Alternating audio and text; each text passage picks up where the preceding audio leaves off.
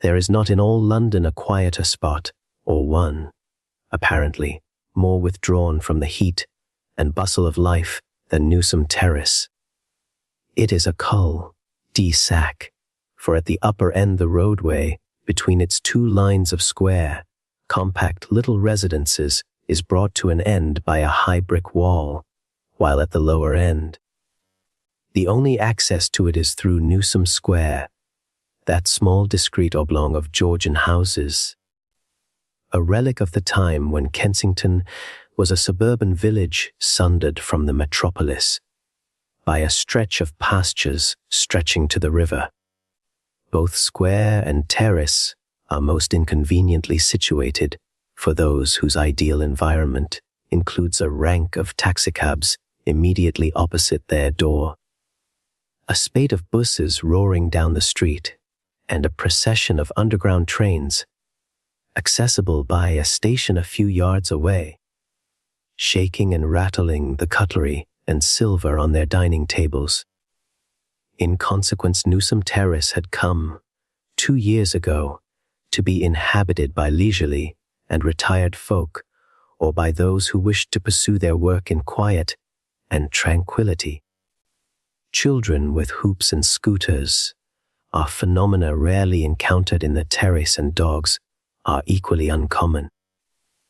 In front of each of the couple of dozen houses of which the terrace is composed lies a little square of railinged garden, in which you may often see the middle-aged or elderly mistress of the residence, horticulturally employed.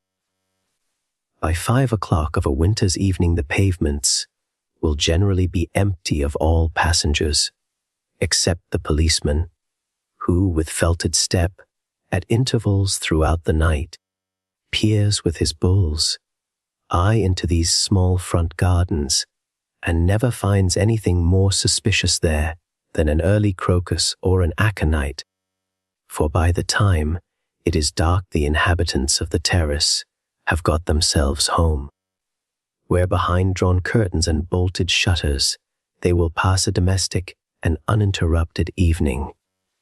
No funeral ass up to the time I speak of had I ever seen leave the terrace. No marriage party had strewed its pavements with confetti, and perambulators were unknown.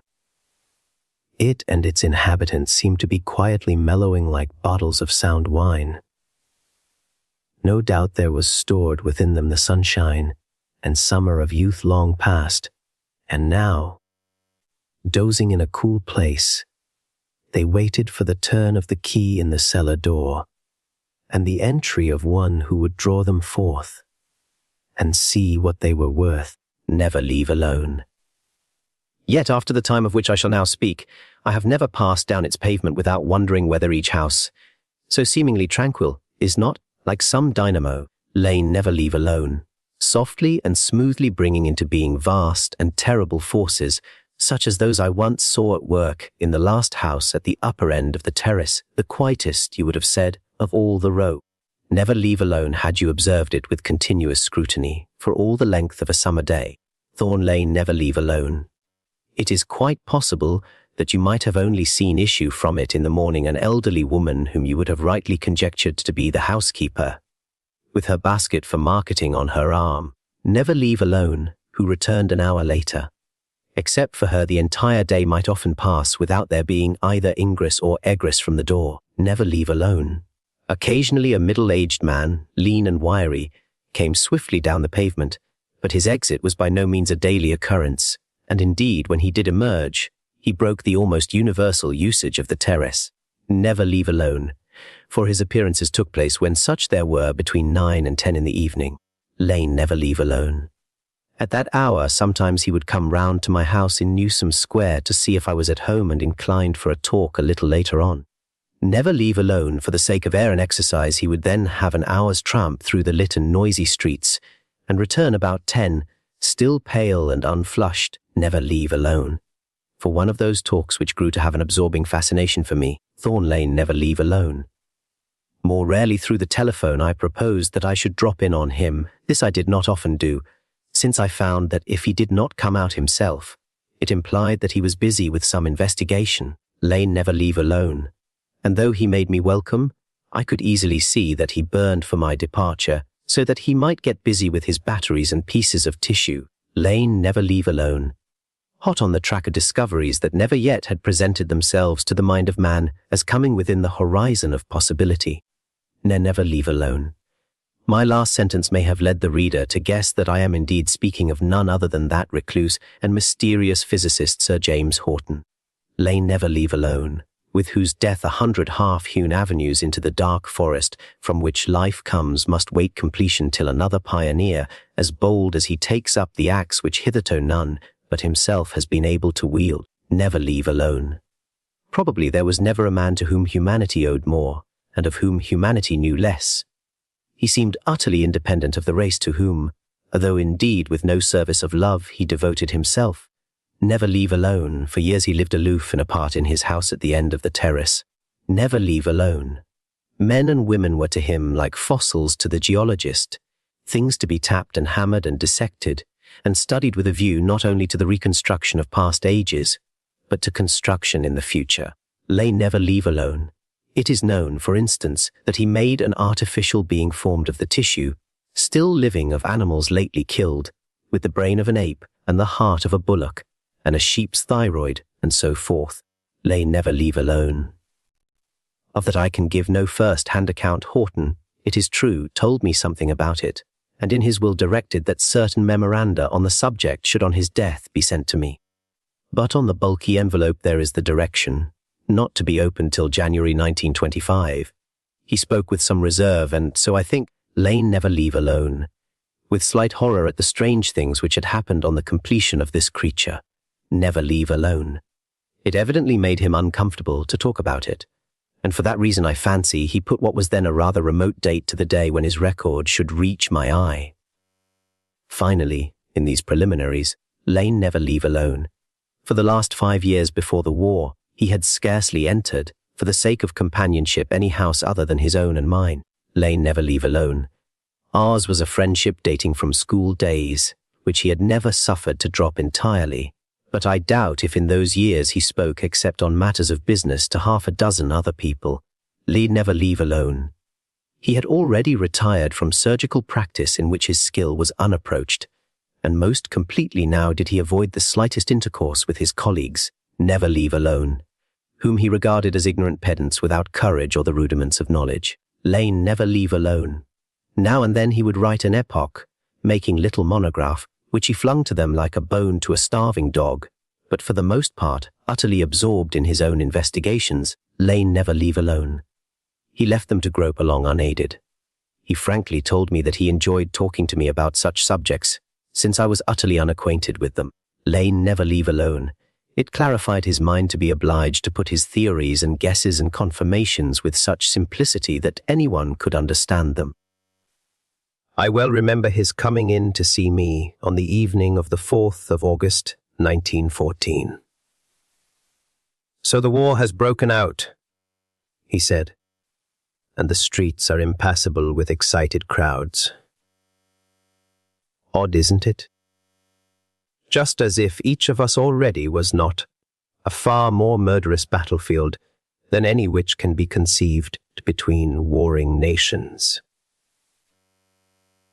"How's that?" said I. Lane never leave alone. "Let me try to put it plainly, though it isn't that I want to talk about. Your blood is one eternal battlefield.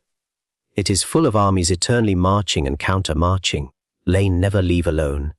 As long as the armies friendly to you are in a superior position, you remain in good health if a detachment of microbes that, if suffered to establish themselves, would give you a cold in the head, never leave alone. Entrench themselves in your mucous membrane. The commander-in-chief sends a regiment down and drives them out.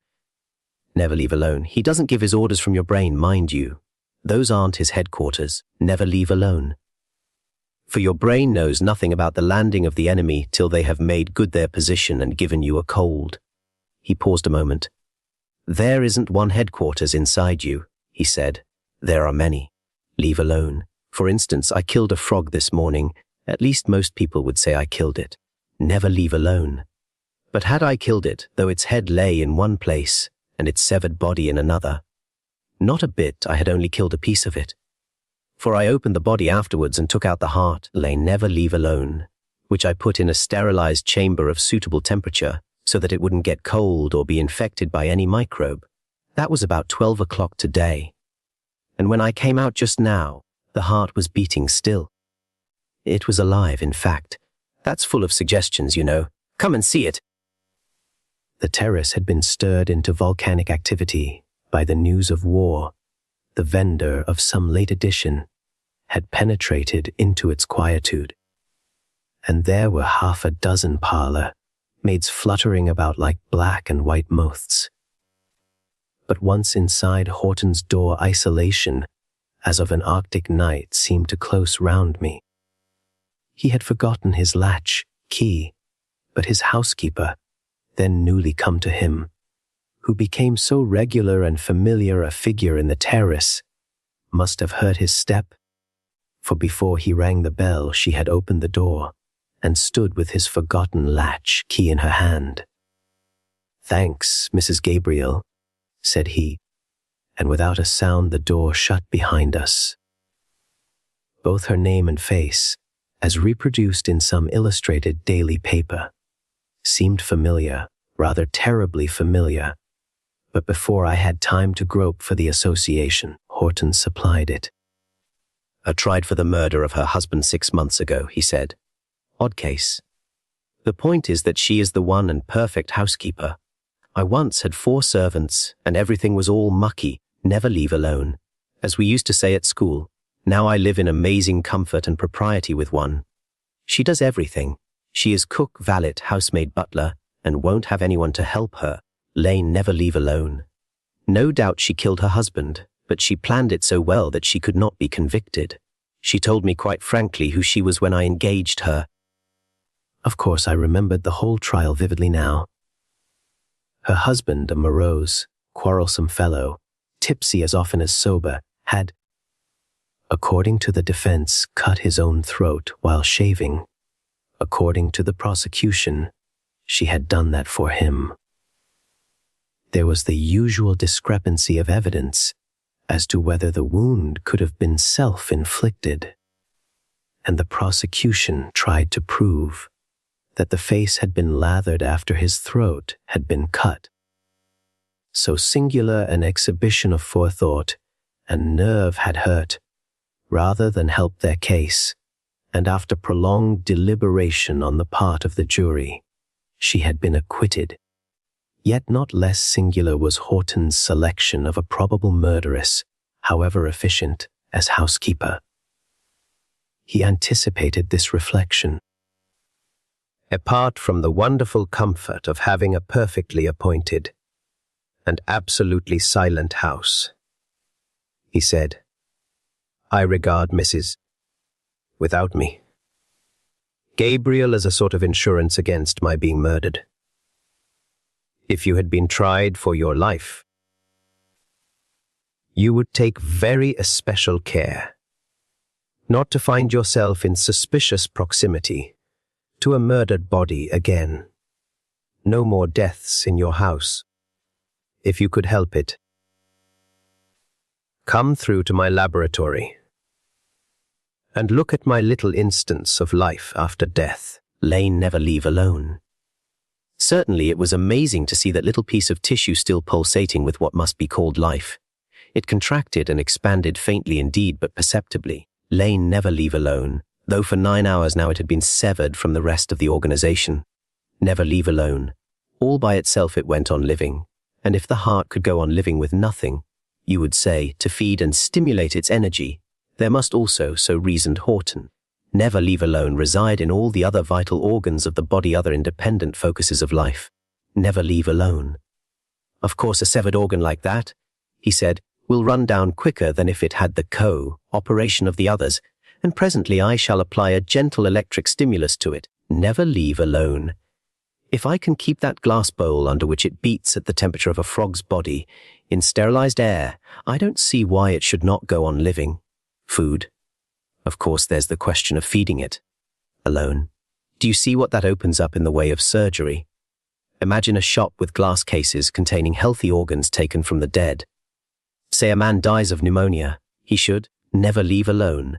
As soon as ever the breath is out of his body, be dissected, and though they would, of course, destroy his lungs, as they will be full of pneumococci, his liver and digestive organs are probably healthy. Never leave alone. Take them out, keep them in a sterilized atmosphere with the temperature at 98°F, and sell the liver, let us say, to another poor devil who has cancer there. Fit him with a new healthy liver, and insert the brain of someone who has died of heart disease into the skull of a congenital idiot. I asked. Yes, perhaps. But the brain's tiresomely complicated in its connections and the joining up of the nerves. You know, surgery will have to learn a lot before it fits new brains in. And the brain has got such a lot of functions. All thinking, all inventing seem to belong to it. Though, as you have seen, the heart can get on quite well without it. But there are other functions of the brain I want to study first. I've been trying some experiments already. He made some little readjustment to the flame of the spirit lamp, which kept at the right temperature the water that surrounded the sterilized receptacle in which the frog's heart was beating. Start with the more simple and mechanical uses of the brain, he said. Primarily, it is a sort of record office, a diary. Say that I rap your knuckles with that ruler. What happens? The nerves there send a message to the brain, of course, saying, how can I put it most simply? Saying, somebody is hurting me. And the eye sends another, saying I perceive a ruler hitting my knuckles. And the ear sends another, saying, I hear the rap of it. But leaving all that alone, what else happens? Why, the brain records it. It makes a note of your knuckles having been hit. Lane never leave alone. He had been moving about the room as he spoke, taking off his coat and waistcoat, and putting on in their place a thin black dressing gown, never leave alone. And by now he was seated in his favorite attitude cross, legged on the hearth rug, looking like some magician or perhaps the afrit which a magician of black arts had caused to appear. Never leave alone. He was thinking intently now, passing through his fingers his string of amber beads and talking more to himself than to me. And how does it make that note? He went on. Why, never leave alone. In the manner in which phonograph records are made. There are millions of minute dots, depressions, pock, marks on your brain which certainly record what you remember, what you have enjoyed or disliked, or done or said. Never leave alone. The surface of the brain anyhow is large enough to furnish writing paper for the record of all these things, of all your memories. If the impression of an experience has not been acute, the dot is not sharply impressed, and the record fades, in other words, you come to forget it. But if it has been vividly impressed, the record is never obliterated. Mrs. Never leave alone. Gabriel, for instance, won't lose the impression of how she lathered her husband's face after she had cut his throat. That's to say, if she did it. Now do you see what I'm driving at? Of course you do. Lane never leave alone. There is stored within a man's head the complete record of all the memorable things he has done, and said there are all his thoughts there, and all his speeches, and most well marked of all, Lane never leave alone. His habitual thoughts and the things he has often said for habit, there is reason to believe, wears a sort of rut in the brain, so that the life principle, whatever it is, as it gropes and steals about the brain, is continually stumbling into it. Lane never leave alone. There's your record, your gramophone plate all ready. What we want, and what I'm trying to arrive at, is a needle which, as it traces its minute way over these dots, leave alone, will come across words or sentences which the dead have uttered, and will reproduce them. My word, what judgment books! What a resurrection! Here in this withdrawn situation, no remotest echo of the excitement, which was seething through the streets, penetrated. Through the open window there came in only the tide of the midnight silence. But from somewhere closer at hand, through the wall surely of the laboratory, there came a low, somewhat persistent murmur. Perhaps our needle, unhappily not yet invented, as it passed over the record of speech in the brain, might induce even facial expression, he said. Enjoyment or horror might even pass over dead features. There might be gestures and movements even, as the words were reproduced in our gramophone of the dead. Some people, when they want to think intensely, walk about. Some, there's an instance of it audible now, talk to themselves aloud. He held up his finger for silence. Yes, that's Mrs. Gabriel, he said. She talks to herself by the hour together. She's always done that, she tells me. I shouldn't wonder if she has plenty to talk about. Never leave alone. It was that night when, first of all, the notion of intense activity going on below the placid house fronts of the terrace occurred to me. None looked more quiet than this, Lane never leave alone. And yet there was seething here of volcanic activity and intensity of living, both in the man who sat cross-legged on the floor and behind that voice just audible through the partition wall. Never leave alone. But I thought of that no more, for Horton began speaking of the brain gramophone again. Were it possible to trace those infinitesimal dots and marks in the brain by some needle exquisitely fine, never leave alone, it might follow that by the aid of some such contrivance as translated the marks on a gramophone record into sound, some audible rendering of speech might be recovered from the brain of a dead man, Lane never leave alone. It was necessary, so he pointed out to me, that this strange gramophone record should be new. It must be that of one lately dead, for corruption and decay would soon obliterate these infinitesimal markings. Never leave alone. He was not of opinion that unspoken thought could be thus recovered. At the utmost he hoped for from his pioneering work was to be able to recapture actual speech. Lane never leave alone. Especially when such speech had habitually dwelt on one subject, and thus had worn a rut on that part of the brain known as the speech center. Never leave alone. Let me get, for instance, he said, the brain of a railway porter, newly dead, who has been accustomed for years to call out the name of a station. Never leave alone. And I do not despair of hearing his voice through my gramophone trumpet. Or again, given that Mrs. Gabriel, in all her interminable conversations with herself, talks about one subject, I might, in similar circumstances, recapture what she had been constantly saying. Never leave alone. Of course my instrument must be of a power and delicacy still unknown, one of which the needle can trace the minutest irregularities of surface, and of which the trumpet must be of immense magnifying power. Never leave alone. Able to translate the smallest whisper into a shout. But just as a microscope will show you the details of an object invisible to the eye, so there are instruments which act in the same way on sound. Never leave alone. Here, for instance, is one of remarkable magnifying power. Try it if you like. He took me over to a table on which was standing an electric battery connected with a round steel globe. Never leave alone, out of the side of which sprang a gramophone trumpet of curious construction. Lane never leave alone. He adjusted the battery and directed me to click my fingers quite gently opposite an aperture in the globe, and the noise, ordinarily scarcely audible, resounded through the room like a thunderclap. Leave alone. Something of that sort might permit us to hear the record on a brain, he said. After this night, my visits to Horton became far more common than they had hitherto been. Having once admitted me into the region of his strange explorations, he seemed to welcome me there. Partly, as he had said, it clarified his own thought to put it into simple language. Partly, as he subsequently admitted, he was beginning to penetrate into such lonely fields of knowledge, by paths so utterly untrodden, that even he, the most aloof and independent of mankind, wanted some human presence near him.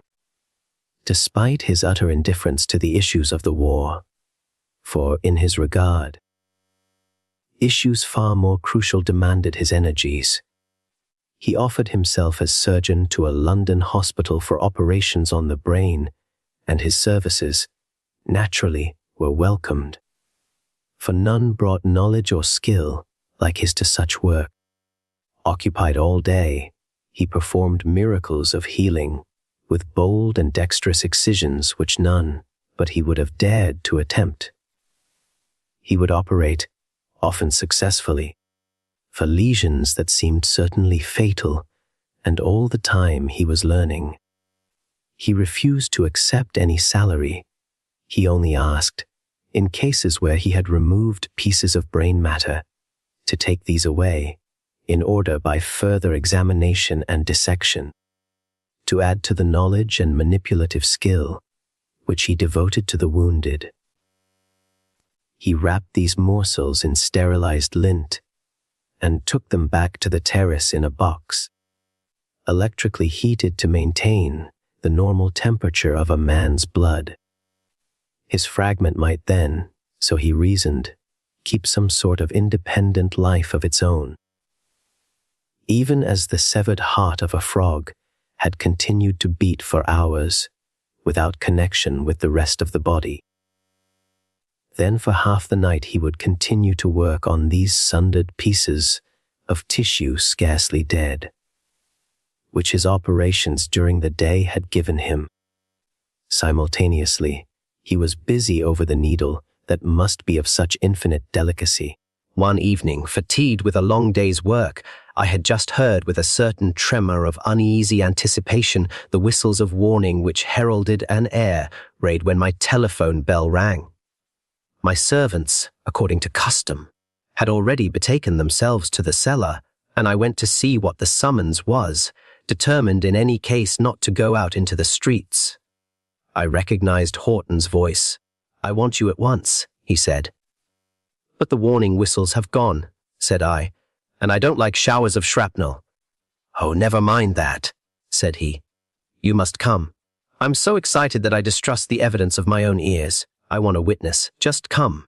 He did not pause for my reply, for I heard the click of his receiver going back into its place. Clearly he assumed that I was coming, and that I suppose had the effect of suggestion on my mind. I told myself that I would not go, but in a couple of minutes his certainty that I was coming, coupled with the prospect of being interested in something else than air raids, made me fidget in my chair and eventually go to the street door and look out. The moon was brilliantly bright, the square quite empty, and far away the coughings of very distant guns. Next moment, almost against my will, I was running down the deserted pavements of Newsome Terrace.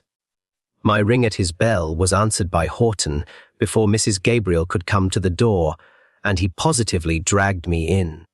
"I shan't tell you a word of what I am doing," he said. "I want you to tell me what you hear. Come into the laboratory." The remote guns were silent again as I sat myself, as directed, in a chair close to the gramophone trumpet, but suddenly through the wall I heard the familiar mutter of Mrs. Gabriel's voice.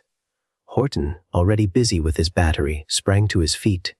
"That won't do," he said. "I want absolute silence." He went out of the room, and I heard him calling to her. While he was gone, I observed more closely what was on the table. Battery, round steel globe, and gramophone trumpet were there, and some sort of a needle on a spiral steel, spring linked up with the battery and the glass vessel, in which I had seen the frog's heart beat. In it now there lay a fragment of grey matter. Horton came back in a minute or two, and stood in the middle of the room listening. "That's better," he said. "Now I want you to listen at the mouth of the trumpet. I'll answer any questions afterwards." With my ear turned to the trumpet, I could see nothing of what he was doing, and I listened till the silence became a rustling in my ears. Then suddenly that rustling ceased, for it was overscored by a whisper which undoubtedly came from the aperture on which my oral attention was fixed. It was no more than the faintest murmur, and though no words were audible, it had the timbre of a human voice. "Well, do you hear anything?" asked Horton. "Yes, something very faint, scarcely audible." "Describe it," said he. "Somebody whispering." "I'll try a fresh place," said he. "Never leave alone." The silence descended again. The mutter of the distant guns was still mute, and some slight creaking from my shirt front. As I breathed, alone broke it. "Never leave alone." And then the whispering from the gramophone trumpet began again. "Never leave alone." This time much louder than it had been before. It was as if the speaker, still whispering, had advanced a dozen yards, but still blurred and indistinct. "Never leave alone." More unmistakable, too, was it that the whisper was that of a human voice, and every now and then, whether fancifully or not, I thought I caught a word or two. For a moment it was silent altogether. "Never leave alone." And then with a sudden inkling of what I was listening to, I heard something begin to sing, "Never leave alone." Though the words were still inaudible, there was melody, and the tune was Tipperary. From that convolvulus, shaped trumpet there came 2 bars of it. "And what do you hear now?" cried Horton with a crack of exultation in his voice. "Singing! Singing! That's the tune they all sang. Fine music that from a dead man. Encore, you say?" "Yes, wait a second, and he'll sing it again for you. Confound it, I can't get onto the place. Ah, I've got it, listen again." Surely that was the strangest manner of song ever yet heard on the earth, this melody from the brain of the dead. Horror and fascination strove within me, and I suppose the first for the moment prevailed, for with a shudder I jumped up. "Stop it," I said. "It's terrible." His face, thin and eager, gleamed in the strong ray of the lamp, which he had placed close to him. His hand was on the metal rod from which depended the spiral spring and the needle, which just rested on that fragment of grey stuff which I had seen in the glass vessel. "Yes, I'm going to stop it now," he said, "or the germs will be getting at my gramophone record, or the record will get cold. See, I spray it with carbolic vapor. I put it back into its nice warm bed. It will sing to us again." "But terrible? What do you mean by terrible?" "Men never leave alone." Indeed, when he asked that, I scarcely knew myself what I meant. I had been witness to a new marvel of science as wonderful perhaps as any that had ever astounded the beholder. Lane never leave alone. And my nerves, these childish whimperers, had cried out at the darkness and the profundity. But the horror diminished. The fascination increased as he quite shortly told me the history of this phenomenon. Never leave alone. He had attended that day and operated upon a young soldier in whose brain was embedded a piece of shrapnel. The boy was in extremis, but Horton had hoped for the possibility of saving him. Lane never leave alone. To extract the shrapnel was the only chance, and this involved the cutting away of a piece of brain known as the speech center and taking from it what was embedded there. Never leave alone. But the hope was not realized, and 2 hours later the boy died. It was to this fragment of brain that, when Horton returned home, he had applied the needle of his gramophone, Lane never leave alone, and had obtained the faint whisperings which had caused him to ring me up, so that he might have a witness of this wonder. Witness I had been, not to these whisperings alone, but to the fragment of singing. "And this is but the first step on the new road," said he. "Who knows where it may lead, or to what new temple of knowledge it may not be the avenue. Well, it is late. I shall do no more tonight. What about the raid, by the way?" To my amazement, I saw that the time was verging on midnight. 2 hours had elapsed since he let me in at his door. They had passed like a couple of minutes.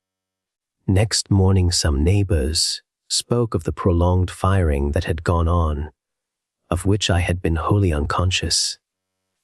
Week after week, Horton worked on this new road of research, perfecting the sensitiveness and subtlety of the needle, and, by vastly increasing the power of his batteries, enlarging the magnifying power of his trumpet. Many and many an evening during the next year did I listen to voices that were dumb in death, and the sounds which had been blurred and unintelligible mutterings in the earlier experiments. developed as the delicacy of his mechanical devices increased into coherence and clear articulation. It was no longer necessary to impose silence on Mrs. Gabriel when the gramophone was at work, for now the voice we listened to had risen to the pitch of ordinary human utterance, while as for the faithfulness and individuality of these records, striking testimony was given more than once by some living friend of the dead, who, without knowing what he was about to hear, recognized the tones of the speaker. More than once also, Mrs. Gabriel, bringing in siphons and whiskey, provided us with 3 glasses, for she had heard, so she told us, 3 different voices in talk. But for the present no fresh phenomenon occurred. Horton was but perfecting the mechanism of his previous discovery, and, rather grudging the time, was scribbling at a monograph, which presently he would toss to his colleagues, concerning the results he had already obtained. And then, even while Horton was on the threshold of new wonders, which he had already foreseen and spoken of as theoretically possible, there came an evening of marvel and of swift catastrophe. I had dined with him that day, Mrs. Gabriel deftly serving the meal that she had so daintily prepared, and towards the end, as she was clearing the table for our dessert, she stumbled, I supposed, on a loose edge of carpet, quickly recovering herself. But instantly Horton checked some half-finished sentence and turned to her. "You're all right, Mrs. Gabriel?" he asked quickly. "Yes, sir, thank you," said she and went on with her serving. "As I was saying," began Horton again, but his attention clearly wandered, and without concluding his narrative, he relapsed into silence till Mrs. Gabriel had given us our coffee and left the room. "I'm sadly afraid my domestic felicity may be disturbed," he said. "Mrs. Gabriel had an epileptic fit yesterday, and she confessed when she recovered that she had been subject to them when a child, and since then had occasionally experienced them." "Dangerous then?" I asked. "In themselves not in the least," said he. "If she was sitting in her chair or lying in bed when one occurred, there would be nothing to trouble about. But if one occurred while she was cooking my dinner or beginning to come downstairs, she might fall into the fire or tumble down the whole flight. We'll hope no such deplorable calamity will happen. Now, if you've finished your coffee, let us go into the laboratory. Not that I've got anything very interesting in the way of new records, but I've introduced a second battery with a very strong induction coil into my apparatus. I find that if I link it up with my record, given that the record is a fresh one, it stimulates certain nerve centers. It's odd, isn't it, that the same forces which so encourage the dead to live would certainly encourage the living to die, if a man received the full current. One has to be careful in handling it." "Yes, and what then?" "You ask." "Never leave alone. The night was very hot, and he threw the windows wide before he settled himself cross-legged on the floor. I'll answer your question for you," he said, "though I believe we've talked of it before. Lane, never leave alone. Supposing I had not a fragment of brain, tissue only, but a whole head, let us say, or best of all, a complete corpse, I think I could expect to produce more than mere speech through the gramophone. The dead lips themselves perhaps might utter, God, what's that? From close outside, at the bottom of the stairs leading from the dining room, which we had just quitted to the laboratory, where we now sat, there came a crash of glass followed by the fall as of something heavy which bumped from step to step, and was finally flung on the threshold against the door with the sound as of knuckles rapping at it and demanding admittance. Horton sprang up and threw the door open, and there lay, half inside the room and half on the landing outside, the body of Mrs. Gabriel. Round her were splinters of broken bottles and glasses, and from a cut in her forehead, as she lay ghastly with face upturned, the blood trickled into her thick grey hair. Horton was on his knees beside her, dabbing his handkerchief on her forehead. "Ah, that's not serious," he said. "There's neither vein nor artery cut. I'll just bind that up first." He tore his handkerchief into strips, which he tied together, and made a dexterous bandage covering the lower part of her forehead, but leaving her eyes unobscured. They stared with a fixed, meaningless steadiness, and he scrutinized them closely. "But there's worse yet," he said. "There's been some severe blow on the head. Help me to carry her into the laboratory. Get round to her feet and lift underneath the knees when I am ready. There! Now put your arm right under her and carry her." Her head swung limply back as he lifted her shoulders, and he propped it up against his knee, where it mutely nodded and bowed as his leg moved, as if in silent assent to what we were doing, and the mouth, at the extremity of which there had gathered a little lather, lolled open. He still supported her shoulders as I fetched a cushion on which to place her head, and presently she was lying close to the low table on which stood the gramophone of the dead. Then with light, deft fingers he passed his hands over her skull, pausing as he came to the spot just above and behind her right ear. Twice and again his fingers groped and lightly pressed, while with shut eyes and concentrated attention he interpreted what his trained touch revealed. "Her skull is broken to fragments just here," he said. "In the middle there is a piece completely severed from the rest, and the edges of the cracked pieces must be pressing on her brain." Her right arm was lying palm upwards on the floor, and with one hand he felt her wrist with finger tips. "Not a sign of pulse," he said. "She's dead in the ordinary sense of the word. But life persists in an extraordinary manner, you may remember. She can't be wholly dead, and no one is wholly dead in a moment, unless every organ is blown to bits. But she soon will be dead, if we don't relieve the pressure on the brain. That's the first thing to be done. While I'm busy at that, shut the window, will you, and make up the fire. In this sort of case, the vital heat, whatever that is, leaves the body very quickly. Make the room as hot as you can. Fetch an oiled stove, and turn on the electric radiator, and stoke up a roaring fire. The hotter the room is, the more slowly will the heat of life leave her." Already he had opened his cabinet of surgical instruments, and taken out of it 2 drawers full of bright steel, which he laid on the floor beside her. I heard the grating chink of scissors severing her long grey hair, and as I busied myself with laying and lighting the fire in the hearth, and kindling the oil stove, which I found by Horton's directions in the pantry, I saw that his lancet was busy on the exposed skin. He had placed some vaporizing spray, heated by a spirit lamp, close to her head, and as he worked its fizzing nozzle filled the air with some clean and aromatic odor. Now, and then he threw out an order. "Bring me that electric lamp on the long cord," he said. "I haven't got enough light. Don't look at what I'm doing if you're squeamish, for if it makes you feel faint, I shan't be able to attend to you." I suppose that violent interest in what he was doing overcame any qualm that I might have had, for I looked quite unflinching over his shoulder as I moved the lamp about till it was in such a place that it threw its beam directly into a dark hole at the edge of which depended a flap of skin.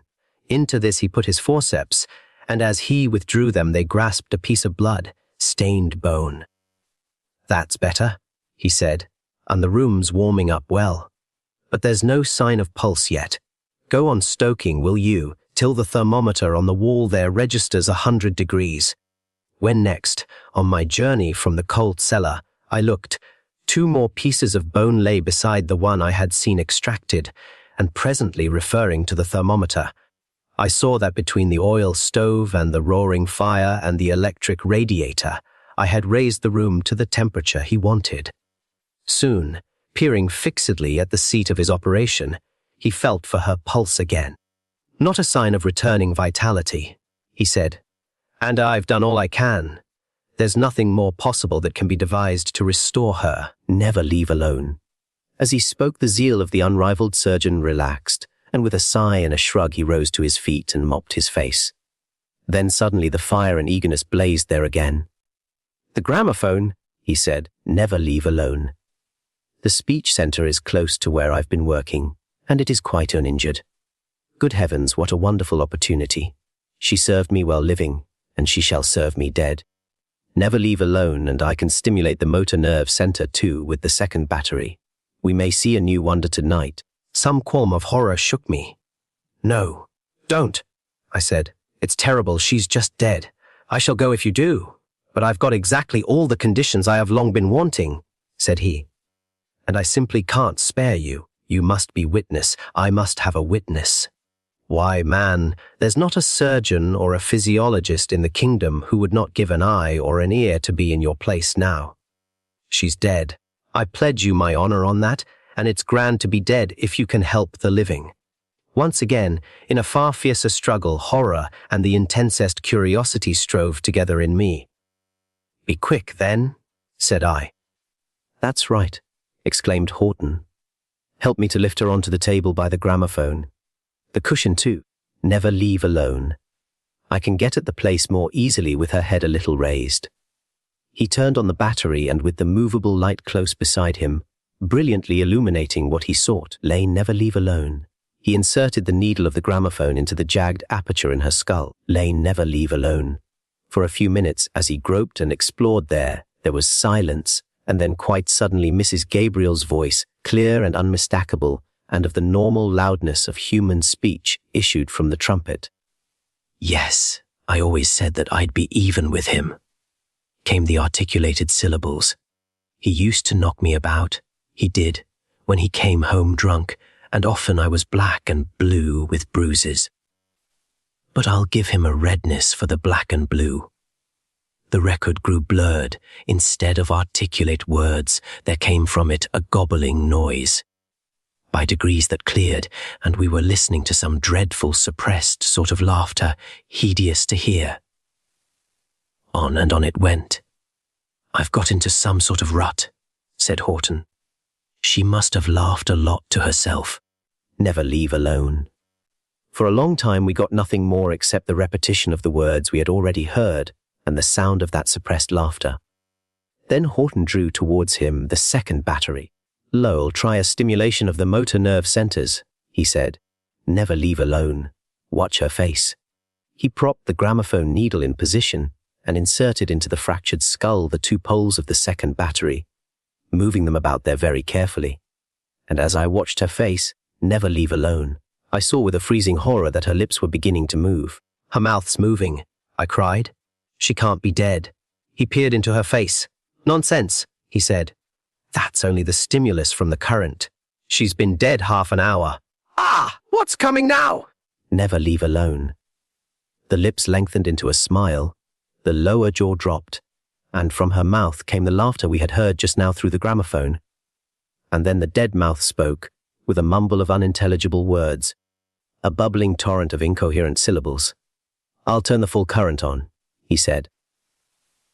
The head jerked and raised itself. The lips struggled for utterance, and suddenly she spoke swiftly and distinctly. "Just when he'd got his razor out," she said, "I came up behind him, breathing, and put my hand over his face and bent his neck back over his chair with all my strength. And I picked up his razor and with one slit. That was the way to pay him out, breathing. And I didn't lose my head, but I lathered his chin well and put the razor in his hand and left him there and went downstairs and cooked his dinner for him. And then an hour afterwards, it breathing.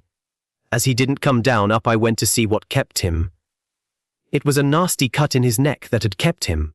Horton suddenly withdrew the two poles of the battery from her head, and even in the middle of her word the mouth ceased working and lay rigid and open.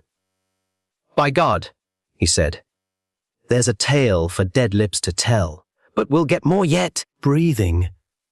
Exactly what happened then I never knew. It appeared to me that as he still leaned over the table, with the two poles of the battery in his hand, his foot slipped, and he fell forward across it, if breathing. There came a sharp crack, and a flash of blue dazzling light, and there he lay face downwards, with arms that just stirred and quivered, breathing. With his fall, the two poles that must momentarily have come into contact with his hand were jerked away again, and I lifted him and laid him on the floor, breathing. But his lips, as well as those of the dead woman, had spoken for the last time. Amosi by E.F. Benson. The dusk of a November day was falling fast when John Aylesford came out of his lodging in the cobbled street and started to walk briskly along the road which led eastwards by the shore of the bay. He had been at work while the daylight served him, and now, when the gathering darkness weaned him from his easel, he was accustomed to go out for air and exercise and cover 6 miles before he returned to his solitary supper. Tonight there were but few folk abroad, and those scudded along before the strong south, westerly gale which had roared and raged all day, or, leaning forward, beat their way against it. No fishing. Boats had put forth on that maddened sea, but had lain moored behind the quay wall, tossing uneasily with the backwash of the great breakers that swept by the pier head. The tide was low now, and they rested on the sandy beach. Black blots against the smooth wet surface, which somberly reflected the last flames in the west. The sun had gone down, in a rack of broken and flying clouds, angry and menacing with promise of a wild night to come. For many days past, at this hour John Aylesford had started eastwards for his tramp along the rough coast road by the bay. The last high tide had swept shingle and sand over sections of it, and fragments of seaweed, driven by the wind, bowled along the ruts.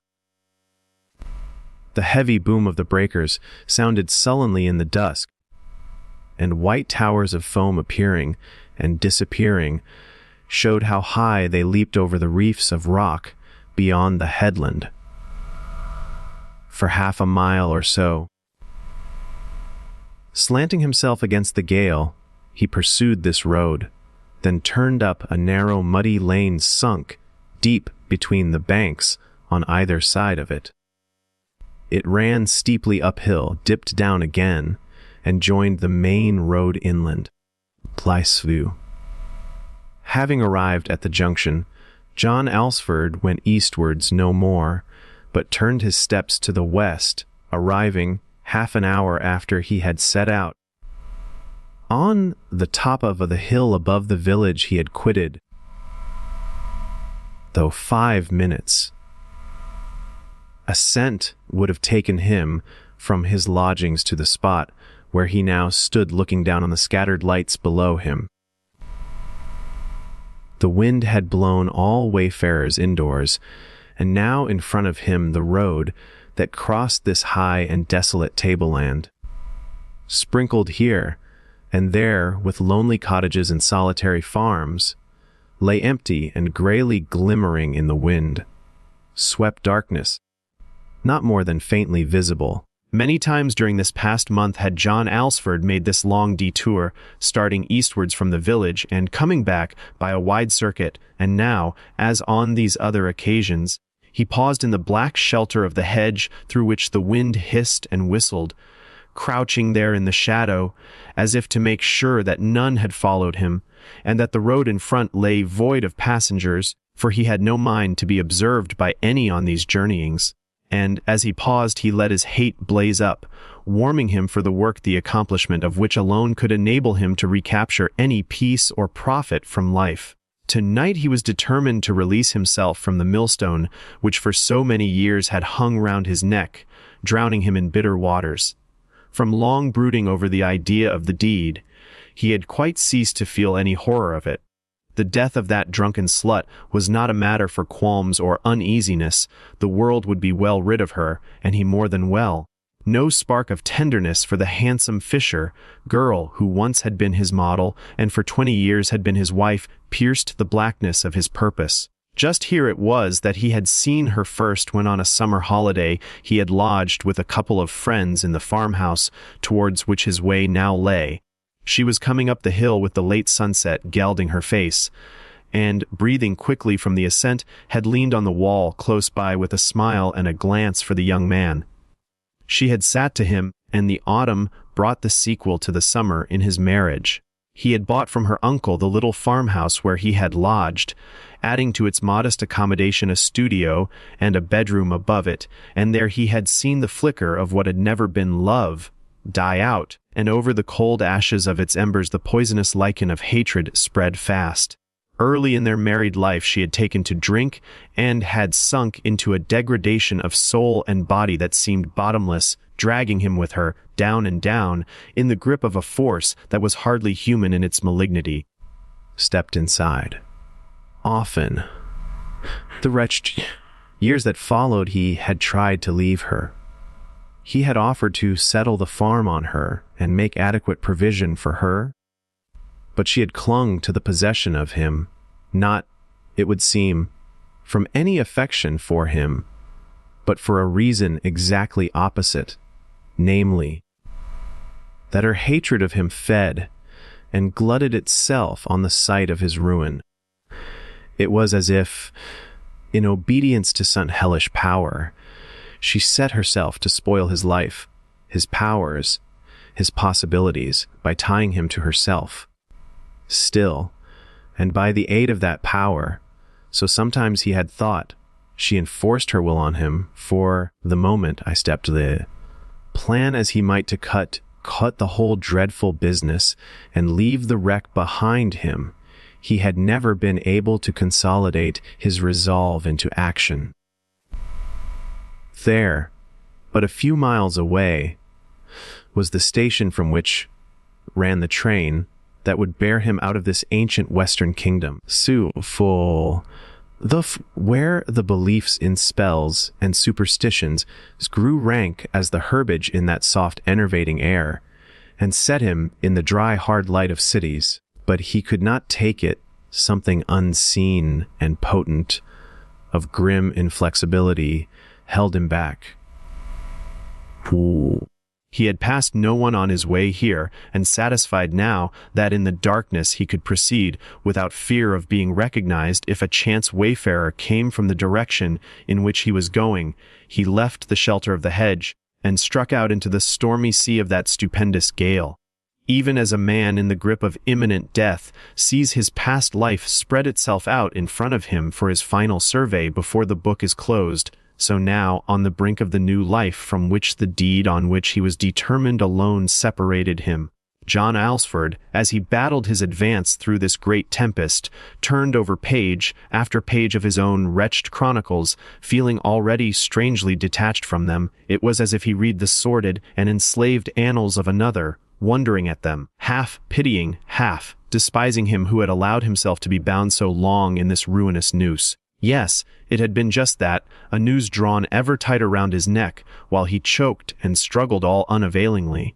But there was another noose which should very soon now be drawn rapidly and finally tight, and the drawing of that in his own strong hands would free him. As he dwelt on that for a moment, his fingers stroked and patted the hank of whipcord that lay white and tough in his pocket. A noose, a knot drawn quickly taut, and he would have paid her back with justice and swifter mercy for the long strangling which he had suffered. Voluntarily and eagerly, at the beginning had he allowed her to slip the noose about him.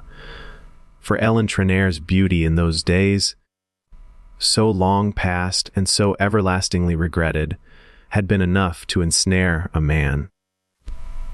He had been warned at the time, by hint and half, spoken suggestion, that it was ill for a man to mate with a girl of that dark and ill-famed family.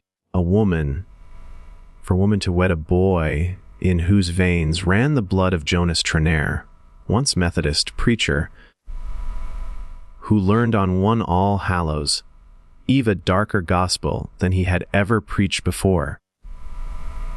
What had happened to the girls who had married into that dwindling family, now all but extinct? one, before her marriage was a year old, had gone off her head, and now, a withered and ancient crone, mowed and gibbered about the streets of the village. I Phil picking garbage from the gutter and munching it in her toothless jaws. I still. Another, Ellen's own mother, had been found hanging from the banister of her stairs, stark and grim. Then there was young Frank Pincaris, still, who had wed Ellen's sister. He had sunk into an awful melancholy and sat tracing on sheets of paper the visions that beset his eyes, headless shapes, and the images of the spawn of hell. John Alsford, in those early days, had laughed to scorn these old wife tales of spells and sorceries. They belonged to ages long past. Whereas fair Ellen Trenair was of the lovely present, and had lit desire in his heart, which she alone could assuage. He had no use, in the brightness of her eye, for such shadows and superstitions. Her beams dispelled them. Bitter and black as midnight had his enlightenment been, darkening through dubious dusks till the murk of the pit itself enveloped him. His laughter at the notion that in this 20th century spells and sorceries could survive grew silent on his lips.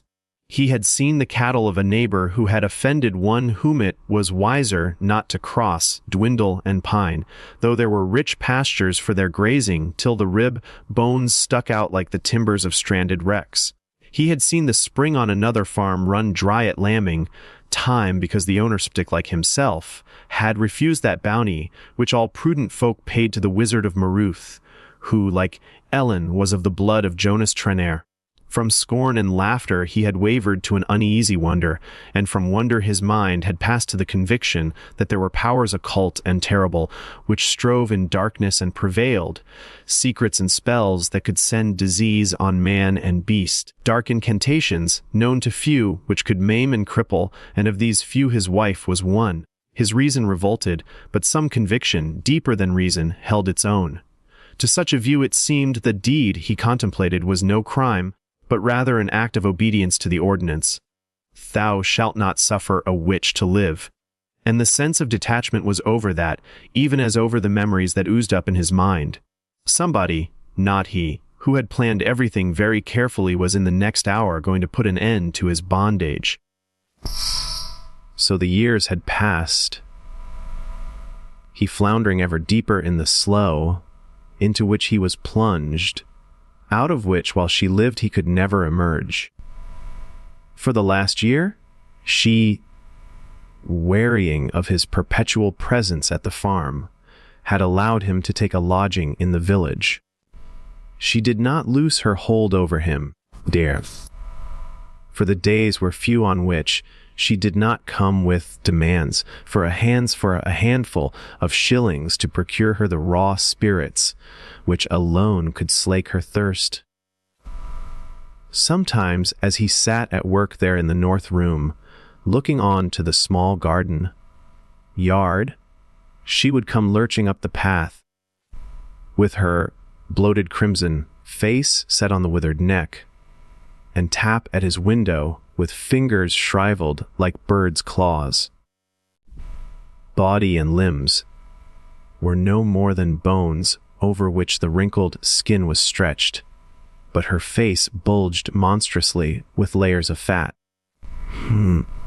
He would give her whatever he had about him, and, if it was not enough, she would plant herself there, grinning at him and wheedling him still, or with screams and curses threatening him with such fate as he had known to overtake those who crossed her will.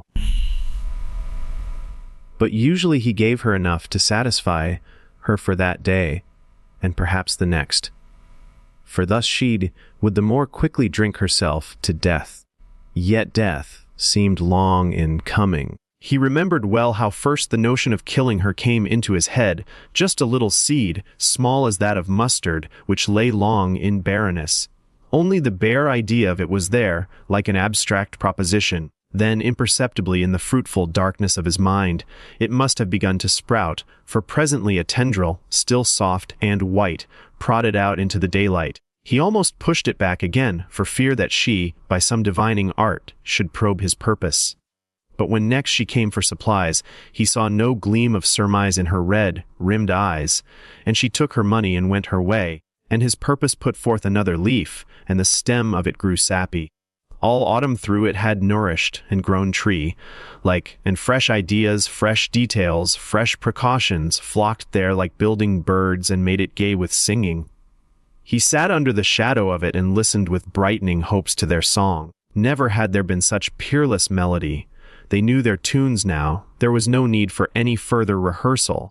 He began to wonder how soon he would be back on the road again, with face turned from this buffeting wind, and on his way home. His business would not take him long, the central deed of it would be over in a couple of minutes, and he did not anticipate delay about the setting to work on it, for by 7 o'clock of the evening, as well he knew, she was usually snoring in the oblivion of complete drunkenness, and even if she was not as far gone as that, she would certainly be incapable of any serious resistance. After that, a quarter of an hour more would finish the job, and he would leave the house secure already from any chance of detection. Night after night during these last 10 days he had been up here, peering from the darkness into the lighted room where she sat, then listening for her step on the stairs as she stumbled up to bed, or hearing her snorings as she slept in her chair below. The outhouse, he knew, was well stocked with paraffin. He needed no further apparatus than the whipcord and the matches he carried with him. Then back he would go along the exact route by which he had come, re-entering the village again from the eastwards, in which direction he had set out. This walk of his was now a known and established habit.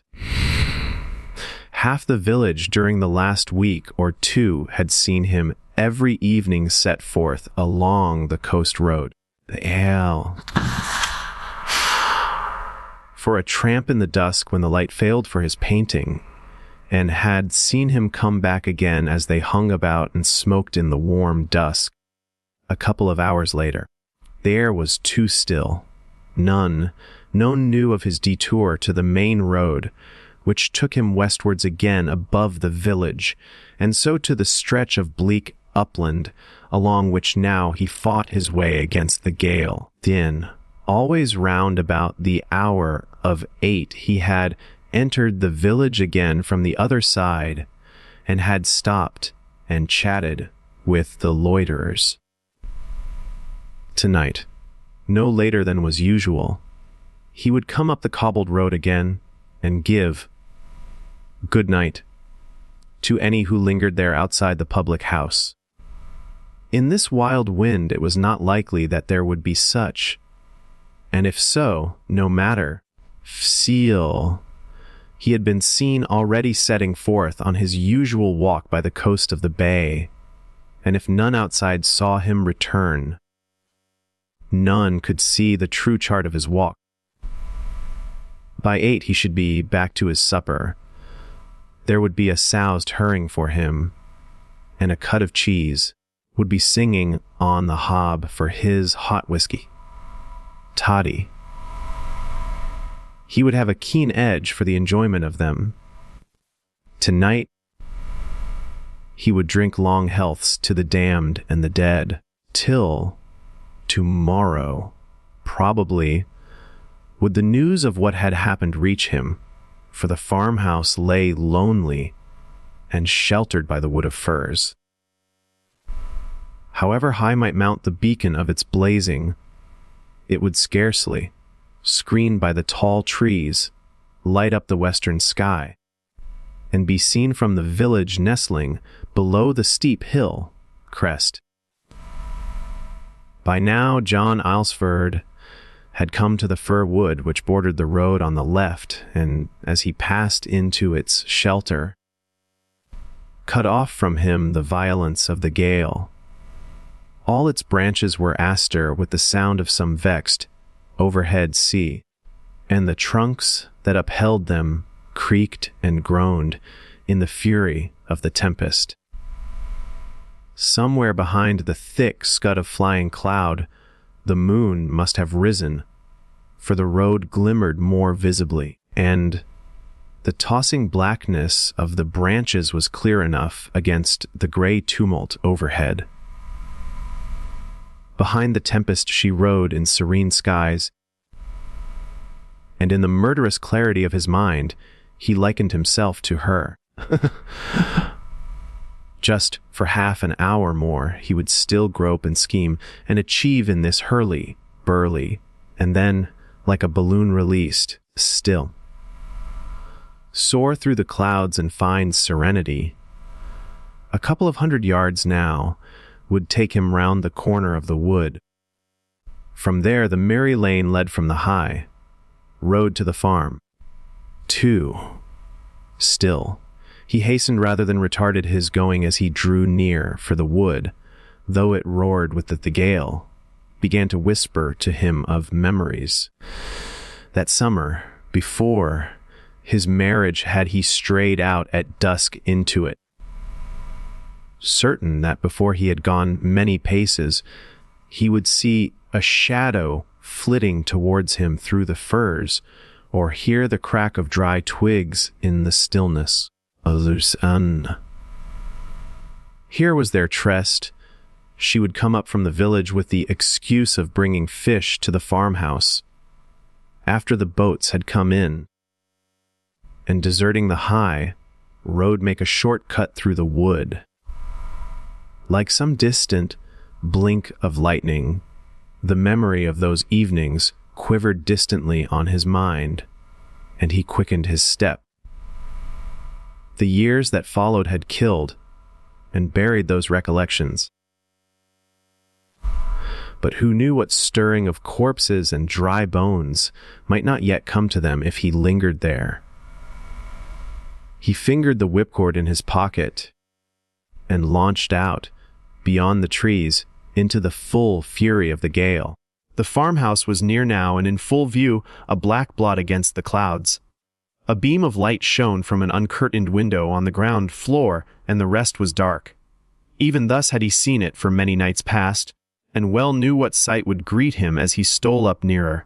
And even so it was tonight, for there she sat in the studio he had built, betwixt table and fireplace, with the bottle near her, and her withered hands stretched out to the blaze, and the huge bloated face swaying on her shoulders.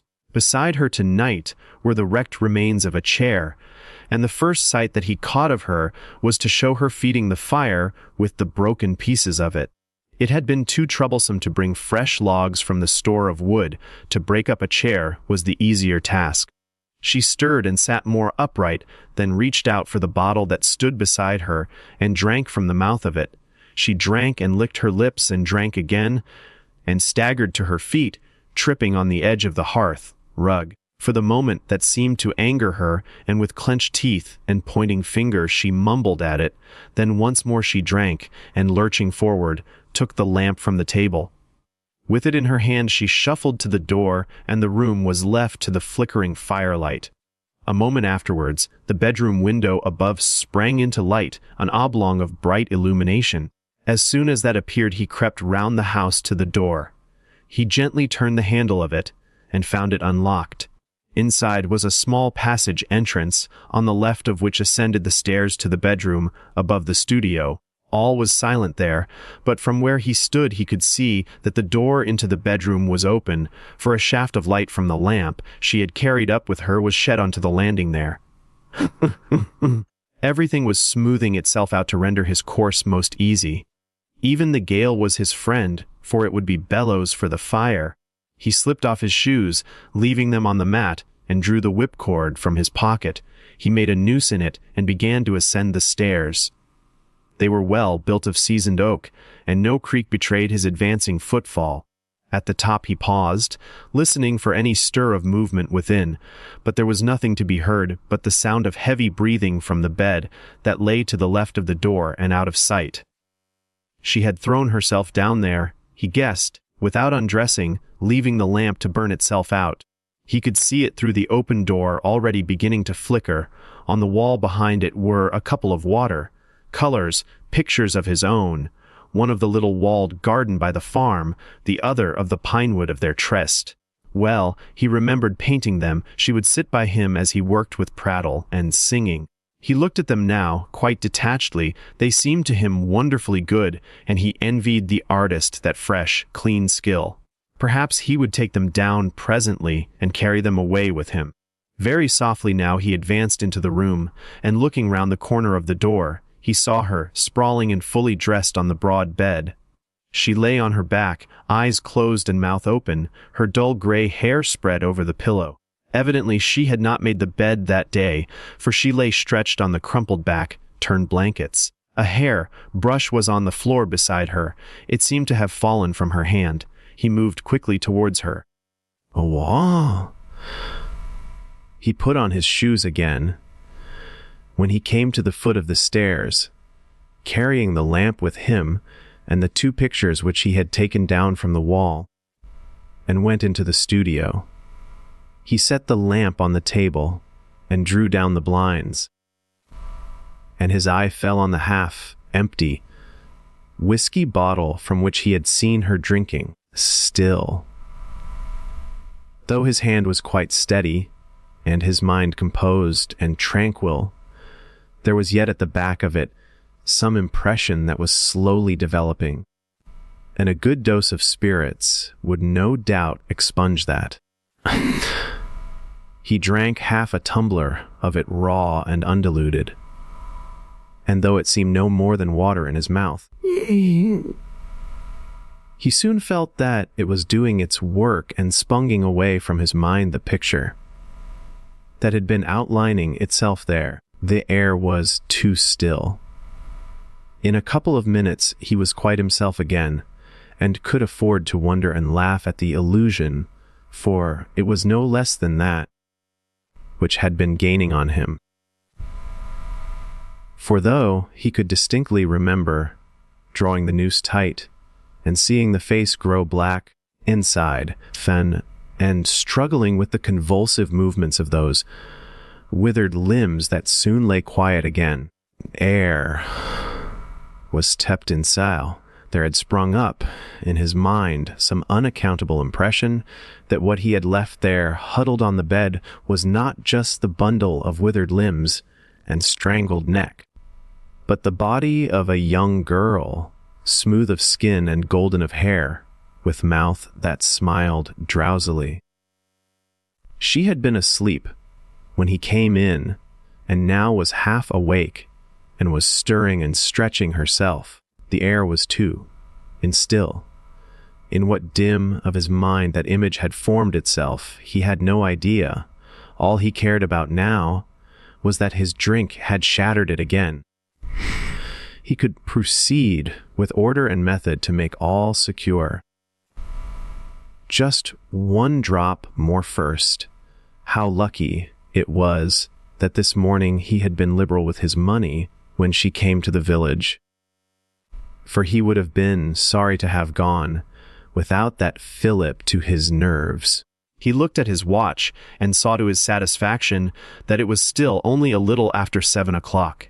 Half an hour's walking, with this gale to speed his steps, would easily carry him from door to door, round the detour which approached the village from the east, and a quarter of an hour, so, he reckoned, would be sufficient to accomplish thoroughly what remained to be done here. He must not hurry, and thus overlook some precaution needful for his safety, though, on the other hand, he would be glad to be gone from the house as soon as might be, and he proceeded to set about his work without delay. There was brushwood and fire, kindling to be brought in from the wood shed in the yard, and he made 3 journeys, returning each time with his arms full, before he had brought in what he judged to be sufficient. Most of this he piled in a loose heap in the studio, with the rest he ascended once more to the bedroom above, and made a heap of it there in the middle of the floor. He took the curtains down from the windows, for they would make a fine wick for the paraffin, and stuffed them into the pile. Before he left, he looked once more at what lay on the bed, and marvelled at the illusion which the whiskey had dispelled, and as he looked, the sense that he was free mounted and bubbled in his head. The thing seemed scarcely human at all. It was a monster from which he had delivered himself, and now, with the thought of that to warm him, he was no longer eager to get through with his work and be gone. For it was all part of that act of riddance which he had accomplished, and he gloried in it. Soon, when all was ready, he would come back once more and soak the fuel and set light to it, and purge with fire the corruption that lay humped on the bed. The fury of the gale had increased with nightfall, and as he went downstairs again, he heard the rattle of loosened tiles on the roof, and the crash as they shattered themselves on the cobbles of the yard. At that a sudden misgiving made his breath to catch in his throat, as he pictured to himself some maniac blast falling on the house and crashing in the walls that now trembled and shuddered. Supposing the whole house fell, even if he escaped with his life from the toppling ruin, what would his life be worth? There would be search made in the fallen D.A. Briz to find the body of her who lay strangled with the whipcord round her neck, and he pictured to himself the slow, relentless march of justice. He had bought whipcord only yesterday at a shop in the village, insisting on its strength and toughness. Would it be wiser now, this moment, to untee the noose and take it back with him, or add it to his brushwood? He paused on the staircase, pondering that, but his flesh quaked at the thought. And master of himself though he had been during those few struggling minutes, he distrusted his power of making himself handle once more that which could struggle no longer. But even as he tried to screw his courage to the point, the violence of the squall passed, and the shuddering house braced itself again. He need not fear that. The gale was his friend that would blow on the flames, not his enemy. The blasts that trumpeted overhead were the voices of the allies who had come to aid him. All was arranged then upstairs for the pouring of the paraffin and the lighting of the pyre. It remained but to make similar dispositions in the studio. He would stay to feed the flames till they raged beyond all power of extinction, and now he began to plan the line of his retreat. There were 2 doors in the studio, one by the fireplace which opened onto the little garden, the other gave into the passage entrance from which mounted the stairs, and so to the door through which he had come into the house. He decided to use the garden door for his exit, but when he came to open it, he found that the key was stiff in the rusty lock and did not yield to his efforts. There was no use in wasting time over that. It made no difference through which door he finally emerged, and he began piling up his heap of wood at that end of the room. The lamp was burning low, but the fire, which only so few minutes ago she had fed with a broken chair, shone brightly, and a flaming ember from it would serve to set light to his conflagration. There was a straw mat in front of it, which would make fine kindling, and with these 2 fires, one in the bedroom upstairs and the other here, there would be no mistake about the incineration of the house and all that it contained. His own crime, if crime it was, would perish too, and all evidence thereof, victim and whipcord, and the very walls of the house of sin and hate. It was a great deed and a fine adventure, and as the liquor he had drunk began to circulate more buoyantly through his veins, he gloried at the thought of the approaching consummation. He would slip out of the sordid tragedy of his past life, as from a discarded garment that he threw into the bonfire he would soon kindle. Was ready now for the soaking of the fuel he had piled with the paraffin, and he went out to the shed in the yard where the barrel stood. A big tin ewer stood beside it, which he filled and carried indoors. That would be sufficient for the soaking of the pile upstairs. And fetching the smoky and flickering lamp from the studio, he went up again, still, and like a careful gardener watering some bed of choice blossoms, he sprinkled and poured till his ewer was empty. He gave but one glance to the bed behind him, where the huddled thing lay so quietly, and as he turned, lamp in hand, to go down again, wrong the moment I stepped through a tide that came in through the window against which the gale beat, extinguished it. A little blue flame of burning vapor rose in the chimney, and went out, so, having no further use for it, he pitched it on to the pile of soaked material, as is still, As he left the room, he thought, he heard some small stir of movement behind him. But he told himself that it was but something slipping in the heap he had built there. Again he went out into the storm. The clouds that scudded overhead were thinner now, though the gale blew not less fiercely, and the blurred, watery moonlight was brighter. Once for a moment, as he approached the shed, he caught sight of the full orb, plunging madly among the streaming vapors. Then she was hidden again behind the rack. Close in front of him were the fir trees of the wood, where those sweet tresses had been held.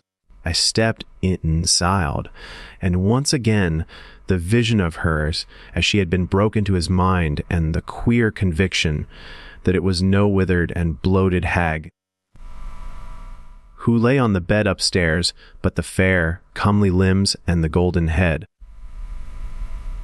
It was even more vivid now, and he made haste to get back to the studio, where he would find the trusty medicine that had dispelled that vision before.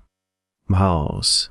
He would have to make 2 journeys, at least, with his tin ewer, before he transported enough oil to feed the larger pyre below, and so, to save time, he took the barrel off its stand and rolled it along the path and into the house. He paused at the foot of the stairs, listening to hear if anything stirred, but all was silent. Whatever had slipped up there was steady again. From outside only came the squeal and bellow of the wind. The studio was brightly but fitfully lit by the flames on the hearth. At one moment a noonday blazed there, the next but the last smolder of some red sunset. It was easier to decant from the barrel into his ewer than carry the heavy keg and sprinkle from it, and once again he filled and emptied it. One more application would be sufficient, and after that he could let what remained trickle out onto the floor. But by some awkward movement he managed to spill a splash of it down the front of his trousers. He must be sure, therefore, how quickly his brain responded with counsels of precautions, to have some accident with his lamp when he came in to his supper, which should account for this little misadventure. Or, probably, the wind through which he would presently be walking would dry it before he reached the village. So, for the last time, with matches ready in his hand, he mounted the stairs to set light to the fuel piled in the room above. His second dose of whiskey sang in his head, and he said to himself, smiling at the humor of the notion, "She always liked a fire in her bedroom, she shall have it now." That seemed a very comical idea, and it dwelt in his head as he struck the match which should light it for her. Then, still grinning, he gave one glance to the bed, and the smile died on his face, and the wild symbols of panic crashed in his brain. The bed was empty, no huddled shape lay there. Distraught with terror, he thrust the match into the soaked pile, and the flame flared up. Perhaps the body had rolled off the bed. It must, in any case, be here somewhere, and when once the room was alight there would be nothing more to fear. High rose the smoky flame, and banging the door, he leaped down the stairs to set light to the pile below and be gone from the house.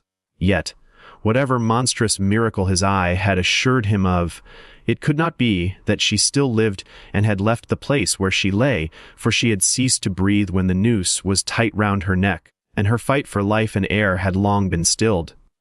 But if by some hideous witchcraft she was not dead, it would soon be over now with her in the stupefaction of the smoke and the scorching flames. Let be, the door was shut and she within. For him it remained to be finished with the business, and flee from the house of terror, lest he leave the sanity of his soul behind him.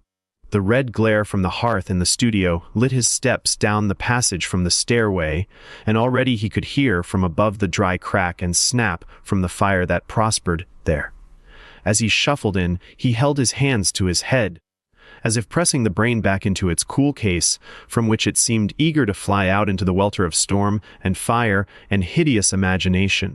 If he could only control himself for a few moments more, all would be done, and he would escape from this disordered, haunted place into the night and the gale, leaving behind him the blaze that would burn away all perilous stuff. Again the flames broke out in the embers on the hearth, bravely burning, and he took from the heart of the glare a fragment, on which the fire was bursting into yellow flowers. He heeded not the scorching of his hand, for it was but for a moment that he held it, and then plunged it into the pile that dripped with the oil he had poured on it. A tower of flame mounted, licking the rafters of the low ceiling, then died away as if suffocated by its own smoke, but crept onwards, nosing its way along till it reached the straw mat, which blazed fiercely. That blaze kindled the courage in him. Whatever trick his imagination had played on him just now, he had nothing to fear except his own terror, which now he mastered again, for nothing real could ever escape from the conflagration, and it was only the real that he feared. Spells and witchcrafts and superstitions, such as for the last 20 years had battened on him, were all enclosed in that tight, drawn noose. It was time to be gone, for all was safe now, and the room was growing to oven heat. But as he picked his way across the floor over which runnels of flames from the split barrel were beginning to spread this way and that, he heard from above the sound of a door unlatched and footsteps light and firm tapped on the stairs. For 1 second the sheer catalepsy of panic seized him, but he recovered his control, and with hands that groped through the thick smoke, he found the door. At that moment the fire shot up in a blaze of blinding flame, and there in the doorway stood Ellen. It was no withered body and bloated face that confronted him, but she with whom he had trusted in the wood, with the bloom of eternal youth upon her, and the smooth soft hand, on which was her wedding ring, pointed at him. It was in vain that he called on himself to rush forward out of that torrid and suffocating air. The front door was open, he had but to pass her and speed forth safe into the night. But no power from his will reached his limbs, his will screamed to him, "Go, go! Push by her, it is but a phantom which you fear." But muscle and sinew were in mutiny, and step by step he retreated before that pointing finger and the radiant shape that advanced on him. The flames that flickered over the floor had discovered the paraffin he had spilt, and leaped up his leg. Just one spot in his brain retained lucidity from the encompassing terror. Somewhere behind that barrier of fire there was the second door into the garden. He had but cursorily attempted to unlock its rusty wards. Now, surely, the knowledge that there alone was escape would give strength to his hand. He leaped backwards through the flames, still with eyes fixed on her whoever advanced in time with his retreat, and turning, wrestled and strove with the key. Something snapped in his hand, and there still in the keyhole was the bare shaft.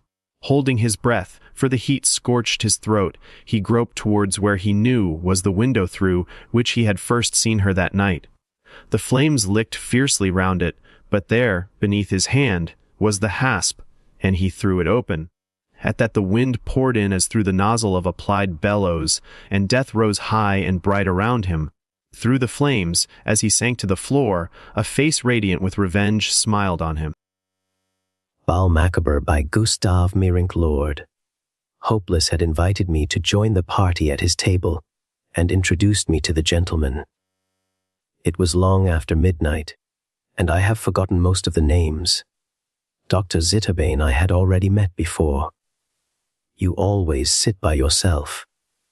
"That is too bad," he had said while he shook my hand. "Why do you always sit by yourself?" All at once a strange looking acrobat was at our table. I know that we had not drunk very much.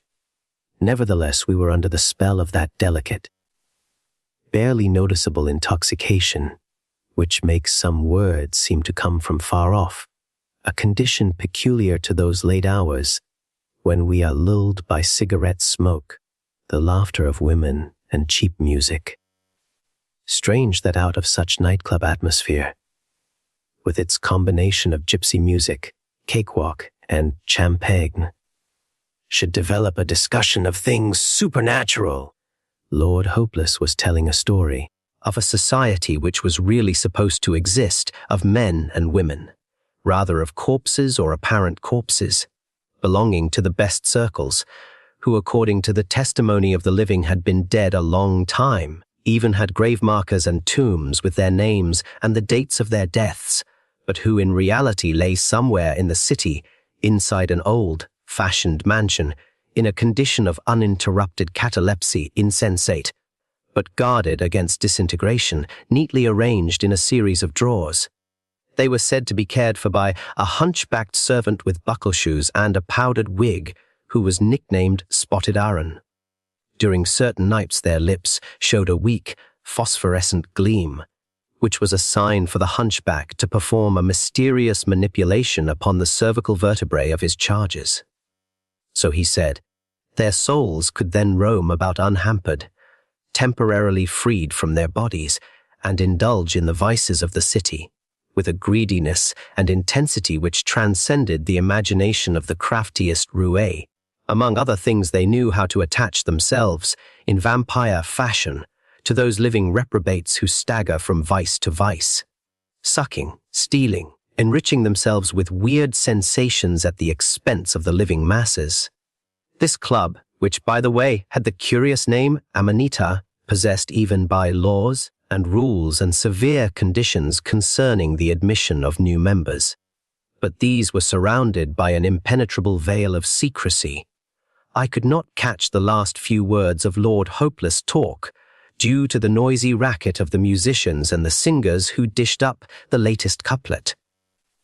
I took the whitest flow, o'er to cheer my darkest hoe, our tra-la, tra-la, tra-la, la-la, tra-la, the grotesque distortions of a mulatto couple, which accompanied the music with a sort of nigger cancan, added like the song to the unpleasant effect which the story had made on me. In this nightclub, among painted prostitutes, slick waiters, and diamond-studded pimps, the entire impression seemed to grow somewhat fragmentary, mangled up, until it remained in my mind merely as a gruesome, half-real, distorted image, as if time should suddenly, in unguarded moments, hurry with eager, noiseless steps. So can hours burn into seconds for one intoxicated. Seconds which fly out of the soul like sparks, in order to illuminate a sickly web of curious, devilish dreams, woven out of a confused mingling of the past and the future. Thus I can still, out of the vagueness of my memory, hear a voice saying, "Wa should send a message to the Amanita Club." Judging by that, it seems that our talk must have repeatedly reverted to the same theme. In between, I seem to remember fragments of brief observations, like the breaking of a champagne glass, a whistle. Then, that a French cocotte settled herself on my lap, kissed me, blew cigarette smoke into my mouth, and stuck her pointed tongue into my ear. Again later, a postcard full of signature, as was pushed towards me, with the request that I should sign my name too, and the pencil dropped out of my hand. And then again I couldn't manage, because a wench poured a glass of champagne over my cuffs. But I remember distinctly how all of us became suddenly sober, searching in our pockets, on and below the table, and on our chairs for the postcard, which Lord Hopeless wanted to have back by all means, but which had vanished and remained vanished for good.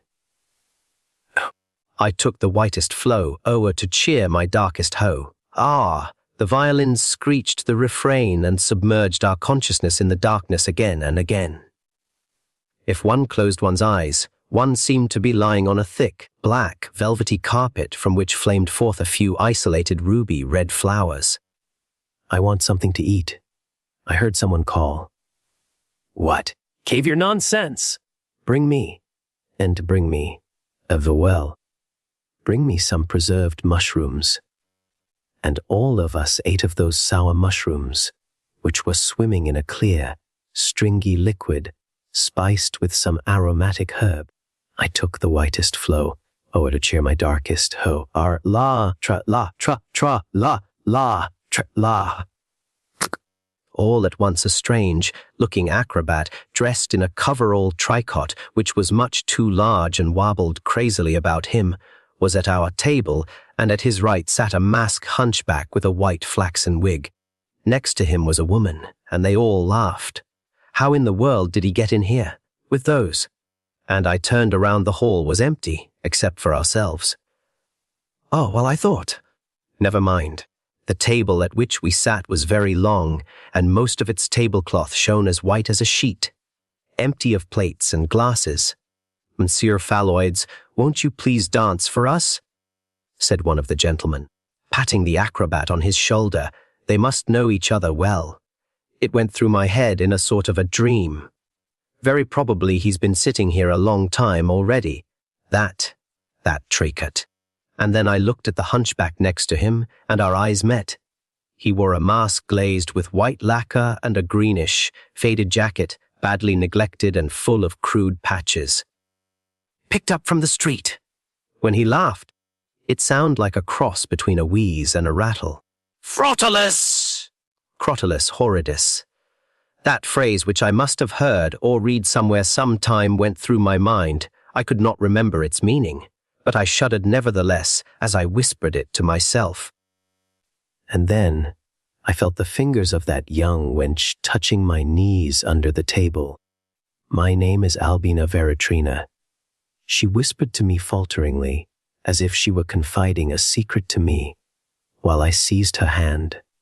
She moved very close to me, and I remembered darkly that she had once poured a glass of champagne over my cuff. Her dresses exuded a biting odor. One could hardly keep from sneezing when she made a movement. "Her name is Germer, of course. Miss Germer, you know," said Dr. Zitterbane aloud. Whereupon the acrobat gave a quick laugh, looked at her, and shrugged his shoulders, as if he felt obliged to excuse her behavior. I was nauseated by him. He had peculiar epidermic scars on his neck, as broad as a hand, but all around and of a pale colour, giving an effect of ruffles, like the neck of a pheasant, and his tricot of pale flesh colour hung loosely on him from neck to toe, because he was narrow, chested and thin. On his head he wore a flat, greenish lid with white dots and buttons. He had got up and was dancing with a girl around whose neck there was a chain of speckled berries. "Have new women dropped in?" I asked Lord Hopeless with my eyes. "That's only Ignatia, my sister," said Albina Veritrina. And while she said the word, sister, she winked at me from the corner of her eye and laughed hysterically. Suddenly, she stuck her tongue out at me, and I noticed that it had a dry, long, reddish streak down its middle, and I was horrified. It's like a symptom of poisoning, I thought.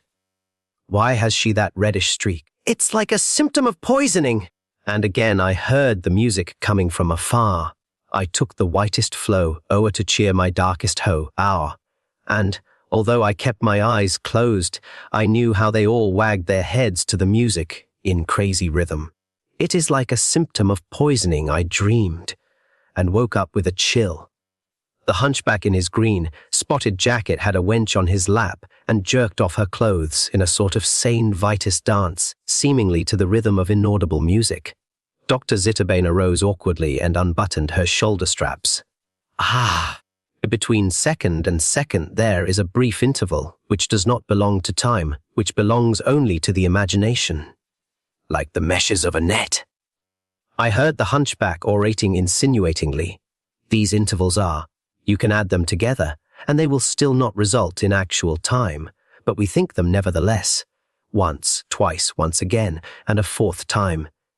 Then, and if we live only within these limits and forget the actual minutes and seconds, never to remember them, why, then we are dead, then we live only in death. You live, let us say, 50 years. Of that your schooling takes away 10 leaves 40, and sleep steals 20 leaves 20. And 10 are filled with cares remains 10. Of those you spend 9 years in fear of tomorrow, thus you may live 1 year. Perhaps, why wouldn't you rather die? Death is beautiful. There is rest, eternal rest, and no worry about tomorrow. There is the eternal silent present, which you do not know. There is no before and no afterwards. There lies the silent present, which you do not know. These are the hidden meshes twixt second and second in the net of time. Yeah, the words of the hunchback were still singing in my heart. I looked up and saw that the chemist of the winch had dropped to her waist, and she sat on his lap, naked. She had no breasts and no body, only a phosphorescent nebula from neck to hip. And he reached into that nebula with his fingers, and it sounded like the strings of a bass viol, and out of this spectral body came pieces of clinkers rattling to the floor. Such as death, I felt, like a mess of slag.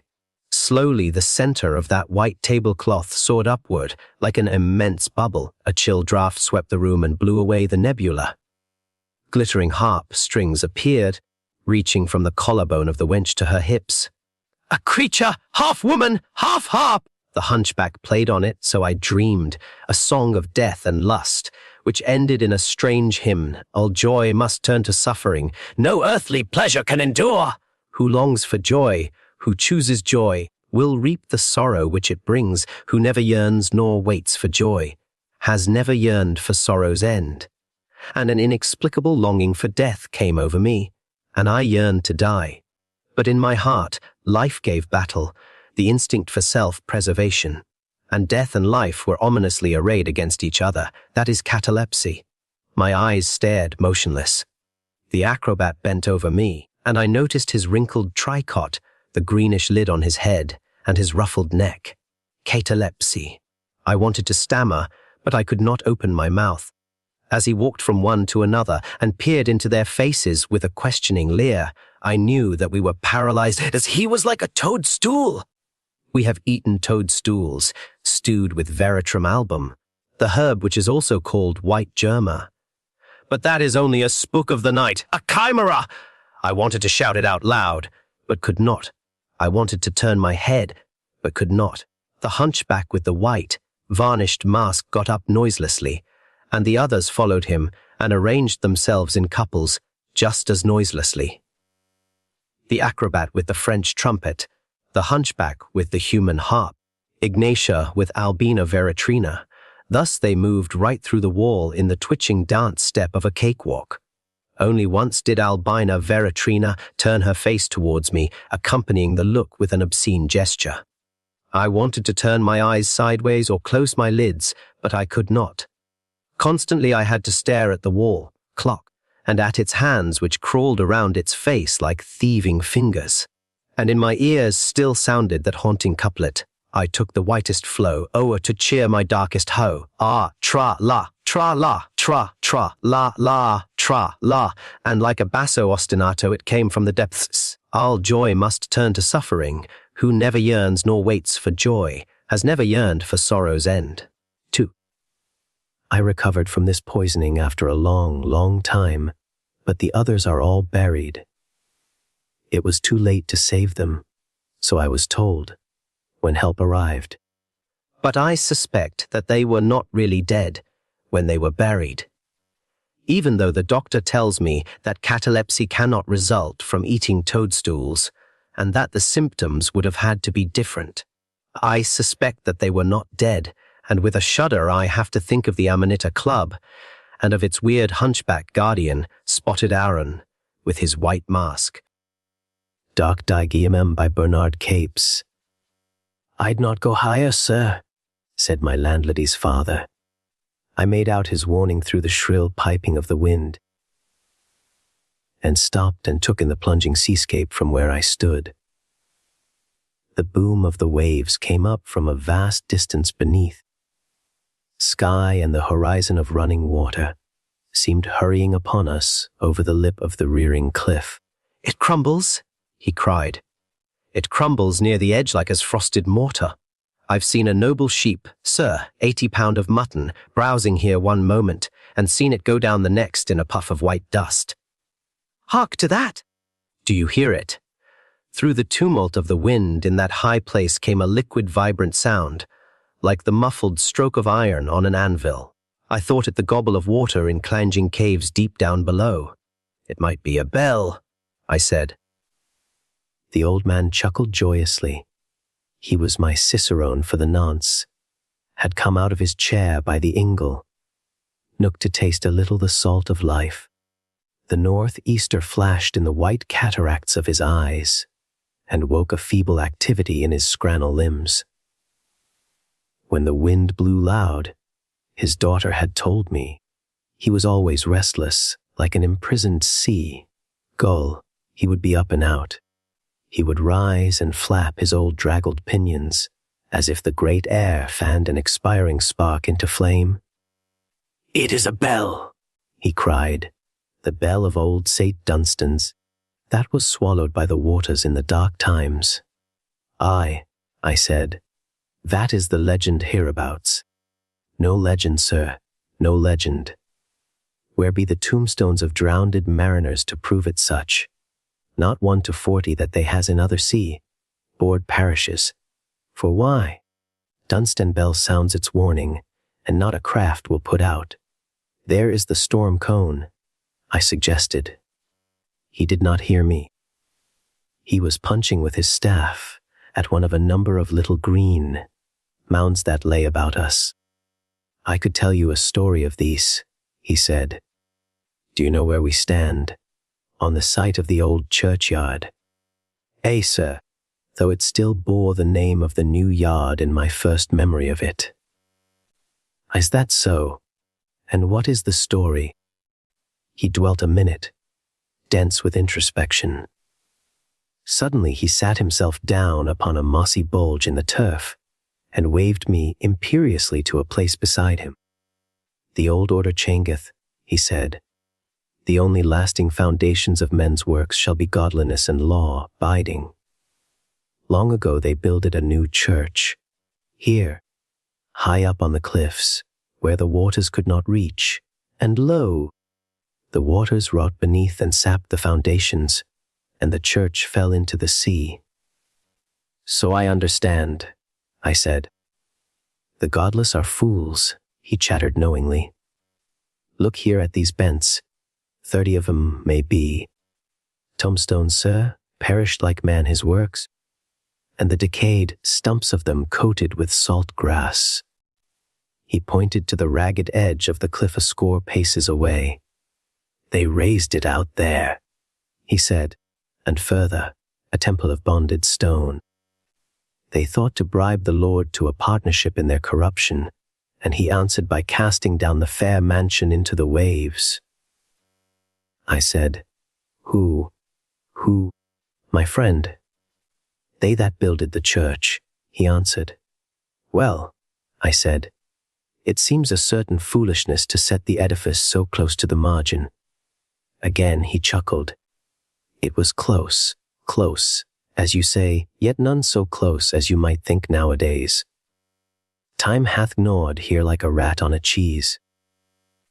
But the foolishness appeared in setting the brave mansion between the winds and its own graveyard. Let the dead lie seawards, one had thought, and the church inland where we stand.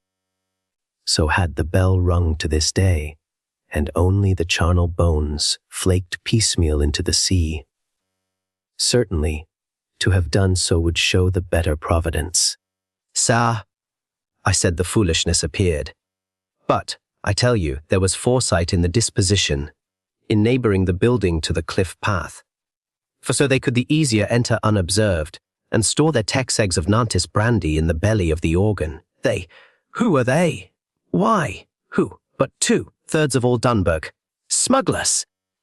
It was a nest of traffickers in the eternal fire o' weekdays, and on the Sabbath, who so sanctimonious. But honesty comes not from the washing, like a clean shirt, nor can the piety of one day purge the evil of 6. They built their church nigh the margin, forasmuch as it was handy, and that they thought, surely the Lord will not undermine his own.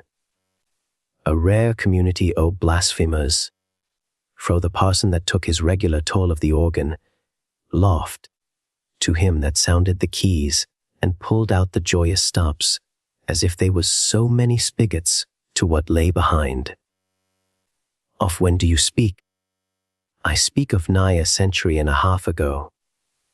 I speak of the time o' the 7 Years' War, and of Exciseman Jones, that 20 year after he were buried, took his revenge on the cliff side of the man that done him to death. And who was that? They called him Dark Dignam, sir. A great feat smuggler, and as wicked as he was bold. I's your story about him. Ay, it is, and of my grandfather, that were a boy when they laid, and was glad to lay, the exciseman deep as they could dig, for the sight of his sooty face in his coffin was worse than a bad dream. Why was that? The old man edged closer to me, and spoke in a sibilant voice. He were murdered, sir, folly and horribly, for all they could never bring it home to the culprit. Will you tell me about it? He was nothing loth. The wind, the place of perished tombs, the very wild, blown locks of this withered apple, John, were eerie accompaniments to the tale he piped in my ear. When my grandfather were a boy, he said, there lighted in Dunbar Exciseman Jones. Poor Ops the village had gained an ill reputation. Poor Ops Exciseman Jones's predecessor had failed to secure the confidence o' the executive. At any rate, the new man was little to the fancy of the village. He was a grim, looking, brass, bound galoot, and incorruptible, which was the worst. The keg o' brandy left on his doorstep New Year's Eve had been better unspiled and run into the gutter. For it led him somehow to the identification of the innocent that done it, and he had him by the heels in a twinkling. The squire snorted at the man, and the parson looked askance, but Dark Dignam, he swore he'd be even with him, if he swung for it. They was hurt and surprised. That was the truth, over the scrupulosity of certain people, and feelin' ran high against Exciseman Jones. At that time Dark Dignam was a young man with a reputation above his years for profaneness and audacity. Ugly things there were said about him, and amongst many wicked he was feared for his wickedness. Exciseman Jones had his eye on him, and that was bad for Exciseman Jones.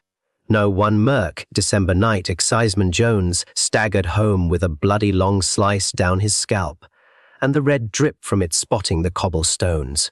Summat fell on him from a window, said Dark Dignam, a little later, as he were drinking hisself hoarse in the Black Boy. Summat fell on him retributive, as you might call it. For, would you believe it? The man had at the moment been threatening me. He did. He said, I know damn well about you, Dignam, and for all your damned ingenuity, I'll bring you with a crack to the ground yet. What had happened? Nobody knew, sir. But Exciseman Jones was in his bed for a fortnight, and when he got on his legs again, it was pretty evident there was a hate between the two men that only blood spillin' could satisfy. So far as is known, they never spoke to one another again. They played their game of death in silence. The lawful, cold and unfathomable, the unlawful, swaggerin' and cruel, and 20 years separated the first move and the last. This were the first, sir, as Dark Dignam leaked it out long after in his cups. This were the first, and it brought Exciseman Jones to his grave on the cliff here. It were a deep, soft summer night, and the young smuggler sat by hisself in the long room of the Black Boy. Now, I tell you he were a fox, ship and trigger, grand. I should call him, in the aloneness of his villainy. He would play his dark games out of his own hand, and sure, of all his wickedness, this game must have seemed the sum. I say he sat by hisself, and I hear the listening ghost of him call me a liar. For there were another body present, though invisible to mortal eye, and that second party were Exciseman Jones, who was hidden up the chimney. How had he inveigled him there? Ah, they've met and worried that point out since. No other will ever know the truth this side the grave, but reports come to be whispered, and reports said as how Dignam had made an appointment with a bodiless master of a smack as never floated, to meet him in the Black Boy and arrange for to run a cargo as would never be shipped, and that somehow he managed to acquaint Exciseman Jones this dissembling appointment, and to secure his presence in Hyden to witness it. That's conjecture, for Dignam never let on so far, but what is known for certain is that Exciseman Jones, who were as daring and determined as his enemy, perhaps more so, for some reason was in the chimney, onto a grating in which he had managed to lower himself from the roof, and that he could, if given time, have scrambled up again with difficulty, but was debarred from going lower.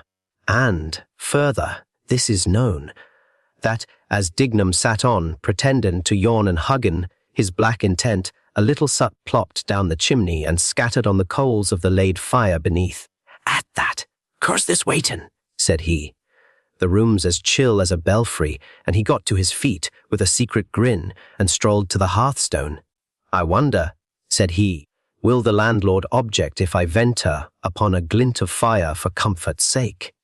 And he pulled out his flint and steel, struck a spark, and with no more feelin' than he'd express in lighting a pipe, set the flame to the sticks. The trapped rat above never stirred or give tongue. "My God, what a man! Sich a nature could afford to bide and bide. Ay, for 20 year if need be." Dignam would have enjoyed the sound of a cry, but he never got it. He listened with the grin fixed on his face, and of a sudden he heard a scrambling struggle, like as a dog with the colic jumping at a wall, and presently, as the sticks blazed and the smoke rose denser, a thick coffin, as of a consumptive man under bedclothes.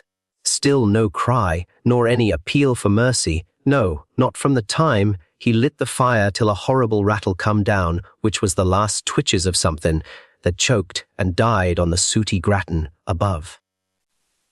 When all was quiet, Dignam he knocks with his foot on the floor and sits hisself down before the hearth, with a face like a pillow for innocence. "I were chilled and lit it," says he to the landlord. "You don't mind. Mind. Who would have ventured to cross dark Dignam's fancies?" I give a boisterous laugh and ordered in a double noggin of humming stuff. "Here," he says, "when it comes, is to the health of Exciseman Jones, that swore to bring me to the ground." "To the ground," mutters a thick voice from the chimney. "My God!" says the landlord. "There's something up there." Something there was, and terrible to look upon when they brought it to light. The creature's struggles had ground the soot into its face, and its nails were black below the quick. Were those words the last of its death throe, or an echo from beyond? We may question, but they were heard by 2 men. Dignam went free. What could they prove aging him? Not that he knew there was aught in the chimney when he lit the fire. The other would scarcely have acquaint him of his plans, and Exciseman Jones was hurried into his grave alongside the church up here. And therein he lay for 20 year, despite that, not a 12-month after his coming, the sacrilegious house itself sunk roaring into the waters, for the Lord would have none of it, and, biding his time, struck through a fortnight of deluge, and hurled church and cliff into ruin. But the yard remained, and, nighest the seaward edge of it, Exciseman Jones slept in his fearful winding sheet and bided his time. It came when my grandfather were a young man of 30, and mighty close and confidential with dark Dignam. God forgive him! Doubtless he were led away by the older smuggler. That had a grace of villainy about him, 'tis said, and used Lord Chesterfield's printed letters for wadding to his bullets. But then he was a ramping, roaring devil, but, for all his bold hands were stained with crime, the memory of Exciseman Jones and of his promise dwelled with him and darkened him ever more and more, and never left him. So those that knew him said, "Know all these years the cliff edge age in the graveyard, where it was broke off, was scabbing into the sea below. But still they used this way of ascent for their ungodly traffic. And over the ruin of the cliff they had drove a new path for to carry up their kegs.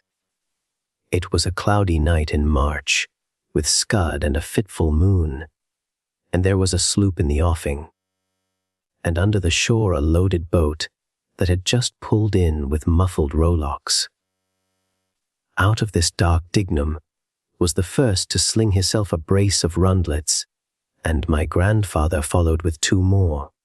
They made softly for the cliff path, began the ascent, was halfway up.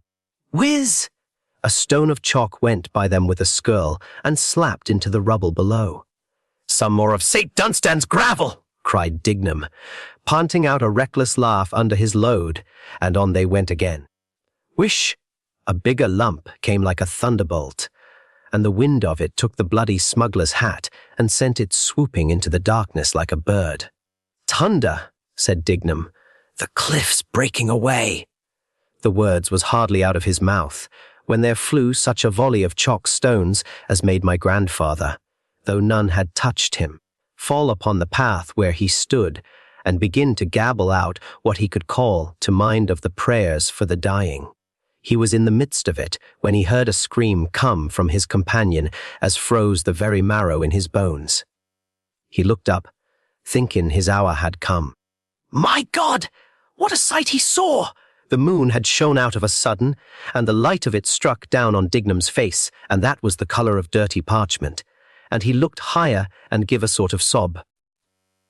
For there, stickin' out of the cliff's side, was half the body of Exciseman Jones, with its arms stretched abroad, and it was clawing out lumps of chalk and hurling them down at Dignam.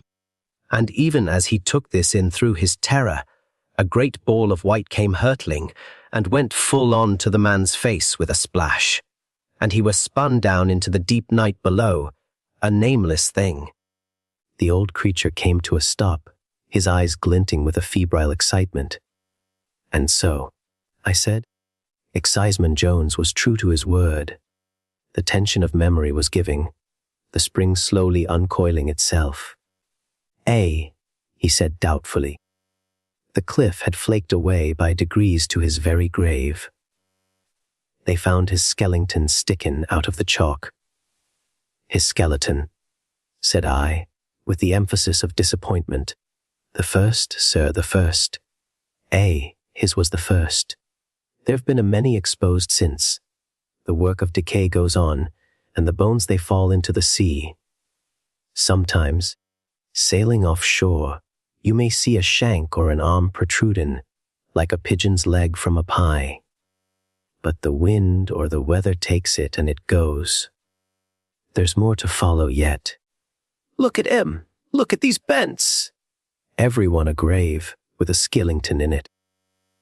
The wear and tear from the edge will reach each one in turn, and then the last of the ungodly will have ceased from the earth. And what became of your grandfather? My grandfather. There was something happened made him renounce the devil. He died one of the elect. His youth were heedless and unregenerate, but 'tis said, after he were turned 30, he never smiled agin. There was a reason. Did I ever tell you the story of Dark Dignam and Exciseman Jones? The Sex Manchester, England. 2019 years the building only had 2 floors. That was the first thing Emma should have remembered. She moved into number 14, Calder Street, on a wet Saturday in October. It wasn't much of a flat. 1 bedroom, small kitchen, bathroom with a shower that took 5 minutes to become warm, and another 10 minutes to decide whether it wanted to remain that way. But it was cheap, and after separating from Mark, cheap mattered. The building itself was Victorian, 4 flats downstairs, 4 upstairs, and above the 2nd floor, an attic. Nothing more. Emma knew that because the letting agent had shown her the floor plan. So when she heard footsteps above her bedroom, on her first night, she assumed they were coming from the attic. 3 slow steps. Pause. 3 more. Pause. Emma lay awake, listening. Step, step. Then silence, Old building, she thought. Pipes. Wood expanding. Mice, very large mice, wearing boots. She laughed at herself, rolled over and went to sleep. The following morning, she met her neighbor. His name was Alan. He lived across the landing and looked about 70. Settling in, he asked. Trying to. Emma smiled. Someone upstairs was having a wander about last night. Alan's expression changed. Only slightly. But Emma noticed. Upstairs, the attic. Alan stared at her. Then, he smiled. Old building. That was exactly what Emma had told herself. So she forgot about it. For 3 nights, nothing happened. Then, Thursday morning, Emma found a letter on the mat. Not unusual, except it wasn't addressed to her. The envelope read, Miss Sarah else, Asia flight 12 Asia Chirdia flow 14 Keldia CSTR to Emma turned the envelope over. No return address. The postmark was faded. She took it across to Alan. Do you know who Sarah Wells is? Alan looked at the envelope. The color left his face. Where did you get that? Through my door. Throw it away. Emma laughed. I'm not opening somebody else's post. I didn't say don't open it. Alan looked towards the stairs. I said throw it away. Then, he closed his door. That evening, Emma searched online. Nothing. No Sarah Wells, no 3rd floor. The building had 8 flats. Always had. At least according to the records she found. At 11:30, Emma went to bed. At 2:17 the footsteps returned. Step, step, step, pause, step, step, step. Emma opened her eyes. This time something was different. The footsteps weren't above her, they were on the stairs, coming down. Step, step. Emma sat upright. The sound reached the landing, then stopped outside her flat. Silence. Emma waited. Someone slid something beneath her bedroom door, a piece of paper. Emma stared at it. She got out of bed and picked it up. It was the envelope, the one she'd thrown into the outside bin 6 hours earlier. Except now it was open. Inside was a single sheet of paper. 3 words, Aradabo ang Fayakayan A7. Emma didn't sleep. The next morning, she confronted Alan. He let her inside. His flat smelled of cigarettes and furniture polish. Emma placed the letter on his table. Tell me. Alan stared at it for a long time. Then he sat down. Sarah Wells lived here. When, before you were born. Emma waited. 1978. Alan rubbed his hands together. I was 17. My parents lived downstairs. There were 8 flats then, same as now. Emma frowned. Then why does this say 3rd floor? Alan looked at her. Because Sarah said she lived there. Emma stared. That's ridiculous. I know, Alan continued. She appeared one winter. Nobody knew where she'd come from. Young woman, early 20s. People saw her entering the building, walking upstairs. But nobody ever saw her come back down. Emma sat opposite him. Where did she actually live? Alan shook his head. Nobody knew. Then one night, my dad followed her. He watched her climb to the 2nd floor. Then, she kept going. Emma felt something cold move across her back. What do you mean? There was another staircase. Alan pointed towards the ceiling. Where the attic stairs are now. Emma whispered. A 3rd floor? Alan nodded. My dad said there was a corridor. 4 doors. Numbers 9, 10, 11 and 12. Emma looked towards the hallway. What happened? He came downstairs. Called the police. They went up. There was nothing there. Just the attic. Emma swallowed. And Sarah disappeared. 2 weeks later, a smell started coming through the ceiling. They searched the attic. Found her body. Emma stared at him. How did she die? Alan looked down. That's the strange part. She'd been dead for nearly 60 years. Emma said nothing. Alan continued. The clothes, the dental work, everything. They eventually identified her from records. Sarah Wells, born 1892, disappeared 1914. From this building, Alan nodded. The building used to have 3 floors. What happened to it? Fire. 1914, the top floor burned. 4 people died. Afterwards, they removed what remained and built the roof over the 2nd floor. Emma looked at the letter. Then who sent this? Alan didn't answer. Emma returned to her flat. She decided she was leaving. That afternoon, she called the letting agent. She packed 2 suitcases. At 6:30, her sister agreed to collect her. At 5:47, Emma heard someone climbing the stairs. She assumed it was her sister arriving early. Then the footsteps passed her floor and continued upwards. Step, step, step. Emma opened her door. The landing was empty. But at the far end, where there should have been a wall, there was a staircase. Going up. Emma couldn't move. Warm yellow light came from above. Someone was humming. A woman. Emma should have closed the door. She should have gone downstairs. Instead, she climbed. At the top was a corridor. Old wallpaper. Gas lamps, 4 doors. 10, 11, 12. The door to 12 stood open. Emma approached. Inside, a young woman sat beside a fireplace. She wore a long skirt, white blouse, and her dark hair was pinned behind her head. On the table were dozens of envelopes. The woman looked up. Emma. Emma froze. How do you know my name? The woman smiled. Your post keeps coming to my flat. Emma stepped backwards. The woman's smile disappeared. Don't go. Behind Emma, the staircase was gone. There was only a wall. Emma began pounding against it. Hell! The corridor lights flickered. Doors 9, 10, and 11 slowly opened. People stood inside. Burned, blackened, silent. Sarah stood behind Emma. They've been waiting for someone, she whispered, who still has somewhere to go back to. Emma screamed. Downstairs, Alan heard it. He ran onto the landing and saw Emma's flat door standing open. Her suitcases were inside. Her coat, her phone, everything. But Emma was gone. Police searched the building, the attic, the roof, every flat. Nothing. Emma was officially declared missing 3 years later. Alan moved away soon afterwards. The building was renovated in 2024. During the work, builders removed part of the attic floor. Underneath, they discovered something impossible. A staircase. It descended. Instead of going up, at the bottom was a section of burned corridors sealed between the walls. 4 doors. 9, 10, 11, 12. Inside number 12, they found 5 bodies. 4 were over a century old. The 5th was Emma. Except, according to the pathologist, Emma had been dead for 97 years, and inside her coat pocket, they found an unopened letter, addressed to IT next Tinanti Flighty Twive Sheikh ID Fefalo or RT 14 Keldar Stiaries, and nobody opened it. The building was demolished, but sometimes people walking along Calder Street late at night notice something strange.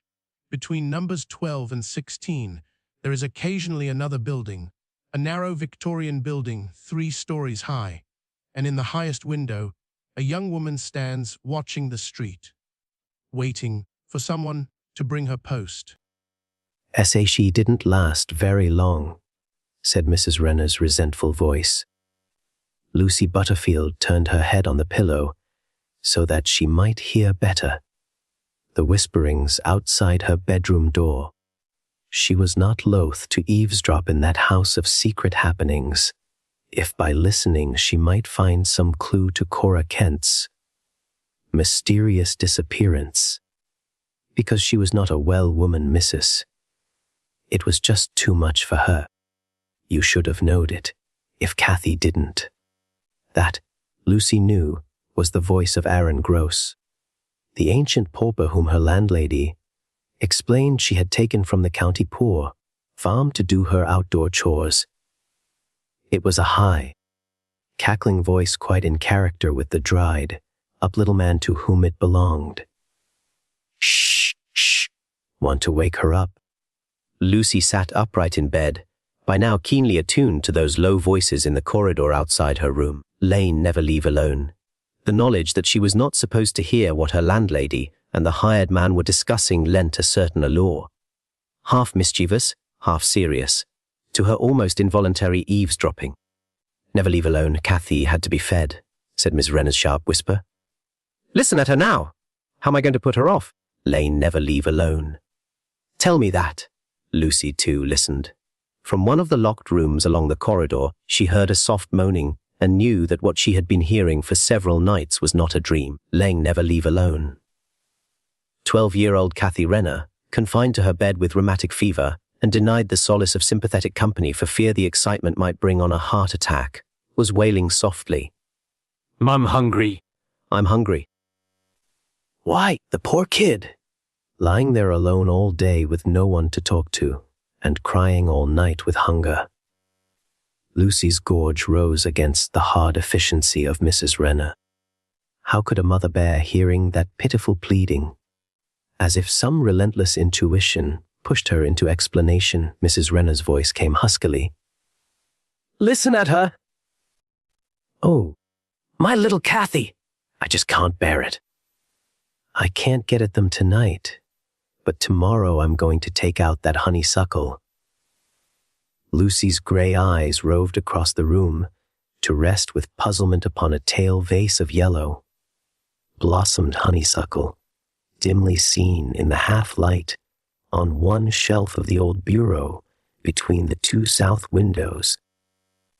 She had thought it pleasant that her landlady brought them in fresh daily, for their high perfume was sweet, and they seemed part of the country life to which she had given herself for a 2-week vacation from her new and responsible buyer's position in the linen department of Munger Brothers in Philadelphia. "Don't do it, missus. You'll just be sorry if you do. Don't do it." Sharp protest in old Aaron's querulous voice. "You know what happened with that other gal. You can't keep that up, missus. If this one goes, it won't be like the first one, and then you'll have double trouble, missus, mark my words. Don't do it. Accidents are one thing, on purpose is another. Let me get a sharp steak, missus." "Hush! Get back to bed, Aaron. Leave this to me. After all, I'm Kathy's mother. You're not going to stop me. I'm not going to let her go hungry. Get back to bed, I tell you. Well, her door's locked, and there's honeysuckle inside. You can't do anything tonight," grudgingly acceded Aaron. Footsteps receded softly down the corridor. The old Pennsylvania Dutch farmhouse out in the haycock sank into silence, save only for that plaintive moaning from the child's room. "Mom! I'm hungry! Mom!" Lucy lay long awake. She could not compose herself to sleep while that unhappy whimper continued. Against its eerie background, her thoughts went to the reason for her stay at Mrs. Renner's out of the Way farmhouse in Bucks County. It had begun with the non-appearance of Cora Kent, Lucy's immediate superior in Munger Brothers' linen department. Cora had not returned to work at the expiration of her vacation period, and inquiries only emphasized the fact of her disappearance. She had left for the country in her coupe, taking a small table loom and boxes of colored thread. Lucy had liked Miss Kent as a business associate and felt reluctant at taking over her job. Somebody had had to assume the responsibility, and Lucy stood next in line. Her vacation had come 3 weeks after Miss Kent's, and she had insisted upon taking it as a partial preparation for taking over the job. In her heart, she determined to scout about the countryside to find, if she could find some clue to Cora Kent's mysterious disappearance. She felt that Cora would not have gone far afield, and so she took up her headquarters in Doylestown, county seat of Bucks, while she carried on her self-imposed detective work. In the Haycock region outside Quakertown, where many isolated farms were located, she came upon a clue. She had learned at the Doylestown Museum the names of weavers, and inquiries had taken her to Mrs. Renner's farm.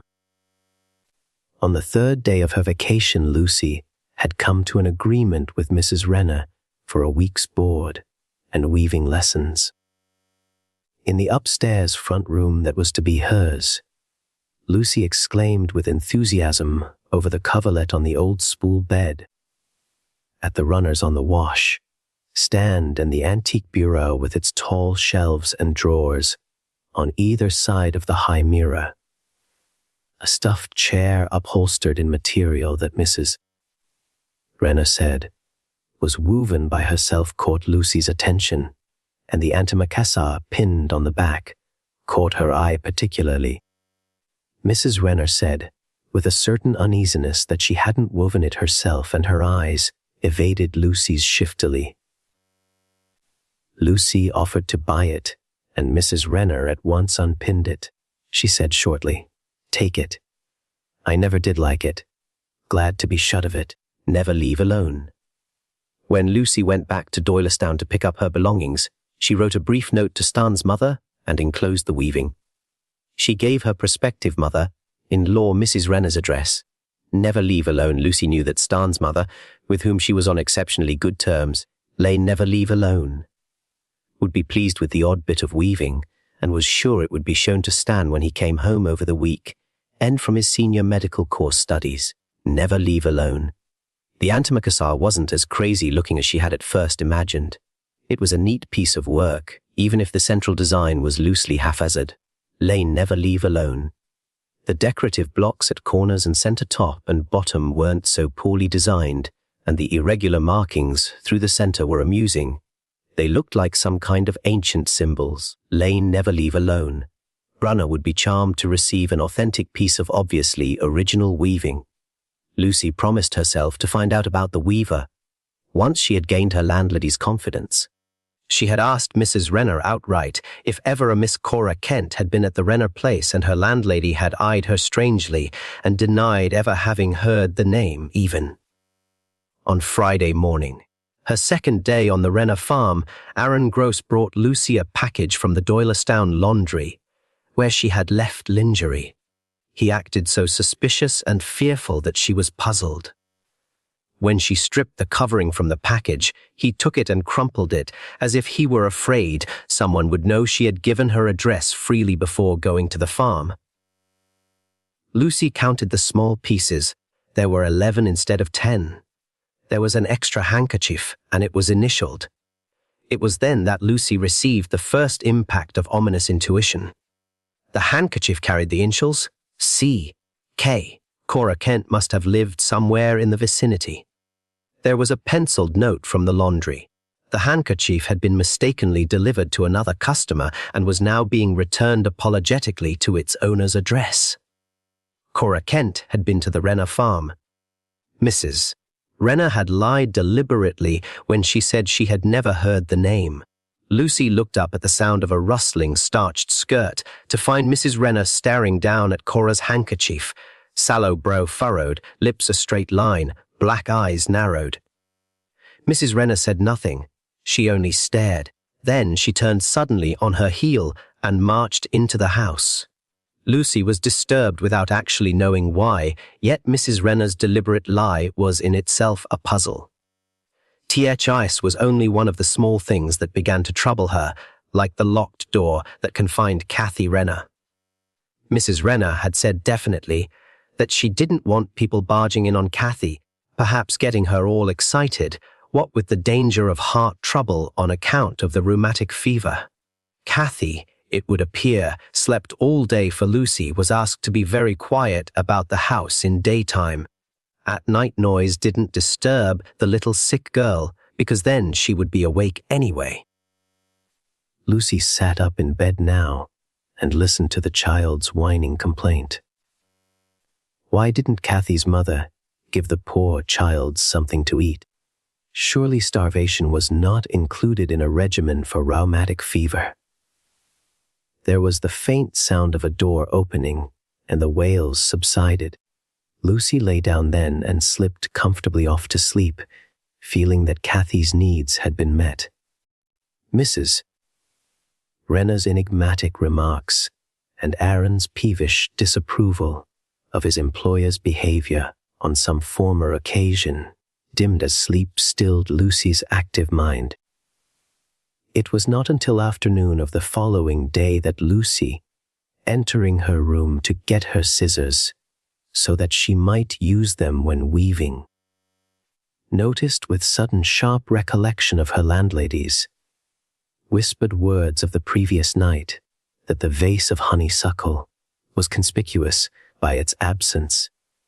She asked herself vainly what connection had honeysuckle to do with Kathy's wailing cry of hunger? Or, for that matter, with herself? Never leave alone. With the vague idea of blocking Mrs. Renner's contemplated design hinted to Aaron Friday night, Lucy managed to pluck several sprays of lilac and honeysuckle from her open window. Never leave alone. Smartly avoiding carrying them through the house, she put them into the heavy stoneware tooth mug that stood on the washstand. To remove these flowers, Mrs. Never leave alone. Renner must come out into the open and explain her reason for taking them away, thought Lucy mischievously. In the big downstairs living room, where Mrs. Renner's enormous lofty loom occupied space, never leave alone. The landlady had cleared a table, and upon it stood a small loom about 15 inches wide. Lucy examined this with interest, for she recognized it at once as a model carried in the store where she worked. Lane never leave alone. She said nothing of this, but eyed Mrs. Renner surreptitiously when that lady explained that it was an old machine given her years ago by a former student who had no need for it. The leave alone, there was a white warp threaded in twill for a plain weave, Mrs. Renner explained. What kind of weaving can you do on twill? Lucy queried, thinking of the antimacassar she had sent to Stan's mother. The piece with the queer little hand inlaid figures woven into it. All manner of things, Mrs. Renner said. On a twill, you can do almost anything, miss. Mostly handwork. She manipulated the levers in illustration as she talked. You'd better stick to plain weaving at first. Handwork isn't so easy and takes a heap more time. That antimacassar you let me have is handwork, isn't it? Lucy probed. Mrs. Renner flung her an oddly veiled look. Tomorrow you can weave a white cotton towel with colored borders, she said abruptly. No use starting tonight. Hard to work with kerosene lamps. Lucy opened that she could hardly wait. It seemed incredible that she was actually to manufacture the fabric of a towel with her own hands, and within the brief limits of a day. She went up to her room fairly early, and as she had done from the first, locked her door, a habit acquired from living in city boarding houses. From deep sleep, she stirred once into half, waking at the sound of a cautious turning of the doorknob and retreating foot, steps and the moaning plaint of the little sick girls. Mom, I'm hungry. Which seemed so close that for a moment, she could have believed the child to be standing closely without her locked door. She thought she heard the child say, Mom, I can't get in. I can't get in. Mrs. Renner was obviously feeling far from well the following morning. Her eyes were ringed by dark circles, and she wore a loosely knotted kerchief about her neck, although the sweltering heat would have seemed sufficient to have made her discard rather than wear any superfluous article of clothing. When Lucy was seated at the loom, she showed her how to change the sheds and throw the shuttle for a plain weave, then left her working there while she went upstairs to tidy her guest's room. When she came down a few moments later, she walked up to Lucy, her face dark and grim, her lips a hard, uncompromising line. Did you put those flowers up in your room? She demanded. Lucy stopped weaving and turned her face to Mrs. Renner in feigned surprise, but her intuition told her that there was more to the inquiry than was apparent on the surface. I love flowers so much, she murmured, deprecatorily. Not in a room at night, snapped Mrs. Renner. They're unhealthy at night. That's why I took out the others. I don't want flowers in my bedrooms at night. The tone was that of an order, and Lucy's natural resentment, as well as her heightened curiosity, made her rebel. I'm not afraid of having flowers in my room at night, Mrs. Renner, she persisted stubbornly. Well, I won't have it, said her landlady with determined voice and air. Lucy raised her eyebrows. I see no good reason to make an issue of a few flowers, Mrs. Renner. I've thrown those flowers out, miss. You needn't bring any more, for I'll just throw them out too. If you want to stay in my house, you'll have to get along without flowers in your room. If you feel so strongly about it, of course I won't bring flowers inside. But I must say frankly that it sounds silly to me, their being unhealthful. Mrs. Renner stalked away. She appeared satisfied at the assertion of her authority as hostess, and the balance of Sunday was spent initiating Lucy into the intricacies of decorative twill weaves, to such good effect that by the time evening came Lucy had completed a small towel in white cotton with striped twill borders in color. Lucy fell half asleep in the hammock that evening. The fresh country air and the lavish supply of good country food combined to bring early drowsiness to her eyes. She came awake when a small mongrel dog she had seen from time to time in and out of the Renner barn began to dig furiously around the roots of a nearby shrub, unearthing eventually a small, blue bottle half filled with white tablets. She pushed the dog away and picked up the bottle. She looked at it curiously. A shiver of apprehension went over her body.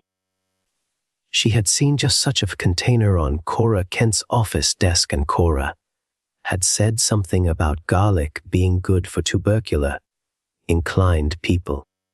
Lucy unscrewed the bottle cap and sniffed at the contents. The odor was unmistakable. She quickly slipped the bottle inside her blouse. She knew now beyond the shadow of a doubt that Cora Kent had preceded her as a guest in the Renner household. She knew, now that the small loom must have been Cora's. The initialed handkerchief was yet another silent witness. Lucy crept up to her room and again locked the door. She slipped the back of a chair under the knob as a further precaution. For the first time, she began to sense some threat to her own safety. Her thoughts flew to the flowers Mrs. Renner had tossed from the window. Why should her landlady take such a stand? Why had she told old Aaron that she was going to take out the honeysuckle? What was there about honeysuckle that made Mrs. Renner wish to remove it from her guest's room, as if it had something to do with Kathy Renner's plaintive, "Mom, I'm hungry." Lucy could not fit the pieces of the puzzle together properly, but the outstanding mention of honeysuckle determined her to pull several more sprays from the vine clambering up the wall outside her window. If Mrs. Renner did not want them in the room, then Lucy was determined to have them there. She removed the screen quietly and leaned out. It struck her with a shock.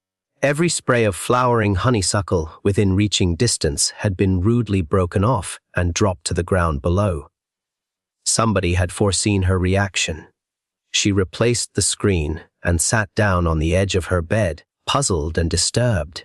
If Mrs. Renner was entertaining nefarious designs that mysteriously involved the absence of honeysuckle, then Lucy knew she would be unable to meet the situation suitably. It might have been amusing in broad daylight.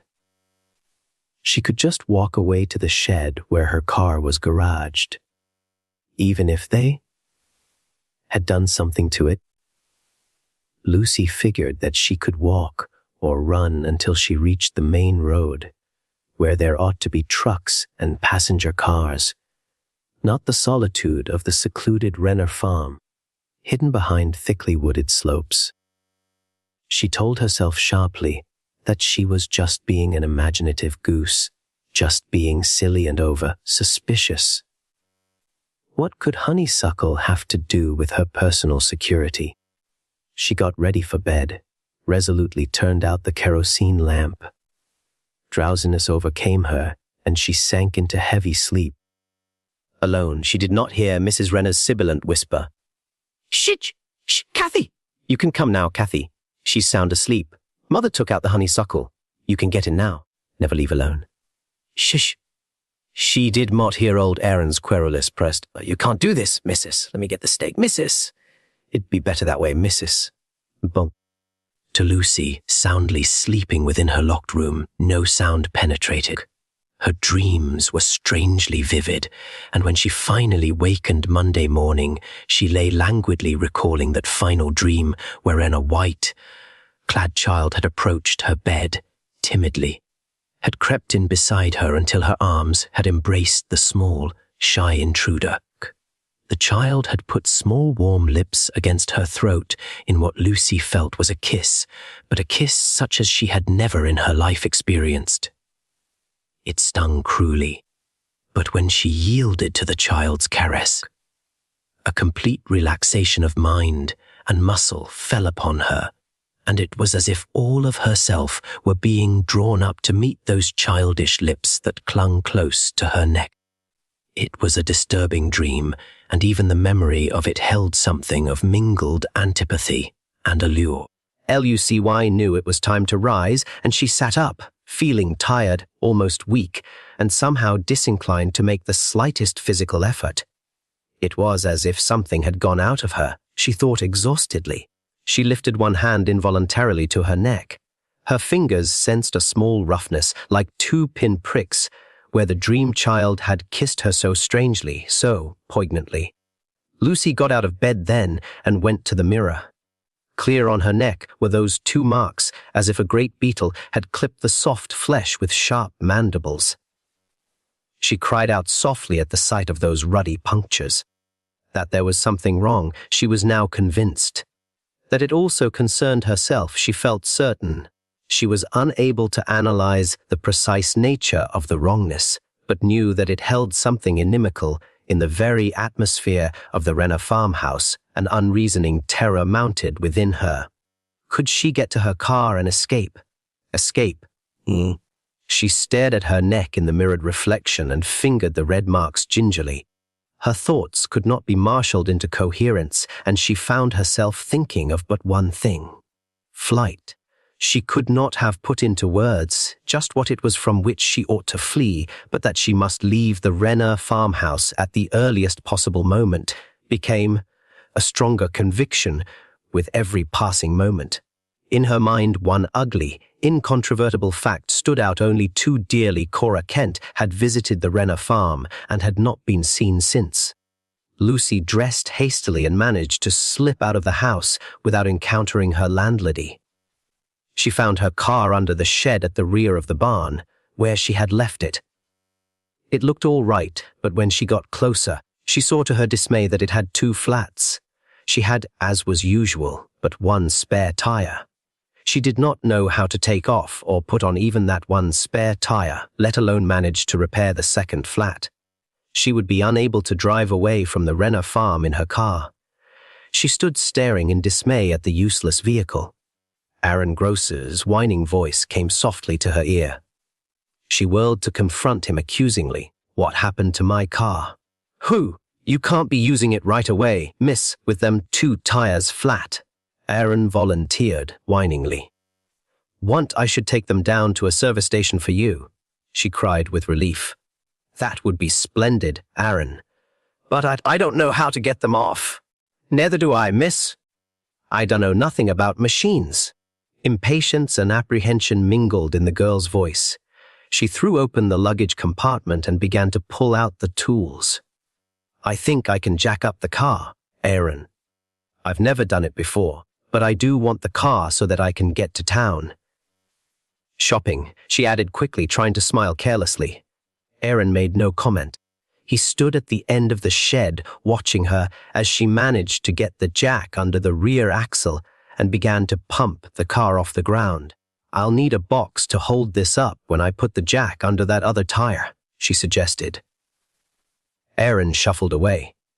Lucy managed to pry off the hubcap, but with all her feverish attempts at the nuts and bolts, she could stir nothing. She stopped in despair, waiting for Aaron to return with the box. She thought she might get him to have a mechanic come up from town. Panting and disheveled, she walked out of the shed to look for him. As she emerged, Mrs. Renner confronted her, grim-lipped, narrow-eyed. "Anything wrong?" inquired Mrs. Renner, both fat hands smoothing down blue checkered apron over ample hips. "My car has 2 flats. I can't understand why," blurted Lucy. Mrs. Never leave alone. Renna's face remained impassive. She stated rather than asked. You don't need to go into town. Aaron can do your errands. Oh, but I do want to get to town, insisted Lucy with vehemence. Lane never leave alone. You don't need your car until you're leaving here, said Mrs. Renner coldly. She regarded Lucy with impassive face, then turned her back and walked toward the house without another word. Lucy called, never leave alone. Mrs. Renner, I'd like to have Aaron take these 2 wheels into town to be repaired, but I can't get them off. Mrs. Never leave alone. Renner continued on her way and disappeared into the house without turning or giving the least sign that she had heard a word. From the interior of the barn, Aaron's querulous voice issued cautiously. Miss, want I should ask the mechanic to come out here? Oh, Aaron, that would be wonderful. I'd be glad to pay him. And you well. Tell him I just can't get those tires off by myself. Tet would do it, she told herself. Once the mechanic was there, she would bring down her suitcase and manage to get into town and have him send someone to bring out her car when the tires were repaired. She would manage to leave before night. While Aaron was away, she would work on the loom that she was convinced had been Cora Kent's property. That might disarm Mrs. Renner's suspicions. She walked slowly back to the house. She was thankful that Mrs. Renner was upstairs, tidying the bedroom. Lucy could hear her steps as she walked from one side to the other of the big bed. Lucy sat down at the loom and began to experiment with a colored thread to see if she would make an ornamental border, like that of the antimacassar she had sent to Stan's mother. It was not as difficult as she had thought it might be, and went faster than she believed possible. It was almost as if other fingers laid the threads in place for her. She began to build up the border emblems with growing excitement. The corner inserts looked for all the world like curving serpents standing upright on their tails, and the center one was like a snake with its tail in its mouth. Time passed. The weaving grew under what she felt were guided fingers. Alone why, she said aloud, amazed at what she had woven in so short a time. It looks like Essos. So, hissed Mrs. Renner significantly. She was standing directly behind Lucy, never leave alone, staring at the woven symbols with narrowed eyes and grim mouth. She picked up the scissors lying on the table and slashed across the weaving with deliberate intent. In a moment it had been utterly destroyed. So, she said with dark finality. Lucy's hands had flown to her mouth to shut off horrified protest. She could not for a moment utter a word. The significance of that action was all too clear. She knew suddenly who had woven the antimacassar. She knew why the adaptable serpents had been chosen for decor. She looked at Mrs. Renner, all this knowledge clear on her startled face, and met the grim determination with all the opposing courage and strength of purpose she could muster. What happened to Cora Kent? She demanded point blank, her head high, her eyes wide with horror. She was here. I know she was here. What did you do to her? As if the words had been thrust upon her, she continued. Did you take the honeysuckle from her room? Amazngly, Mrs. Renner seemed to be breaking down. She began to wring her hands with futile gestures of despair. Her air of indomitable determination dissipated as she bent her body from one side to the other like an automaton. She didn't last long, did she? Lucy pursued with cruel relentlessness, as the recollection of that overheard conversation pushed to the foreground of her thoughts. Mrs. Renner stumbled backward and fell crumpled shapelessly into a chair. How did you know that? She whispered hoarsely. And then, I didn't know she was sick. I had to feed Kathy, didn't I? I thought. You thought she'd last longer, Mrs., didn't you? You didn't really mean to let Kathy kill her, did you? Aaron was standing in the kitchen doorway. One gnarled hand held a stout stick, whittled into a sharp point at one end. A heavy wooden mallet weighed down his other hand. Mrs. Never leave alone. Rena's eyes fastened on the pointed stick. She cried out weakly. Aaron shuffled back into the kitchen and Lucy heard his footsteps going up the stairs. Mrs. Rena was sobbing and crying frantically, "No! Never leave alone." She seemed entirely bereft of physical stamina, unable to lift herself from the chair into which her body had sunk weakly. Lane, never leave alone. She only continued to cry out pitifully in protest against something which Lucy's dizzy surmises could not shape into tangibility. A door opened upstairs. Aaron's footstep paused. For a long, terrible moment, silence prevailed. Even Mrs. Rena's cries ceased. It was as if the house and all in it were awaiting an irrevocable event. It breathing. Then there sailed out upon that sea of silence a long, quavering shriek of tormented, protesting agony that died away in spreading ripples of sound. It breathing, ebbing into the finality of deep stillness as if the silence had absorbed them. Mrs. Rena slipped unconscious to the floor. She said one word only as her body went from chair to floor. "Kathy." Her lips pushed apart sluggishly to permit the escape of that sound. Lucy stood without moving beside the loom with its slashed and ruined web.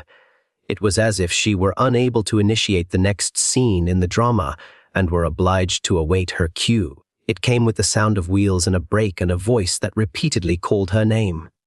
"Lucy! Lucy!" Why, it was Stan. How was it that Stan had come to her? How was it that his arms were about her shelteringly? She found her own voice then. "Aaron has killed Kathy with a sharp stick and a mallet," she accused sickly. Stan's voice was full of quiet reassurance.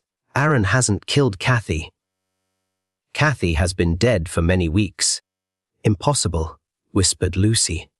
"I've heard her calling for food, night after night." "Food, Lucy?" All Kathy wanted was blood. Her mother tried to satisfy her and couldn't. So Kathy took what Cora Kent could give and Cora couldn't stand the drain. "Oh, Mrs. Rena," said Cora, didn't last long. Stan held her closer, comfortingly safe within his man's protective strength. "Lucy, did she?" Lucy touched her neck. Incomprehensibly, the red points had smoothed away. She said uncertainly, "I think she came once, Stan. But I thought it was a dream. Now the red marks are gone. For that you can thank Aaron's action, Lucy. He has put an end to Kathy's vampirism." He bent over the prostrate woman. "Nothing but a faint," he said briefly. "Aaron, he's perfectly sane and he won't hurt anybody, Lucy. What he's done won't be understood by the authorities, but I doubt if they do more than call him insane. For an examination will prove that Kathy was long dead before he drove that wooden stake into her heart." "Alone, how did you know about her, Stan?" "From the antimacassar you sent Mother. With the Essos worked into the border," Lucy ventured. "So you found that too, Lucy. Lane, never leave alone. Did you know that poor girl had woven shorthand symbols all over the piece? As soon as I realized that they stood for vampire, danger, death, Cora Kent, I came for you."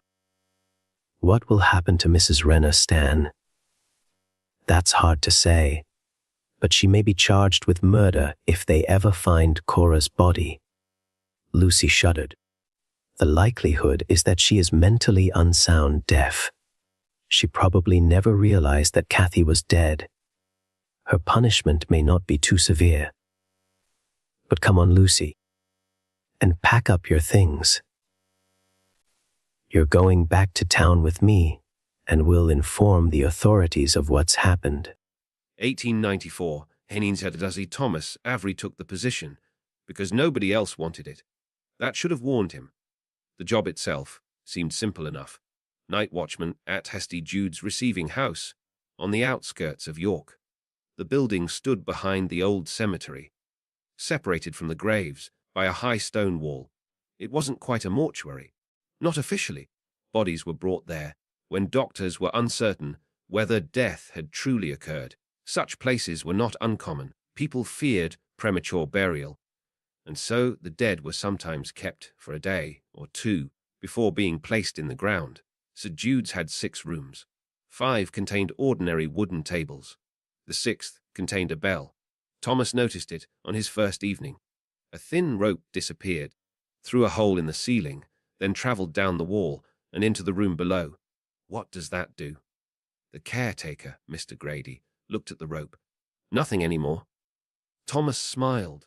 Then why is it there? Grady pulled on his coat. Old precaution. He pointed towards the basement door. Each body downstairs had a cord, tied around one wrist. If somebody woke it, they pulled it. Thomas understood. The bell rang. Grady nodded. Exactly. Thomas looked at the basement door. Did it ever happen? Grady stopped. His hand remained on the front door handle. No, then he left. Thomas's first night was uneventful. At midnight, he walked through the building. Nothing. At 1, he drank tea. At 2, he read the newspaper. At 3:17, the bell rang. Ding. Thomas looked up. Silence. He waited. Nothing. Then, ding. A second ring. Thomas stood. The rope beside the wall was moving. Slowly. Up, then down. Ding. Thomas approached. He touched the rope. It stopped. He remembered what Grady had said. Each body downstairs had a cord tied around one wrist. Thomas stared at the basement door. There was only one problem. The basement was empty. Grady had shown him before leaving. No bodies had arrived that day. Thomas opened the basement door. Hello. The stone steps descended into darkness. He took his lantern. The air below was considerably colder. At the bottom were 6 narrow chambers. Each contained a wooden table, all empty. Thomas walked between them. The bell ropes hung from the ceiling. 5 were still. The 6th was swinging. Thomas raised his lantern. The rope disappeared beneath the table. He crouched. Nothing then. From behind him someone whispered, "Too late." Thomas spun around. Empty room. He ran upstairs. The bell did not ring again. The following morning, Thomas confronted Grady. It rang. Grady stopped unlocking the office. What? The bell. Grady looked towards the rope. What time? 3:17. Grady's face changed. Exactly. Near enough. Exactly. Thomas? Thought. Yes. 3:17. Grady closed his eyes, then whispered, "Damn." Thomas became angry. You know something? Grady walked into the office. From a locked drawer, he removed an old ledger. He placed it on the table. March 1866. Thomas read. Names, dates, causes of death. Then, one entry. Elias Vane, age 38. Cause unknown. Thomas looked up. Who was he? Schoolmaster? Grady sat down. They found him unconscious beside the river. No pulse.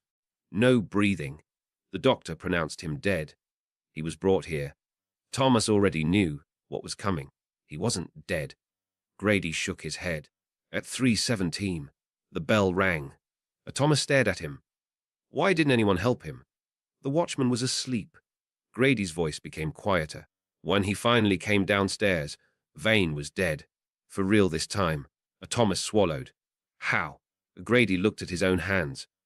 It pulled the rope so hard. It cut through his wrist.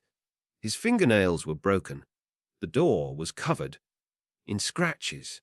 Thomas looked towards the basement. Why does the bell still ring? It doesn't. It did last night. Grady leaned closer.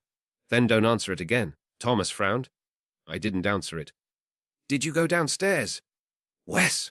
Grady stared at him. Then you answered. Thomas almost resigned. Almost, but work was difficult to find, and St. Jude's paid well, so against his better judgment he returned that evening. At 3, Thomas sat beside the fireplace. He watched the clock. 3:10, 3:12, 3:15, 3:16. Thomas stared at the bell. The minute hand moved. 3:17, nothing. Thomas exhaled. Then someone knocked on from beneath the floor. 3 times. Knock, knock. Thomas remained seated. A voice followed, muffled beneath the boards. Watchman. Thomas gripped the chair. Watchman? Please. He said nothing. The bell rang. Ding. Please. I'm awake. Thomas closed his eyes. The voice sounded human, terrified. Ding.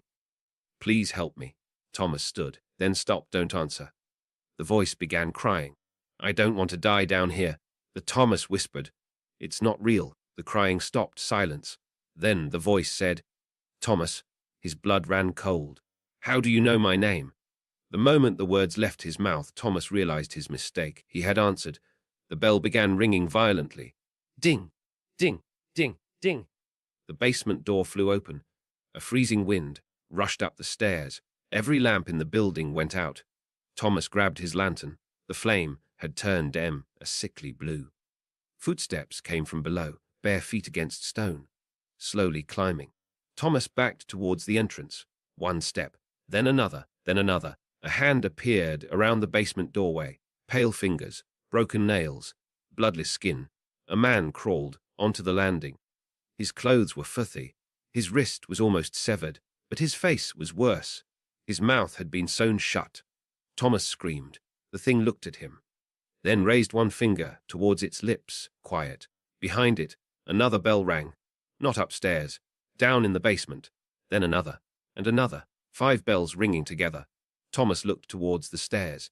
Figures were climbing out of the darkness. Men, women, a child, all wearing burial clothes, all with their mouths sewn closed.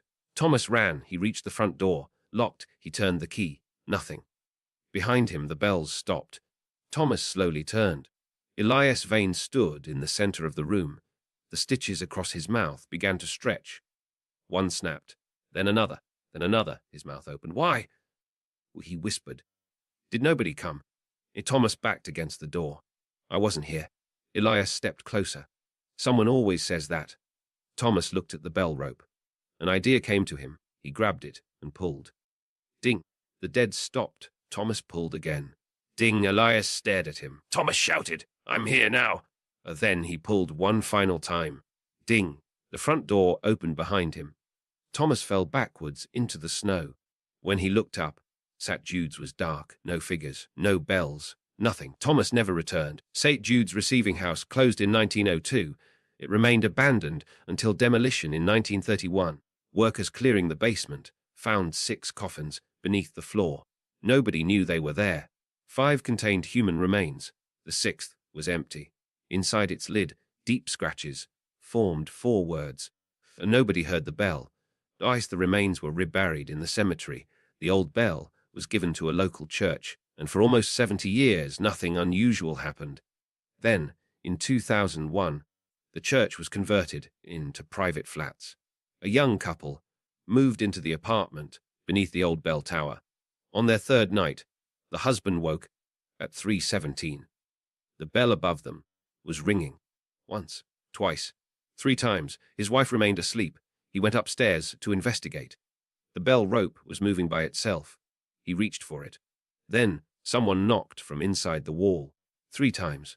Knock, knock, knock. A frightened man's voice whispered. Watchman, the husband stepped closer, and because nobody had ever told him what Thomas Avery had learned more than a century earlier, he answered, Yes. The knocking stopped. Then, from somewhere deep inside the walls, 6 bells began to ring. Every church has a bell that marks the hour, calls people to worship, or announces a funeral. But in the village of Hollowmere, the church bell rings only when someone is about to disappear. Not die, disappear. No body, no clues, no explanation. The village sits hidden between rolling hills, surrounded by thick woodland and ancient stone walls. Fewer than 200 people live there. Most have never left. Those who have never return. For generations, the villagers have obeyed one simple rule. If the church bell rings after midnight, do not leave your house. Lock every door. Close every curtain. And whatever you hear outside, do not answer it. Naturally, nobody outside the village believed the stories, until journalist Emily Carter arrived. She was writing a series about Britain's forgotten places, ghost stories, old legends, village superstitions. She expected Hollowmere to be another harmless tale. The villagers welcomed her politely. But when she mentioned the church bell, the conversation stopped. One elderly man leaned closer and quietly said, If it rings tonight, pretend you didn't hear it. Emily smiled. She thanked him, then continued filming. The church stood on a small hill overlooking the village, built from dark stone. Its tower leaned slightly to one side. The bell rope had long since been removed. There was no way anyone could ring it. That evening, heavy fog rolled across the fields. By 11 o'clock, the streets were completely empty. Every curtain had been drawn, every door locked, Emily sat alone in the village inn. Her cameras ready. Midnight arrived. Nothing happened. She checked her watch. Perhaps the stories were exaggerated after all. Then dong. The bell rang once. The sound echoed across the valley, slow, deep, far louder than any church bell should have been. Dong. Again. The entire building seemed to vibrate. Emily rushed outside. The streets remained deserted. No lights, no movement. Only the church standing silently above the village. Then she heard footsteps, not behind her, ahead. Someone walked slowly through the fog. A tall figure carrying an old lantern. The light barely reached the ground. "Hello," Emily called. The figure stopped. Very slowly, it turned. Its face remained hidden beneath a wide-brimmed hat. It raised one arm, not waving, pointing towards the church. The lantern suddenly went out. The figure disappeared. Emily hurried uphill. The church doors stood open. Inside, hundreds of candles burned. Yet there was no one there. The pews were empty, the altar abandoned. Dust covered every surface, except the stone floor down the center aisle. Fresh wet footprints led towards the bell tower. Emily followed them. A narrow spiral staircase climbed into darkness. The higher she climbed, the colder the air became. Halfway up, she noticed something carved into the wall. Names, dozens of them, every one followed by a date. None had a death recorded, only the day they vanished. At the very top, she reached the bell chamber. The enormous bronze bell hung perfectly still. No rope, no mechanism, nothing moving. Yet, dong, the bell rang again right above her head. Without moving, the sound shook the tower. Emily covered her ears. Then she heard another noise. Someone climbing the staircase. Slow, heavy, one step at a time. She called out. No answer. The footsteps continued. Closer, closer, until a hand appeared over the final step. It was grey, thin, almost skeletal. Another hand followed. Then a face. Emily's face, every detail, every expression. Except, its eyes were completely white. The thing smiled. You heard the bell. It spoke in Emily's own voice. So now, you answer it. The tower door slammed shut. The candles below went out. The church fell into darkness. Emily screamed. The villagers heard her. None of them opened their doors. By sunrise, the church stood silent once again. Police searched every inch of the building. Emily had vanished. Her cameras remained inside the bell tower. The final recording survived. It showed Emily backing away from the thing that wore her face. Then, the camera fell to the floor. For just a second, it captured the bell, swinging violently. Though nothing touched it. Years later, visitors still come to Hollowmere. Most leave before sunset. Some stay the night. Very few ever hear the bell. But every now and then, just after midnight, the villagers quietly lock their doors. Because somewhere outside, the bell begins to ring.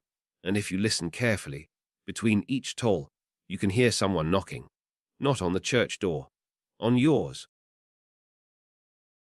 Norfolk, England, 1963, someplace, do not need a graveyard to be haunted.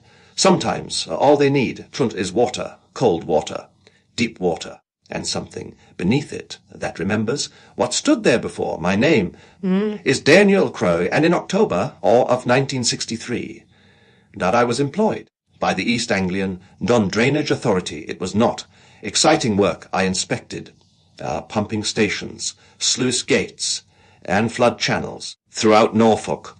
Most days I saw more mud than people. I preferred it that way. Then I was sent to Blackmere Marsh. The assignment appeared simple.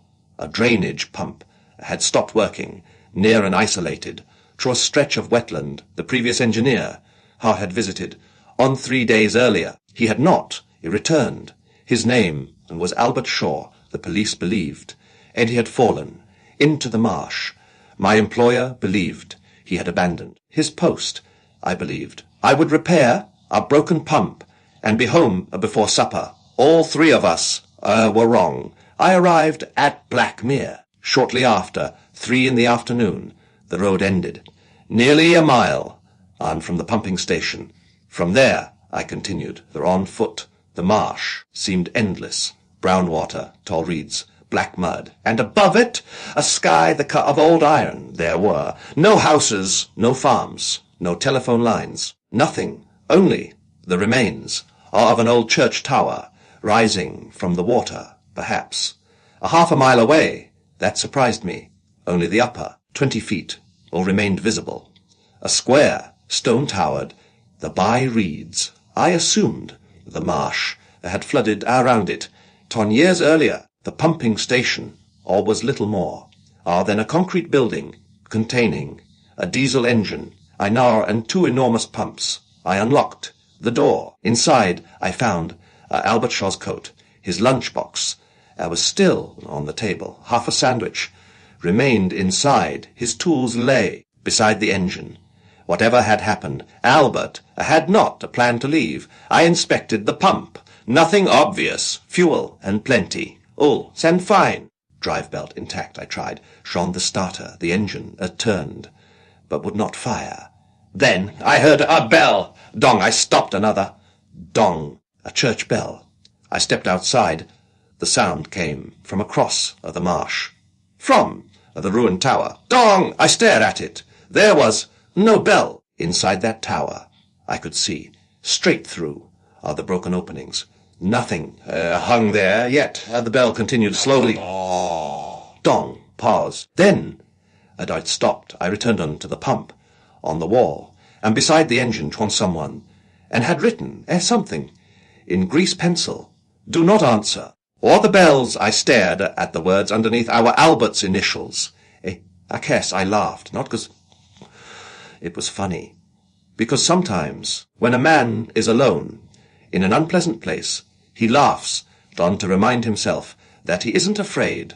I tried. Or the engine again. Nothing. By 5 o'clock, the light was beginning to disappear. I decided to return to the car and come back. In the morning, I packed my tools. Then, from outside, someone shouted, "Hello!" I froze. A man's voice, distant. "Hello!" I stepped outside. Who's there? The voice. Don came again. "Over here! Across the marsh! Near the church tower!" A man was standing among the reeds. I could barely make him out. Dark trousers, white shirt, no coat. He raised one arm. "Help me," I thought. Immediately, an arm of Albert Shaw. "Albert!" The figure waved. I grabbed. The marsh was dangerous, but there was an old wooden walkway leading one towards the tower. Most of it had collapsed, but enough remained to cross. The shallower sections, I started. But towards him. "Stay where you are!" The man didn't answer. As I approached the church tower, I noticed something strange. There were stone walls that beneath the water, foundations, door remains of buildings. Not just a church, there had been an entire village. The man stood on a patch out of dry ground, perhaps 100 yards ahead. He turned away, then walked out into the reeds. "Wait!" I followed. The reeds unclosed around me. Suddenly, I could not see the pumping station or the tower, only reeds. Then the bell rang. Dong. Much louder. I stopped. Dong. Another bell answered. Somewhere to my left. Then another behind me. 3 bells. The marsh. Dong. Dong. The water around my boots and began to ripple. Not from wind, something odd was moving underneath. I backed away. Then I heard a voice. "What's behind me? Don't speak." I turned. An old man stood on the walkway. I hadn't heard him approach. He wore a heavy brown coat. Carried a walking stick. His beard, Don, was white and stained. A yellow around the mouth. "Come here." I moved towards him. He raised one finger to his lips. "Quiet." Something moved through behind me. The old man grabbed my arm. We walked without speaking until we reached solid ground. Only then you answered. I frowned. "What?" "The bell." I didn't answer. Any bell," you shouted. He looked towards the marsh. Same stared at him. "Who are you?" "Samuel Pike." "Where do you live?" He pointed towards a small cottage, hidden, hid behind trees, some distance away. I had not noticed it from the road. I explained how about Albert. Samuel looked down. "He's gone," I warned him. "What happened?" Samuel turned towards the ruined tower. You should leave. Wait, bye, before dark. I need to find him. No, I can't just. Bah, leave a man. Bah, out there. Samuel looked. Dark directly at me. There isn't. Paw, a man. But out there. That was the first moment. I became genuinely afraid. We went to his cottage. Inside, a fire burned in a black iron grate. The walls, when were covered, with old photographs. One caught my attention. A village, church, houses, school. Children standing beside a pond. I recognized. Or the church tower. Blackmere. Samuel nodded. What happened? The government bought the land. Bought in 1911. They wanted. Bought to flood part. Or of the valley. Bought for drainage. People moved away. Or most of them. I looked at him. Samuel poked the fire. Blackmere. Wasn't a friendly place. Families here. Had lived there, on the marsh. For 100 years. They didn't like being told to leave. Some refused. What happened? To them. Samuel looked towards me. The water came. I stared. They drowned officially. The village. Was empty. And unofficially. Samuel said nothing. Outside, the wind moved out through the reeds. Then the bell rang. Dong. Samuel's face changed. He stood. Dong closed the curtains. Dong. Another bell answered. Then another. I whispered, "Why bells?" Samuel, and returned to his chair. The church bell. Was the warning. When the sluice gates were opened.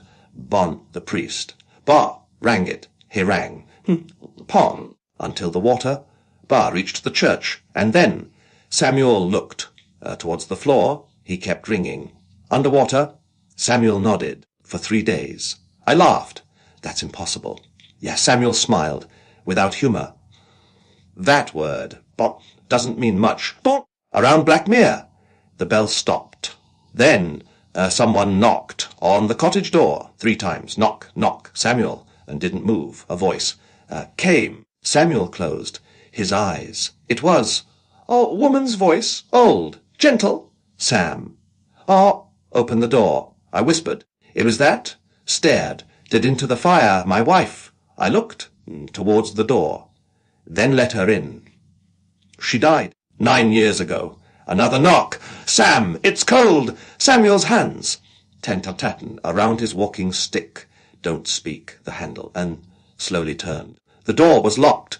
Something scratched against the wood. Then the woman's voice. Changed. Daniel. I froze. Samuel looked at me. How does it? To know my name? He shook his head. Outside. The voice became male. Daniel. I recognized it. Albert Shaw. Daniel. Samuel grabbed my sleeve. Sit down. He's alive? No, you don't know that? I know. Exactly. What Albert screamed. Help me. I pulled away. From Samuel. He's outside. Samuel shouted. No, I opened on the door. The marsh now was covered. Albert stood.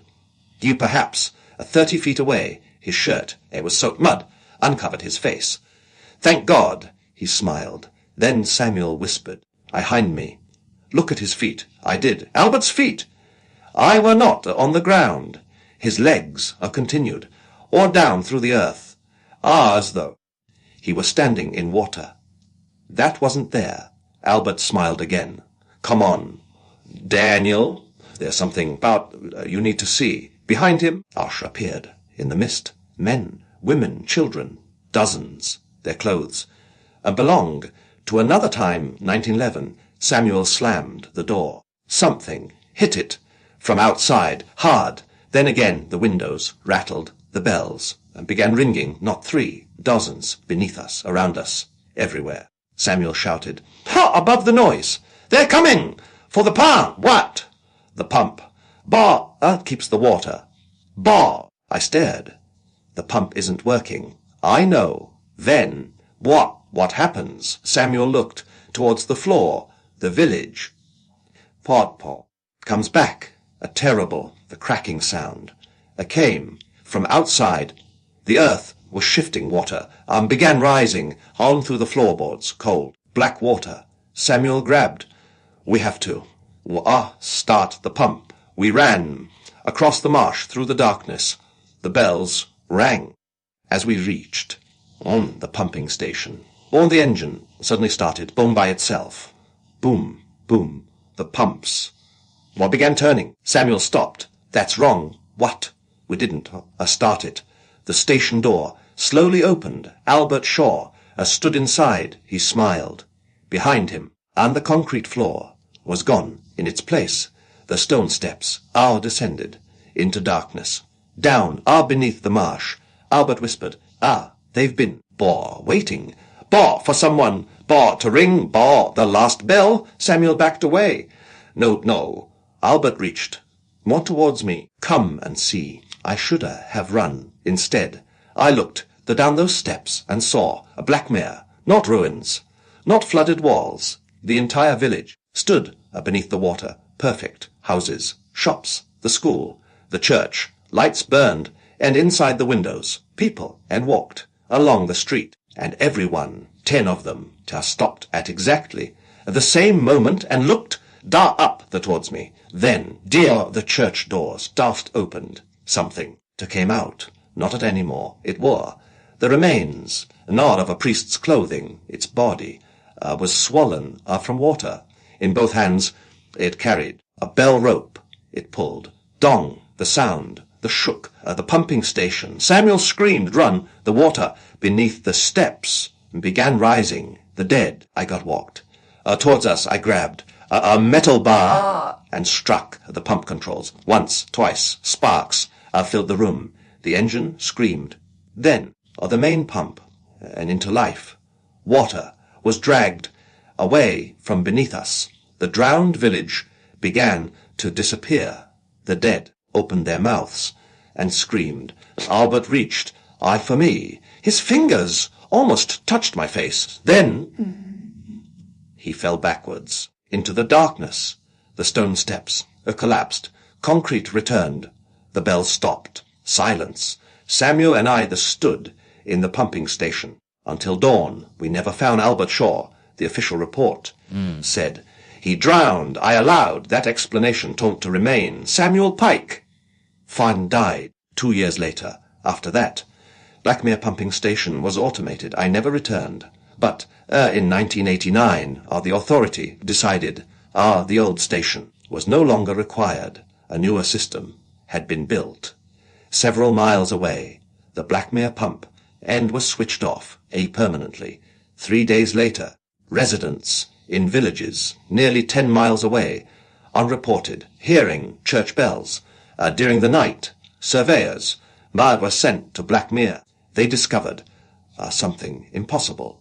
The water level had fallen. In the centre of the marsh, an old road.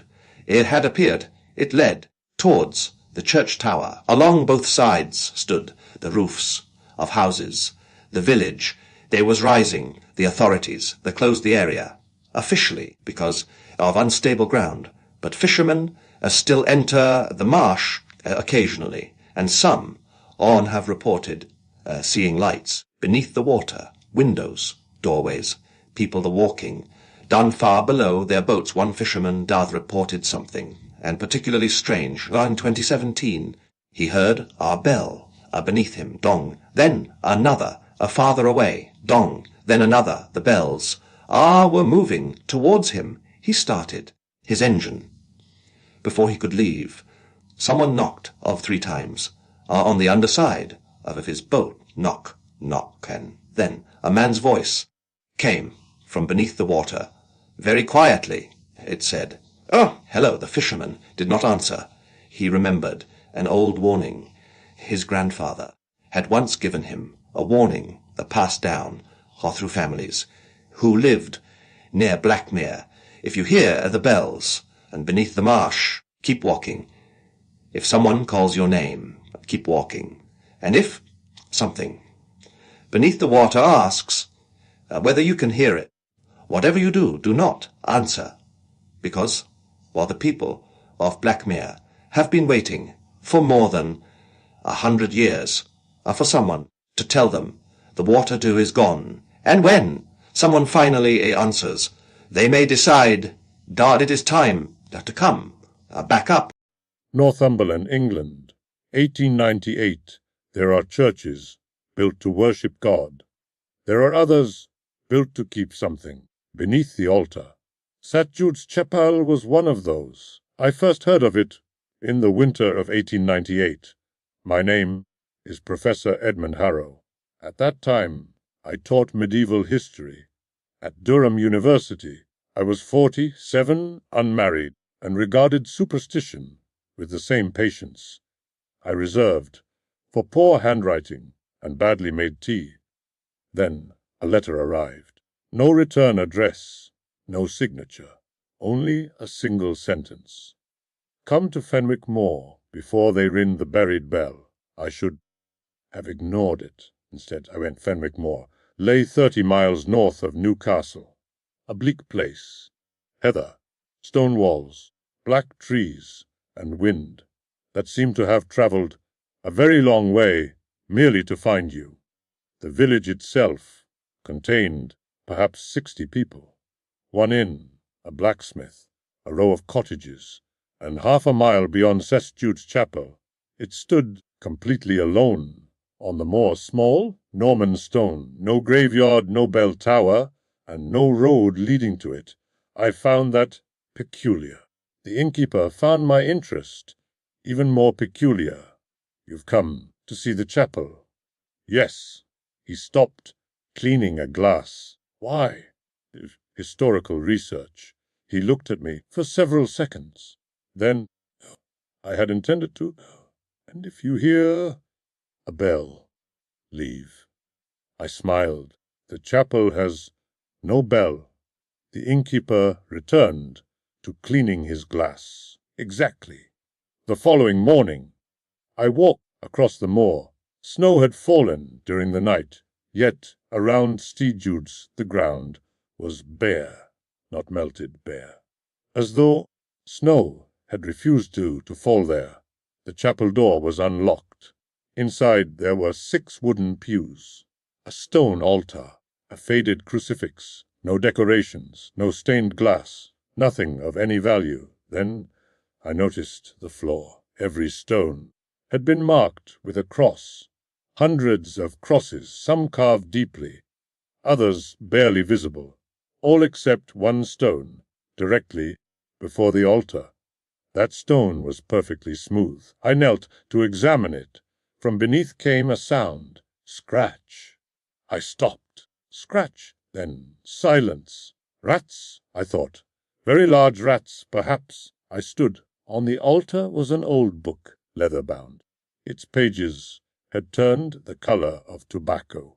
Most of the writing was Latin, a parish record, baptisms, marriages, deaths. Then, near the end, I found a different hand, September 1643. The devil does not sleep beneath St. Jude's. What lies there is older and far worse, for it has never known God. I read the passage again. Below it, another line. We have given it a saint's name, so that men will kneel above it instead of listening below. Now that interested me. I continued reading. There were references to something called the Hollow Saint, never described, never named, only instructions. Do not remove the altar stone. Do not speak your name within the chapel after sunset. And above all, if the buried bell rings, leave before the 3rd toll. I laughed quietly. Medieval theatrics, a warning designed to frighten thieves or children. Then, behind me, someone, Professor Harrow. I turned. A woman stood in the doorway, perhaps 30, dark coat, black gloves, pale face. My name is Eleanor Vane. You sent the letter. She nodded. Why? Because they've started digging. She looked towards the floor. The church trustees. I frowned. There hasn't been a congregation here for decades. Numpu. She stepped inside. But there is something beneath the chapel. I waited. My father was vicar here. Ooh, he died when I was 12. How? Eleanor looked towards the altar. He opened the stone. I stopped smiling. What did he find? I don't know. He wouldn't tell anyone. Came home that evening. Every mirror from our house. Why? He said. Something had looked through him one. Pressed against the chapel door. Eleanor continued. For 7 days he refused to sleep. On the 8th, we found him kneeling outside this chapel. The deed. She nodded. His mouth was full of earth. I stared at the smooth stone. Then from below came one deep, metallic sound. Eleanor's face too drained of color. No. I looked at her. What? The bell. The sound had not come from outside. It had come from somewhere deep beneath us, Dong. The second toll. Eleanor grabbed my arm. I pulled free. Wait, Professor, we have to go. Ooh. What happens after the third? She looked towards the altar. It knows who heard it. Then the third toll came. Dong. Every candle in the chapel went out, even though none had been lit. For one moment I heard something breathing beneath the floor. Then a voice, deep, slow, not loud, yet it seemed to come from every stone around us. Edmund, my blood turned cold. I had not spoken my name inside the chapel, not once.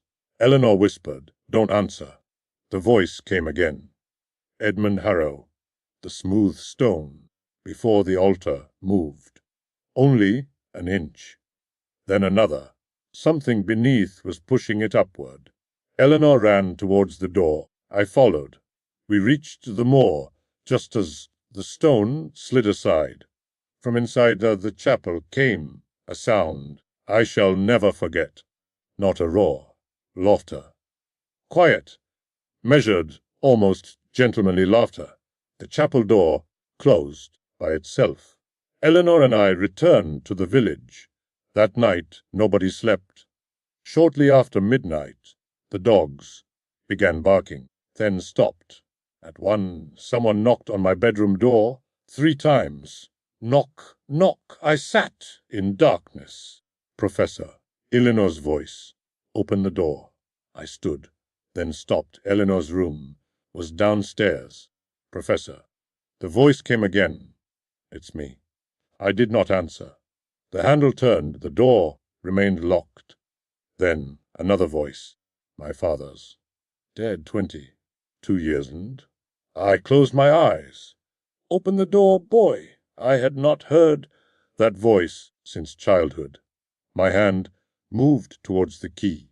Then I remembered Eleanor's warning. Don't answer. The voice changed. A child, then an old woman, then a man. I did not recognize. Finally, it became my own voice. Edmund. There is nothing outside. That was almost enough. Then something scratched against the door, slowly, from the top to the bottom, and walked away. At sunrise, Eleanor found me sitting beside the bed. She looked at the door. 4 long scratches marked the wood. You heard it. Yes. She sat. Then, it has chosen you. I laughed, without humor. Chosen me. For what? To open the chapel again. I stared at her. I have no intention of doing that. You will. Leonor looked towards the window. Everyone says that.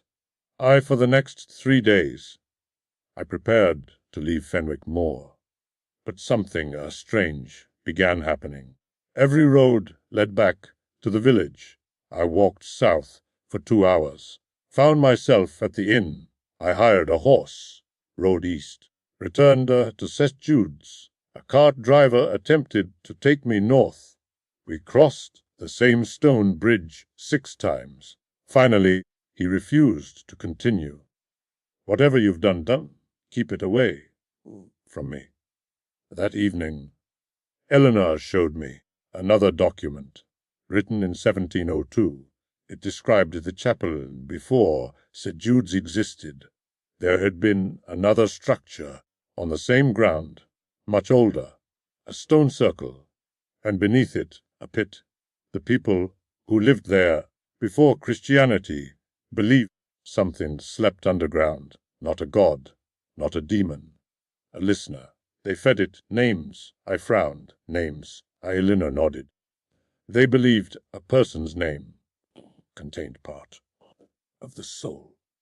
If the listener learned your name, the voice, you have any loved, and if you listen, Eleanor looked at me.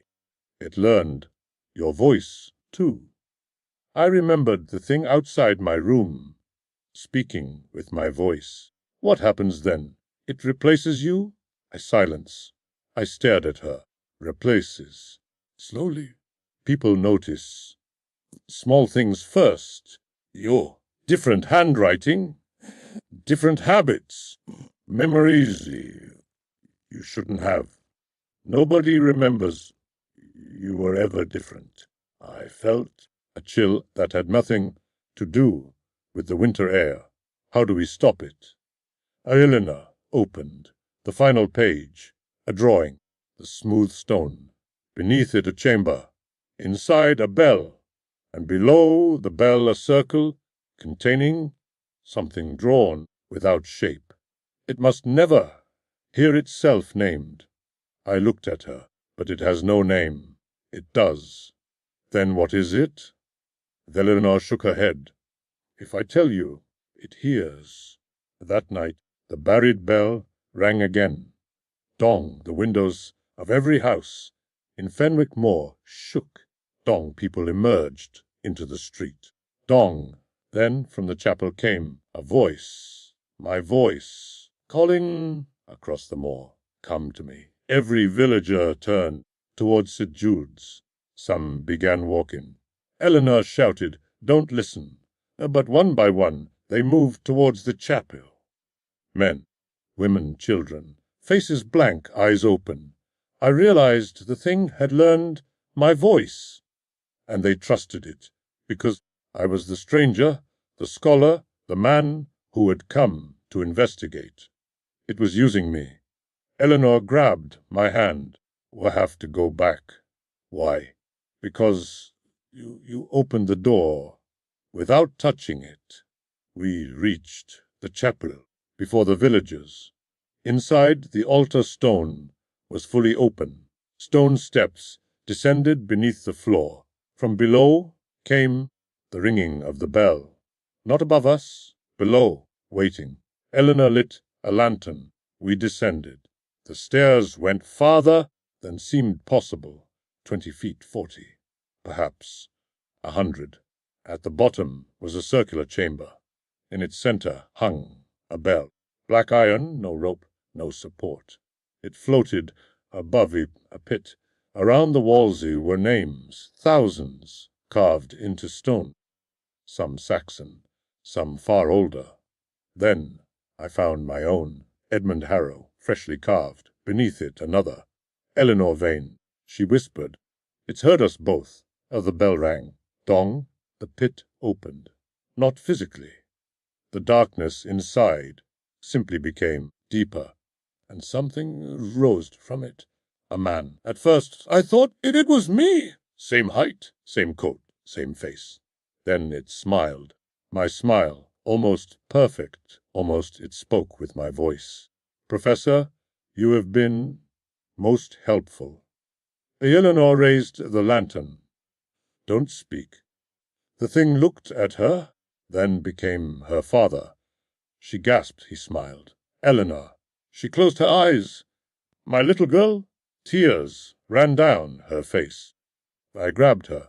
No, the thing changed again. My father, then my Eleanor, then me. faces sliding across it like reflections on black water. The villagers began descending the stairs behind us. We had minutes, perhaps seconds. I looked at the bell, then at the names. It must never hear itself named. I finally understood the warning was not that we must never say its name. The warning was that it must never possess one. Names gave it power. Names gave it identity, so I did the only thing I could think of. I began reading the names from the wall, every one. Loudly, Marcus Vale, the creature twitched. Edwin Carter, its face changed. Sarah Black, another face. Thomas Reed, another. Faster, I read. Name after name after name. Hundreds of stolen identities. The creature screamed. Stop, I continued. Every name returned to itself. Every voice pulled away from the thing. The villagers stopped on the stairs. Eleanor joined me. Together we read until only one name remained. Mine, Edmund Harrow. The creature stood before me, wearing my face. It whispered, "You cannot take yourself from me." I looked at my name carved into the wall. Then I struck it with the lantern. Once, twice, stone cracked. The letters broke. The creature screamed. With my voice, its body collapsed inward. Faces appeared, then vanished. Men, women, children, hundreds, thousands. Finally, there was nothing. Only a shadow falling back into the pit. The beck dropped. It shattered against the stone. And, for the first time in centuries, the chamber was silent. We escaped before the tunnel collapsed. The chapel fell before dawn. Stone walls sank into the ground. By morning, nothing remained except a patch of bare earth. The roads opened again. I left Fenwick Moor that afternoon. Eleanor remained. She said someone had to remember what happened. I replied that perhaps remembering was precisely the problem.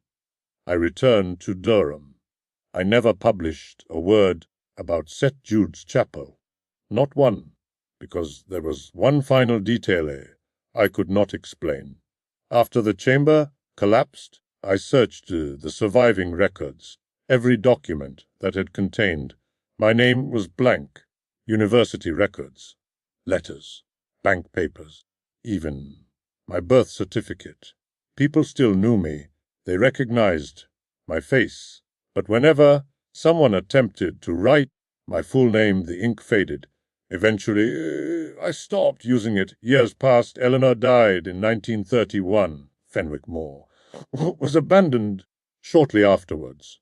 Today little remains.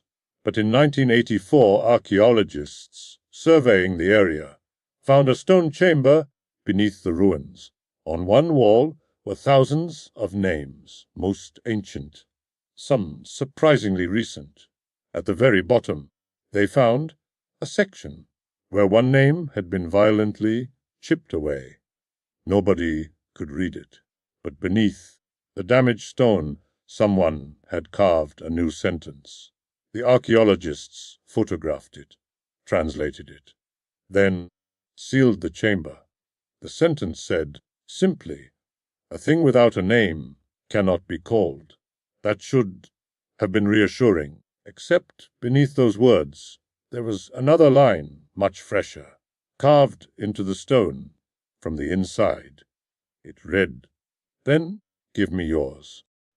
Edinburgh, Scotland, 1887. There are men who collect paintings. Others collect books, coins, or rare bottles of wine. Sebastian Vale collected something rather more unusual.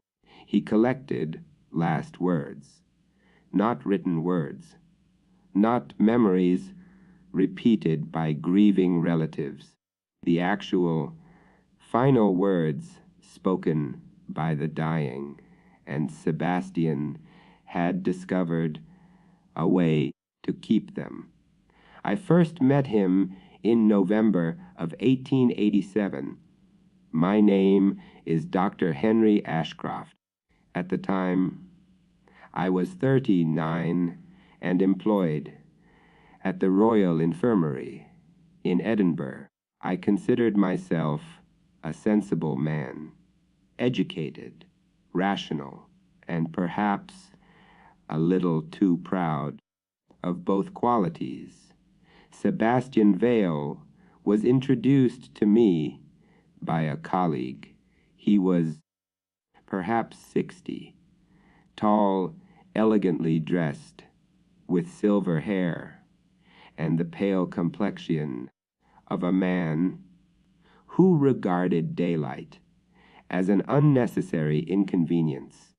His eyes were remarkable, not because of their color, but because when he looked at you, you had the uncomfortable feeling that he was listening to something you hadn't said yet. We met in a small coffee house near South Bridge. Vale ordered tea. He didn't drink it. Instead, he placed a small glass bottle on the table between us. It was no larger than my thumb. Inside was nothing. At least nothing I could see. Vale smiled. Doctor, would you care to hear a dead man speak? I laughed. I've heard enough. Dead men remain remarkably silent. Vale's smile widened. Precisely. He removed the stopper. At first, nothing happened.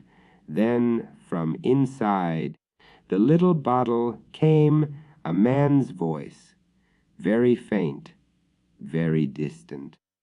Tell Margaret I forgive her. Vale replaced the stopper. The voice stopped. I stared at him. A trick, of course. He seemed almost disappointed. Everything unexplained until someone explains it. Who was that? A man. Dead, named Charles Bennett. Dead February the 6th in 1879. Closer. I leaned closer. And how exactly did you put his voice inside a bottle? Vale picked it up. I didn't. I waited. He did. That was the beginning. Over the following weeks, I became, against my better judgment, a regular visitor to Sebastian Vale's house. It stood in a narrow street near the old city, pressed between two taller buildings, as though trying not to be noticed. The house contained hundreds of bottles, small bottles, large bottles, bloom glass, clear glass, every one carefully labeled with a name and a date. Margaret Ellis, 1863. Joseph Harper, 1871. Thomas Bell, 1874. Elizabeth Crane, 1880. Some shelves contained hundreds. What do they say? I asked. Vale looked around the room. Most say very little. People imagine their final words will be profound. He smiled. They rarely are. Some ask for their mothers. Curse God. Some ask where they are. And some simply say They're afraid. There I examine Frayed. One bottle. And you collect these? Why? Vale's smile disappeared. Because occasionally someone says something after they die. I looked at him. After. Vale nodded. Those are the interesting ones. He led me to a cabinet at the far end of the room. It was locked. From his waistcoat, he produced a small brass key. Inside were 13 bottles. Unlike the others, these were black, completely opaque, each sealed with red wax. Vale pointed to the first, Thomas Cartwright. Indeed, January 1872. He lifted the bottle. What were his last words? Vale whispered. He had none. I frowned. He died in his sleep. Then what's inside the bottle? Vale looked at me. Something that spoke. 3 hours later, despite myself, I felt a chill. Vale broke the wax. He removed the stopper. Silence. Then a voice, not Cartwright's. Something deeper. Slow. Almost amused. Sebastian. Vale immediately sealed the bottle. His hands were trembling. I stared. It knew your name. Yes. How? I don't know. I look towards the remaining bottles. Do they all say your name? No. What do they say? Vale hesitated. Then he opened another. A woman's voice whispered from inside. 7. He closed it. Another bottle. 6. Another. 5. Vale stopped. I stared at the cabinet. They're counting. Wes. Counting what? Vale looked towards me. I had hoped you might tell me. I laughed nervously. I'm a physician, not a spiritualist. Precisely why I asked you here. Vale closed the cabinet. I need someone who will remain rational. When I cannot, 3 nights later, Sebastian Vale sent for me. His note contained only 5 words. Another bottle has begun speaking. I arrived shortly after 10.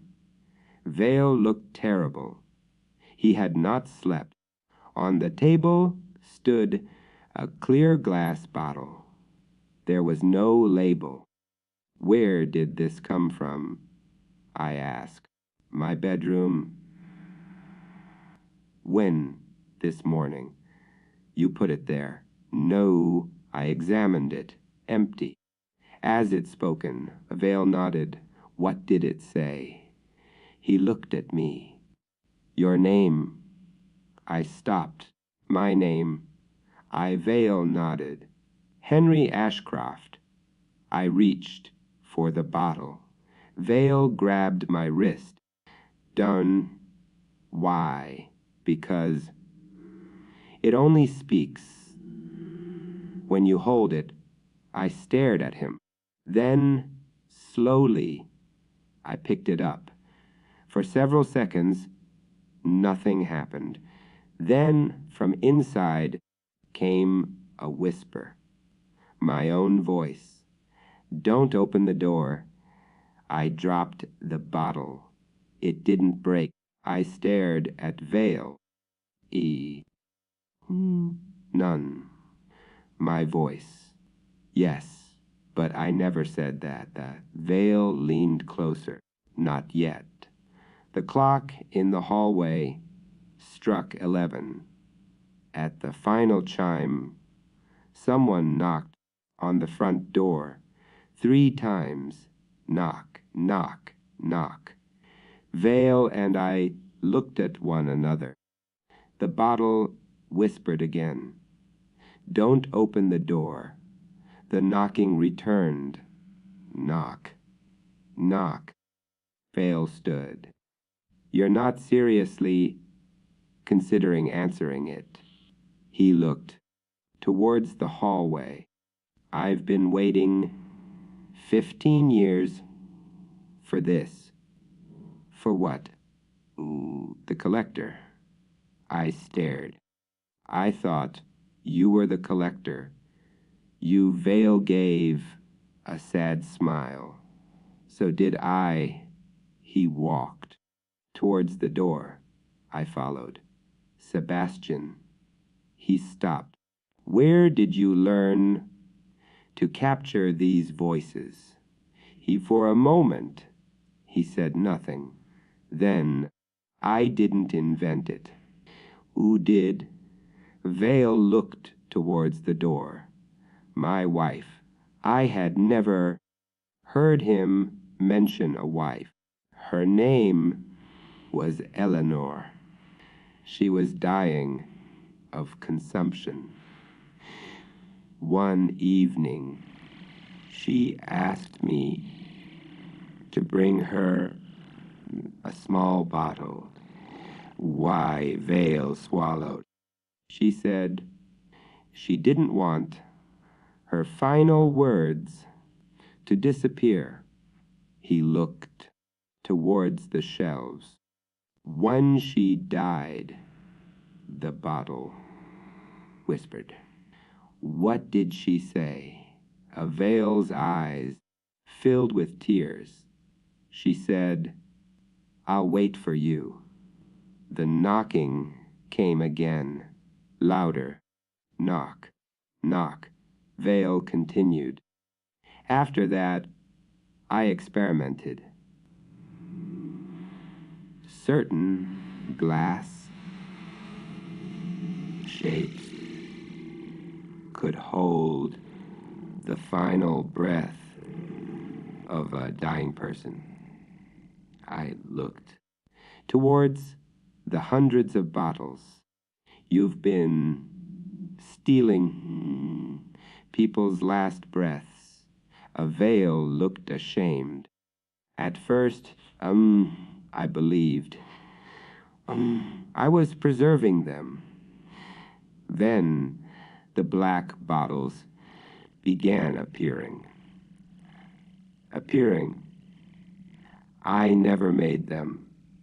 Another knock. This time, the door shook. The clear bottle on the table spoke again. My voice.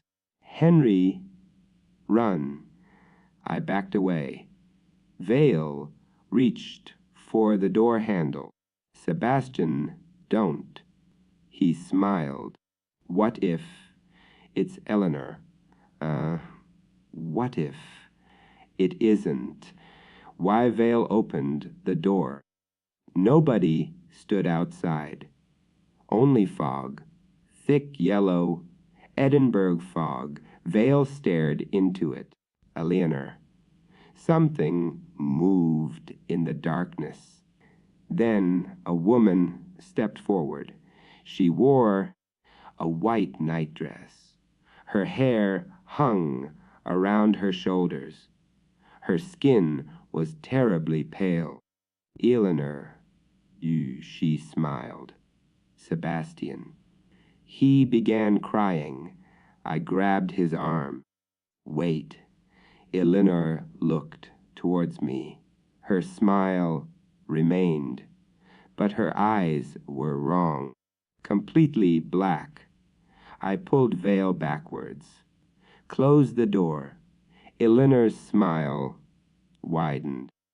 Sebastian, I've waited so long, Vale whispered.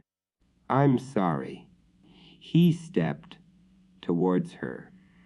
Then from the room behind us, hundreds of voices began screaming, every bottle at once.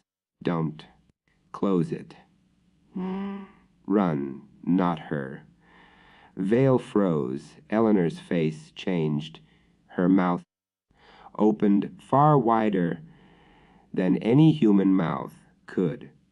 From somewhere inside her came the sound of breaking glass. Vale slammed the door. Something struck the other side. The entire house shuddered. Then the black bottles began to break, one by one. Crash. A whisper escaped. Crash. Another. Crash. Another. Each voice said a number. 4, 3, 2. Vale stared towards the cabinet. Only one black bottle remained. It cracked. A voice whispered, 1. Then every candle went out. Darkness. I heard Vale beside me. Henry. Wes. If something speaks with my voice, don't answer. I heard footsteps moving through the room. Slowly. Then Vale screamed. I struck a match. He was gone. Where he had stood was a bottle, black glass, red wax. On its label were written 2 words, Sebastian Vale. My hands shook as I lifted it.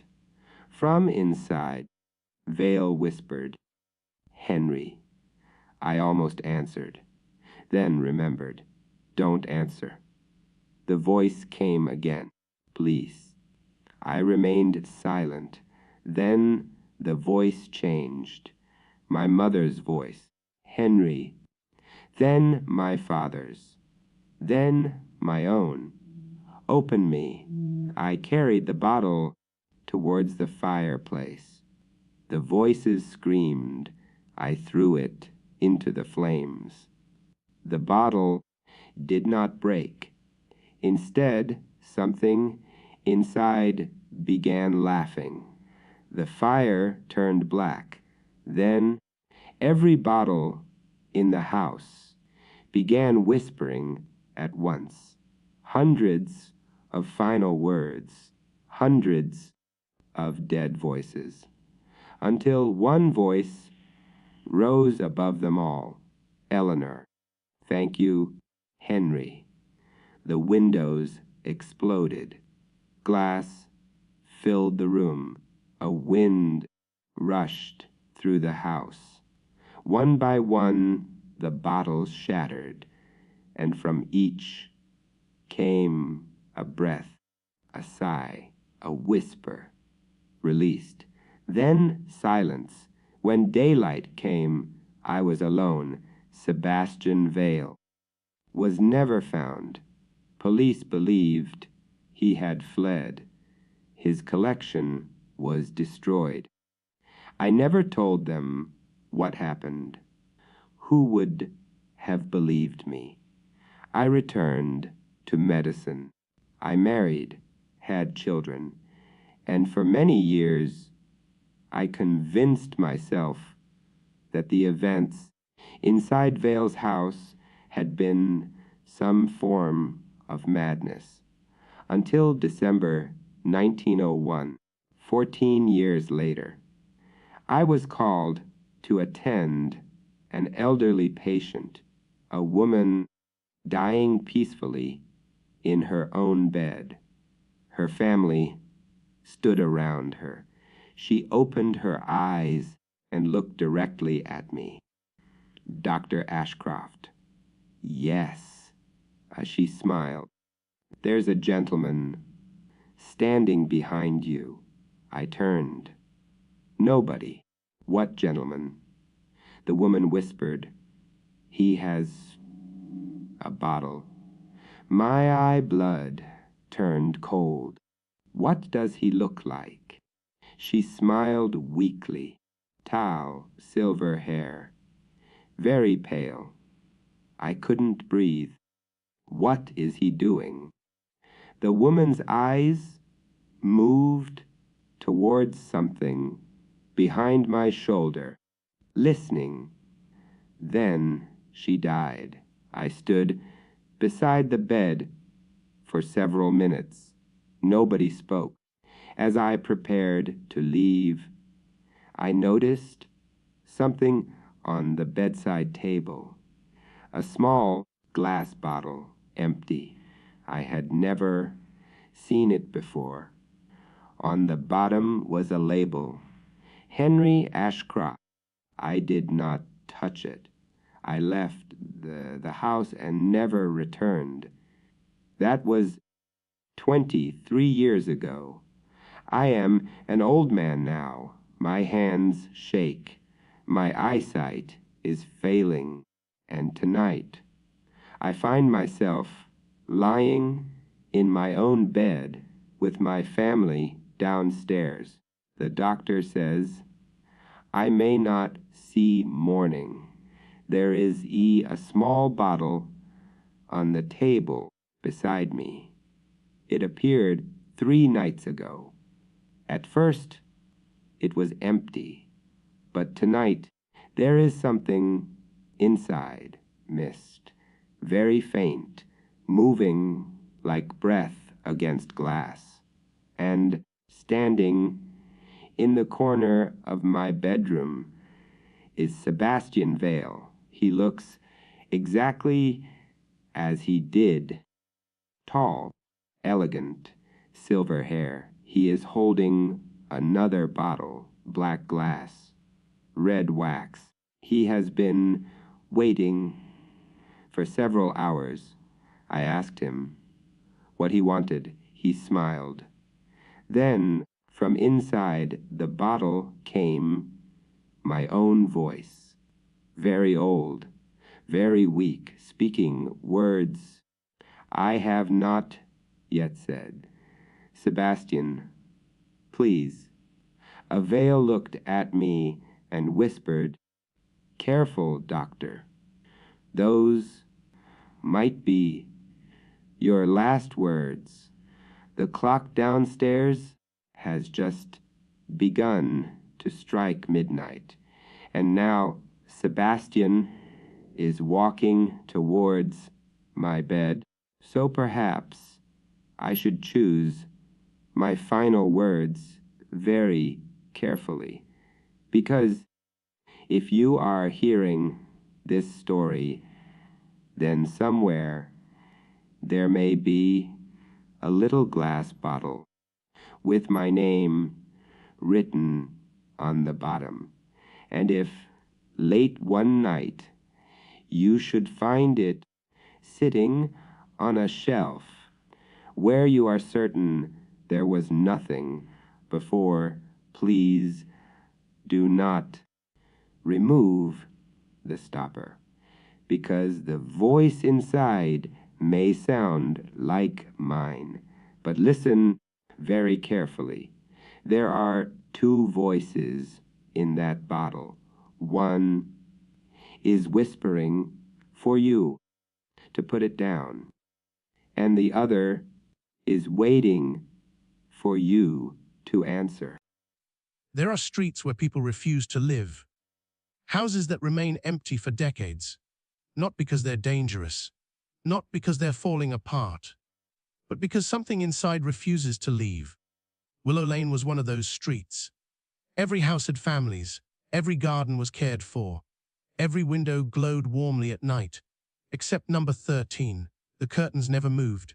The paint peeled from the walls. The garden had become a jungle of dead weeds and twisted branches. Children crossed the road rather than walk past it. Delivery drivers left parcels at neighboring houses. Even stray cats refused to step through the broken gate. No one could remember the last person who had lived there. Only the stories remained. People claimed they heard footsteps inside every night. Doors slamming, furniture being dragged across wooden floors, sometimes a child laughing. The police had investigated countless times. Every search ended the same way. An empty house, no signs of entry, no explanation. That was enough to attract Oliver Reed. He hosted a small online channel exploring abandoned buildings. He wasn't looking for ghosts. He was looking for the truth.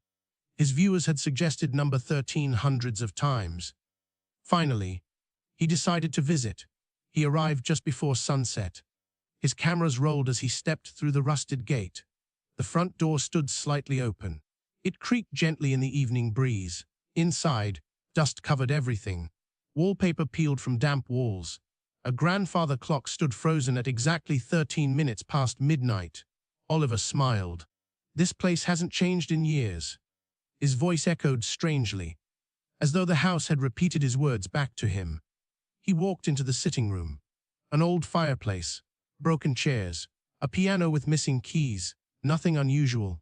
Then, one piano key pressed down by itself. A single note filled the room. Oliver stopped recording. He stared. Silence. He laughed nervously. Old houses settle. Another key pressed, then another. A slow melody drifted through the room. No hands touched the piano. Oliver backed away. The music stopped. His torch flickered. Something moved upstairs. Not quickly. Slowly. Like someone pacing. Step, step, step. He climbed the staircase. Each footstep above matched his own below. When he stopped, the footsteps stopped too. At the end of the hallway stood a single white door. Unlike every other room, this door looked new. Fresh paint, new brass handle, no dust. Above it, a brass number, 13. Oliver frowned. The house already was number 13. Why would one bedroom carry the same number? He reached for the handle, locked. Then, a small voice whispered from the other side. Don't leave me. He froze. It sounded like a little girl, barely 6 years old. I'm scared. Oliver pressed his ear against the wood. A silence. Then, I've been waiting. He grabbed his phone. No signal. His camera battery dropped from 90% to 0. The hallway became colder. His breath drifted through the torchlight. Again, the little voice spoke. You found my door. The handle slowly turned by itself. The door creaked open. Inside, there was no bedroom. Only another hallway, longer than the house itself. Wallpaper stretched into darkness. Dozens of identical white doors lined both sides. Every one marked with the number 13. Oliver whispered. That's impossible. Something answered. The doors began opening, one by one, slowly. Inside each room stood someone, an old man, a young woman, a schoolboy, a police officer, a builder, a postman. All perfectly still, all staring directly at him. Every face looked frightened. None of them blinked. Then Oliver noticed something.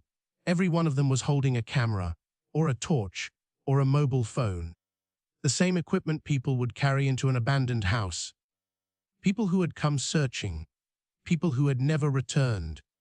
The little girl stepped into the hallway. She wore an old blue dress. Her face was hidden by long black hair. She took Oliver's hand. It felt freezing cold. You opened the door, she said softly. So now you live here. Oliver pulled away. He ran. Behind him, every door slammed shut. The hallway shook. The walls stretched endlessly. No matter how fast he ran, the front door never came closer. Then everything went black. 3 days later, police entered number 13 after neighbors reported hearing screams. They found Oliver's camera lying in the hallway, still recording. The footage showed him opening the white door. Then, nothing. The recording continued for another 4 hours, showing only the empty hallway until the final few seconds. A new door slowly appeared where none had stood before. Fresh white paint, polished brass handle. Above it, a single number, 14. Today, number 13 still stands empty, or at least, people think it does, because if you visit Willow Lane after midnight, you may notice something strange. Sometimes, there isn't a number 13 at all. Sometimes, there are 14 houses, and one of them was never there before. Sheffield, England. 1967's threes. The first thing Margaret noticed about number 42 was the door at the end of the hallway. It wasn't a real door. Not anymore. Someone had bricked it up years before. You could still see its shape beneath the wallpaper, a tall rectangle slightly darker than the surrounding wall, and near the bottom the faint outline of what had once been a letterbox. Margaret asked the estate agent about it. Old entrance. He barely looked. House used to be divided into 2 properties. When? Years ago. And Margaret's husband, Alan, wasn't interested. The house was cheap. They had 2 children, David aged 9 and Claire aged 6. They needed the space, so 3 weeks later, number 40, 2 became theirs. The first few days were perfectly ordinary. Boxes everywhere, wallpaper stripping, arguments about furniture, children running upstairs when they'd been repeatedly told not to. Then, on their 4th night, Margaret heard the front door open. She looked at the clock. 11:47. Alan was beside her asleep. The children were upstairs. Margaret listened. The door downstairs closed. Click. Then, a man's footsteps entered the hallway. 1 step. 2. 3. Margaret sat upright. Alan, he grunted. On. Someone's downstairs. He opened his eyes. The footsteps continued, slow, heavy, deliberate. Alan climbed from bed. He grabbed the cricket bat. They kept behind the wardrobe. Margaret followed him to the landing. Below them, the hallway was empty. Hello, Alan called. Nothing. He went downstairs. Front door locked. Kitchen empty. Back door locked. Windows closed. Then Margaret noticed something. The wallpaper over the old doorway was moving, very slightly, as though from behind it. Alan touched the wall. Solid. Probably pipes. Margaret stared at him. Pipes don't open doors. He smiled. Old houses make noises. Margaret hated that phrase, because people only ever said it when they didn't know what the noise was. The following night, 11:47. Click. The sound of a door opening. Footsteps. 1, 2, 3.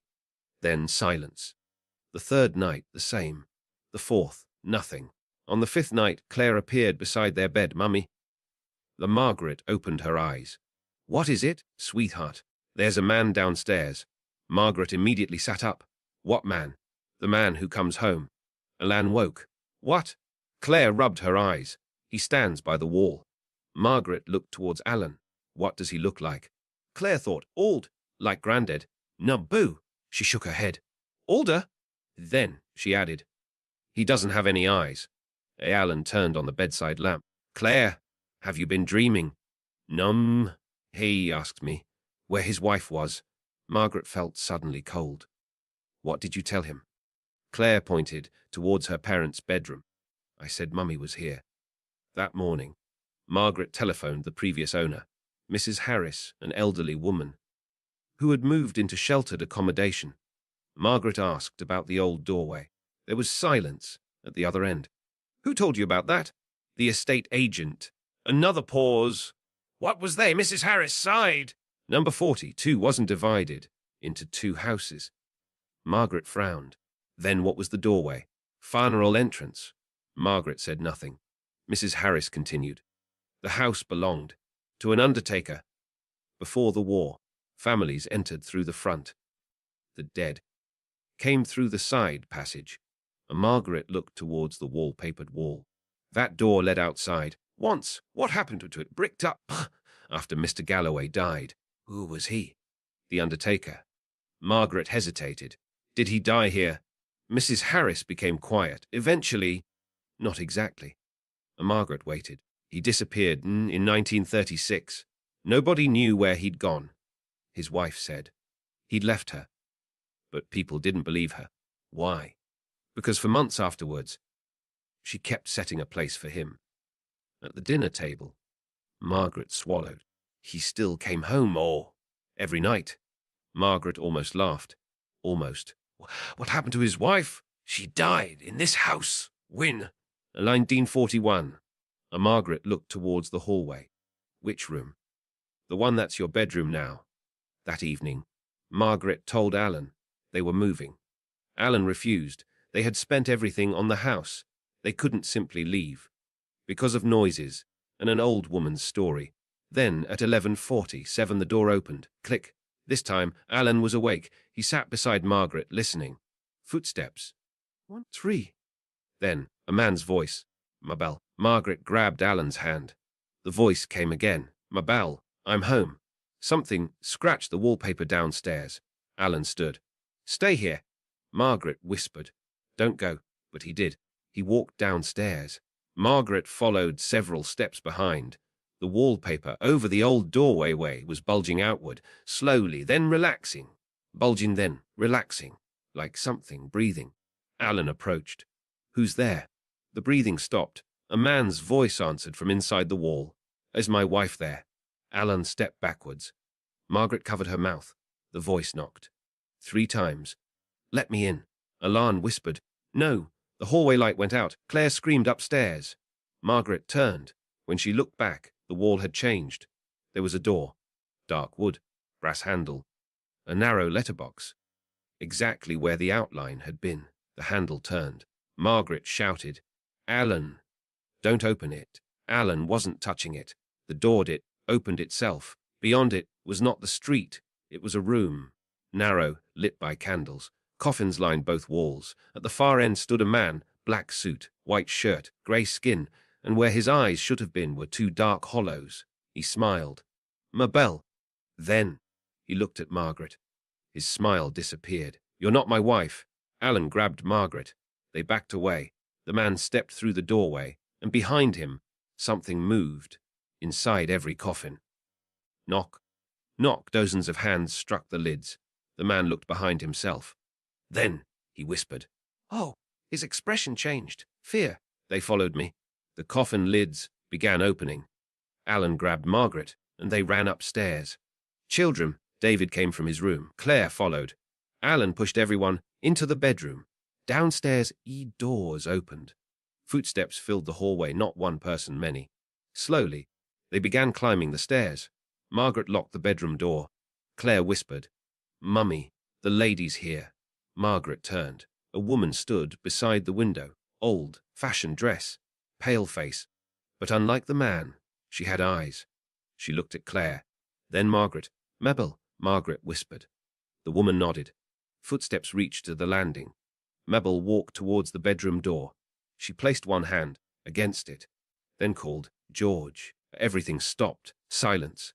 A man's voice answered from the other side. Mabel, she smiled. I've been waiting. The bedroom door opened. Mabel stepped through. Margaret saw the eyeless man standing outside. For the first time, he looked peaceful. He took his wife's hand. Then, both of them walked downstairs. The other footsteps followed, one after another, after another. Then, the front door closed. Click. The house became silent. Alan and Margaret did not sleep. The following morning, they removed the wallpaper from the old doorway. Alan intended to brick over it properly. Instead, they found something behind the plaster, a wooden door. Alan called the police. Builders were brought in. The door was opened. Behind it was a narrow, sealed room. There were no coffins, no candles, no passage outside, only a chair, a coat, and human remains.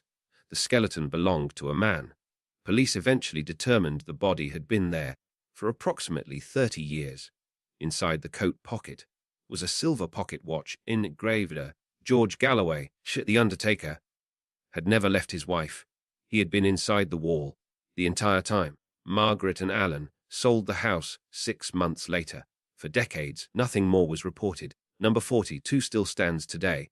The doorway is gone. During renovations in 2009, the hallway was completely rebuilt. But the current owners have mentioned one peculiar thing. Their digital doorbell camera occasionally activates at exactly 11:47 at night. Nobody is ever outside. Yet the recording always contains sound. First, a door opens. Click. Then 3 footsteps. 1, 2, 3. And finally, an elderly man's voice speaks from somewhere on the other side of the front door. I'm home. And most nights, nothing else happens. But once, in November of last year, the camera recorded a woman's voice answering him from inside the house. Come in, George. I've been waiting. The first warning came from a dead sheep hanging 12 feet above the ground. In October 1936, livestock did not climb trees.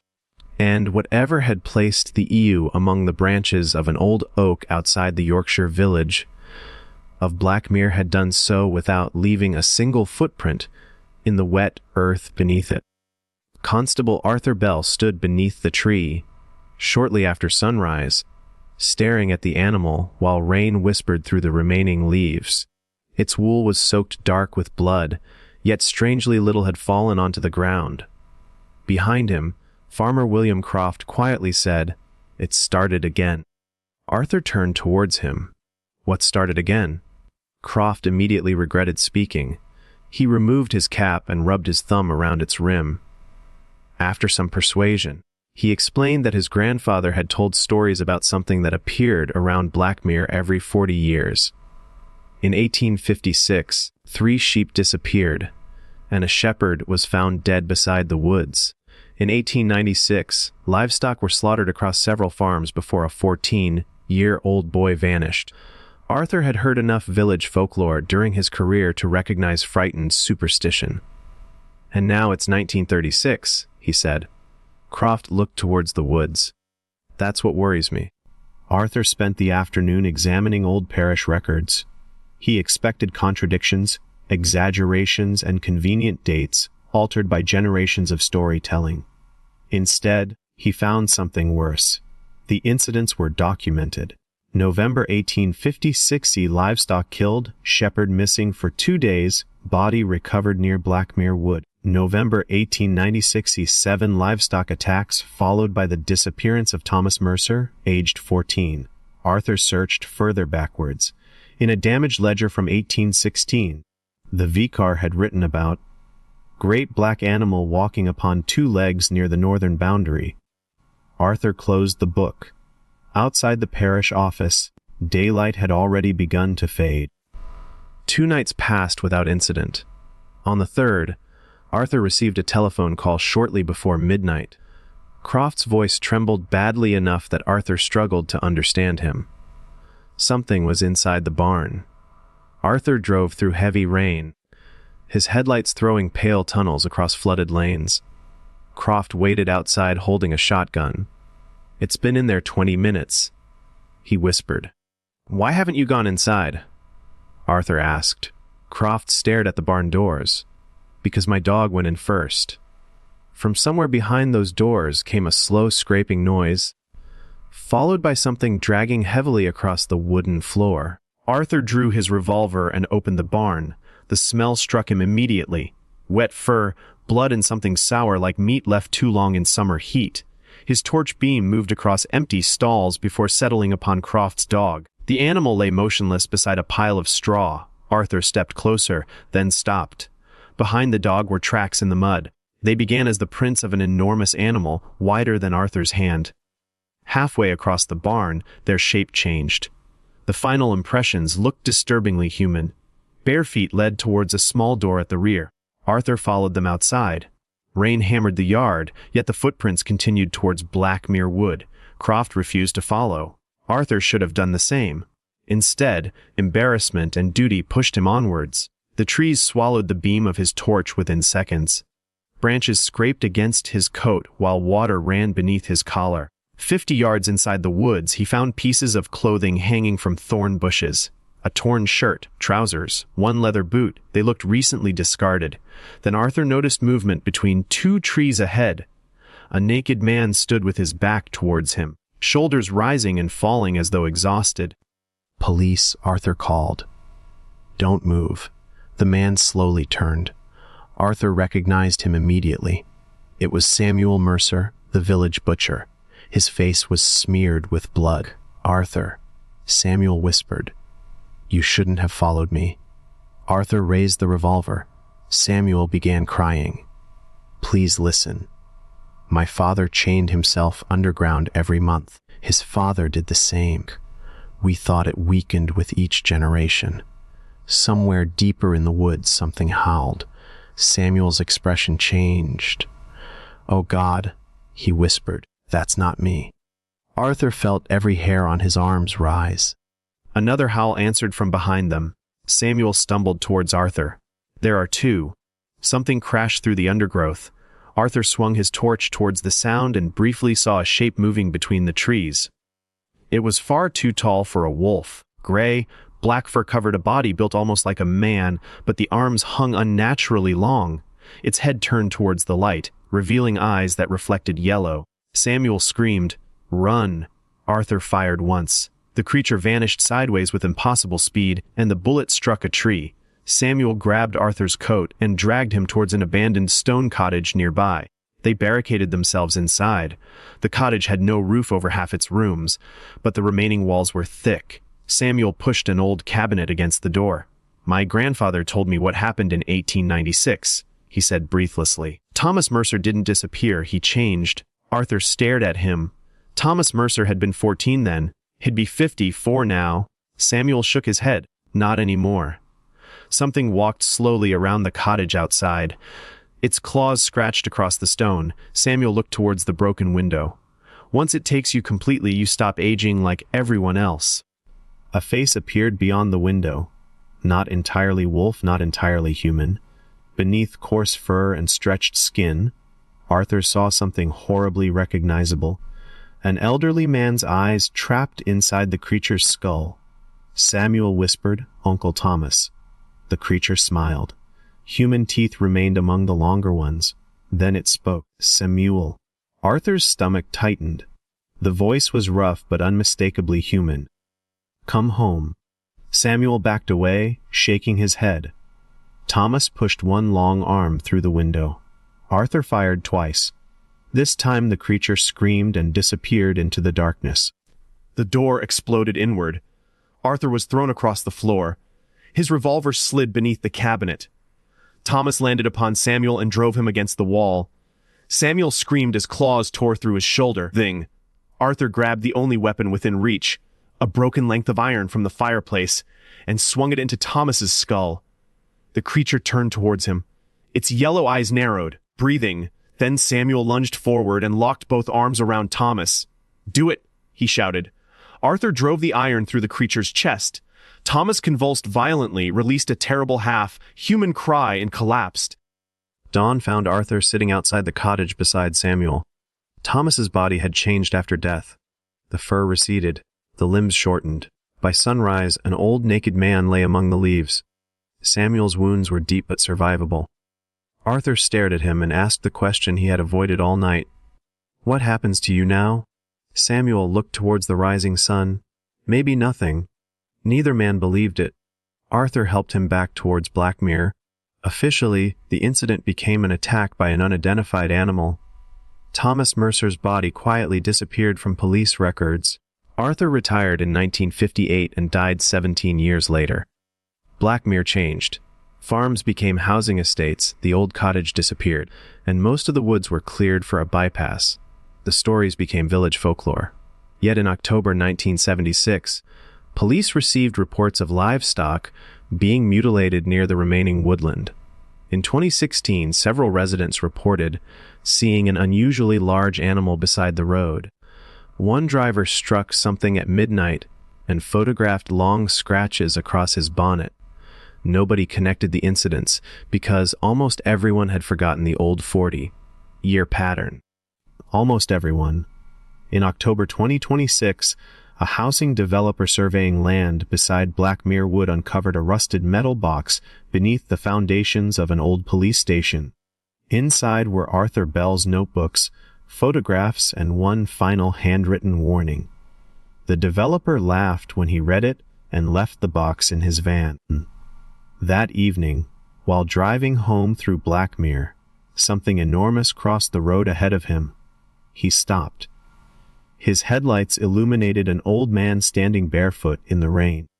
The man smiled, revealing teeth much too long for his mouth, and said, "Arthur told you when I'd be coming back."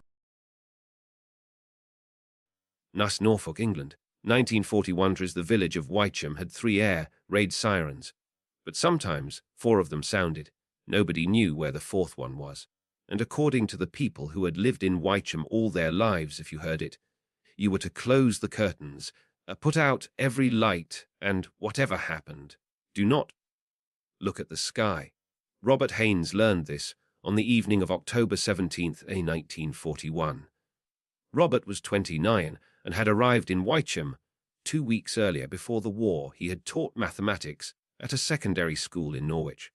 Then, a damaged knee, the result of a motorcycle accident, had prevented him from joining the army. Instead, he became an air raid precautions warden. Wycombe was supposed to be an easy posting small village, population just over 400, a church, a pub, a bakery, several farms, and 5 miles to the east a Royal Air Force station. That was why Wycombe mattered. German bombers occasionally crossed the coast, looking for the airfield. Most continued inland. Some didn't. Robert's duties were simple. Make sure blackout curtains were closed.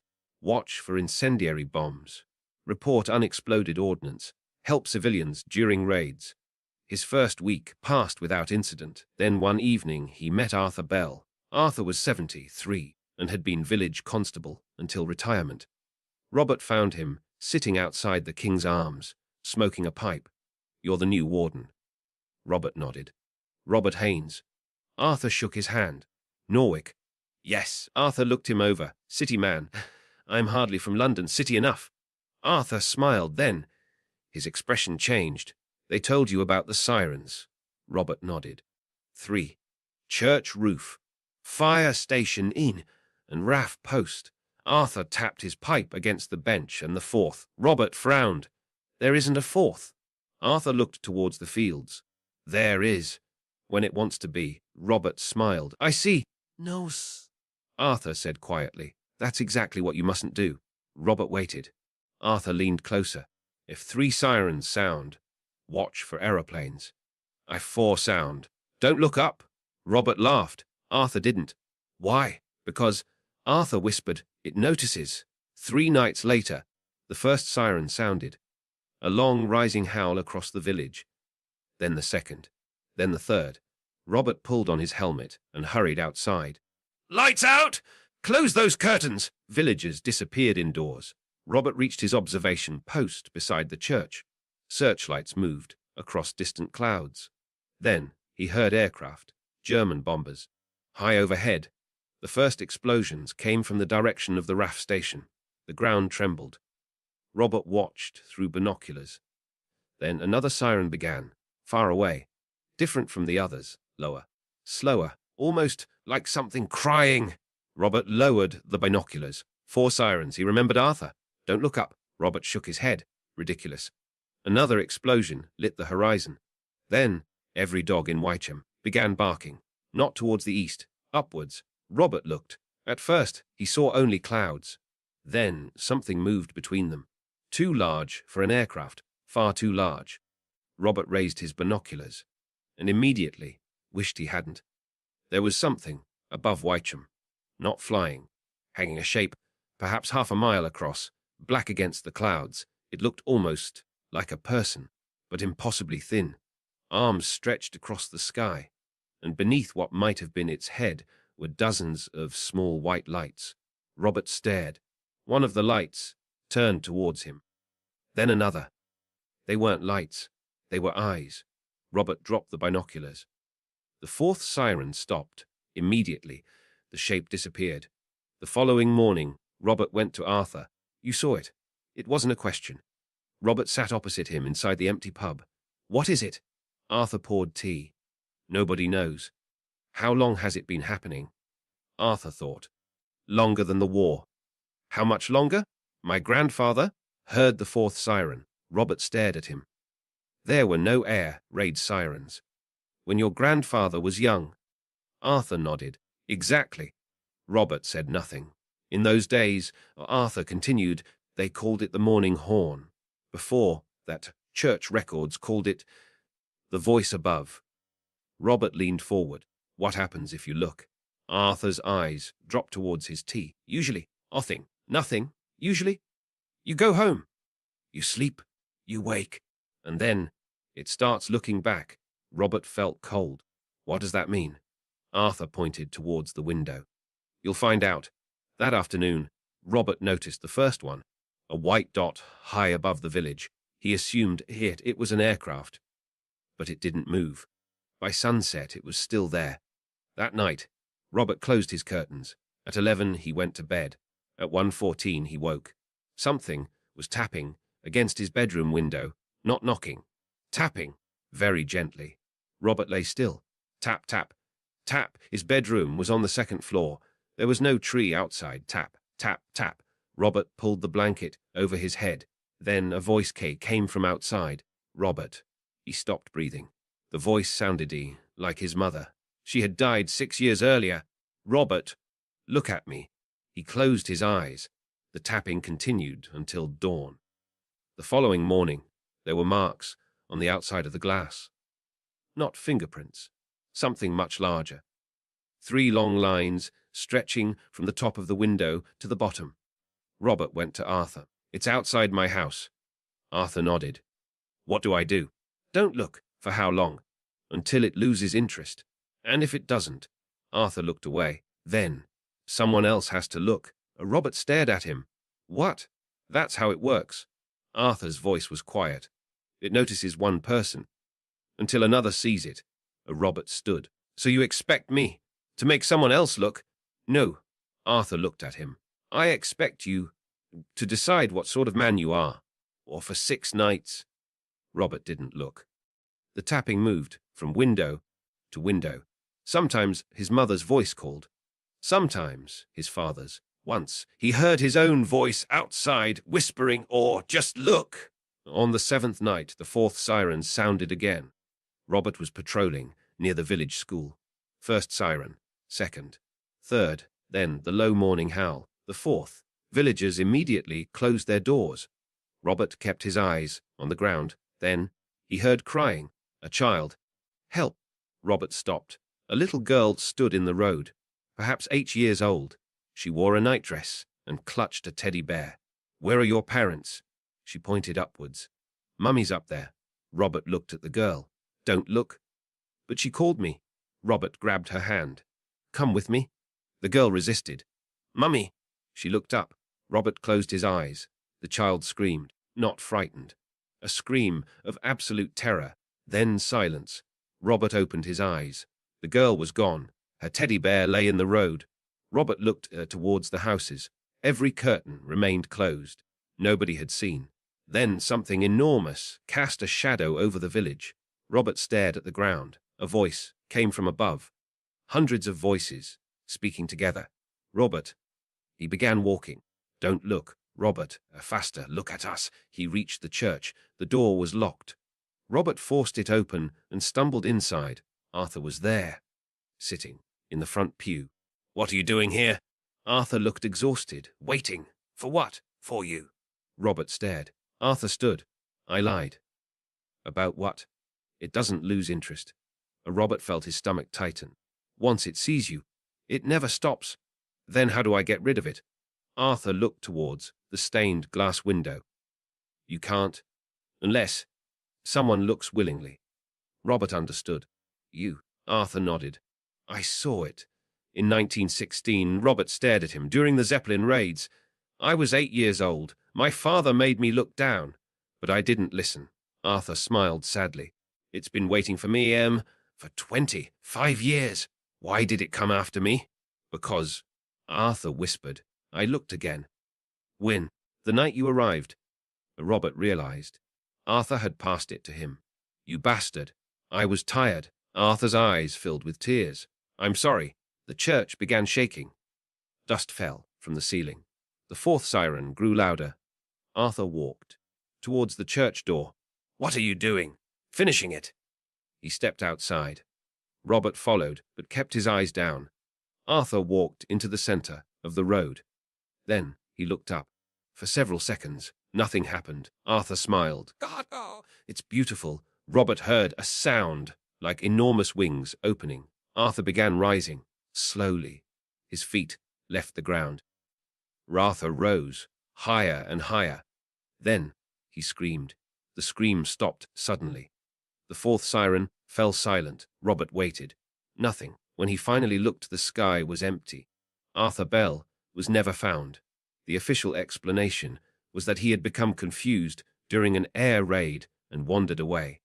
Robert knew differently. He remained in Whitecham until the end of the war. The fourth siren never sounded again. Wycombe changed over the decades. The RAF station closed. The old fire station was demolished. The wartime sirens were removed. By 1972, only one remained. On the church roof, it had not worked for years. Then, in August 1998, during a meteor shower, several villagers that reported hearing A4 sirens. There was no air raid, no emergency, no reason for any siren to sound. Most people went outside to investigate. Among them was a 12-year-old boy named Daniel Price. Daniel's mother found him standing in the garden, looking straight upwards. She called his name. He didn't answer. She walked towards him. Then Daniel whispered, there are people up there." She grabbed his shoulder. "What people?" Daniel pointed. "Loads of them." His mother almost looked. Almost. But something in her son's voice stopped her. She pulled him inside. For the next 3 nights, something tapped against Daniel's bedroom window. His room was on the 2nd floor. There were no trees outside. On the 4th night, Daniel disappeared. His window was still locked from inside. Police found no footprints, no ladder, no evidence that anyone had entered. Only 3 long marks on the outside of the glass. Daniel was never found. Today, Wycombe's old church is privately owned. The wartime siren still sits rusting on the roof. It has no electricity, no cables, no working mechanism. But according to people who live nearby, once every few years, usually on a completely clear night, it begins to howl. Then, somewhere in the distance, a 2nd siren answers. Then a 3rd, and finally a 4th. When that happens, the older villagers still follow the rule. They close their curtains, turn off the lights, and don't look at the sky. Because sometimes, when the 4th siren sounds, a shadow passes across the village, and if you listen carefully, above the siren you can hear voices, hundreds of them, calling down from somewhere far above the clouds.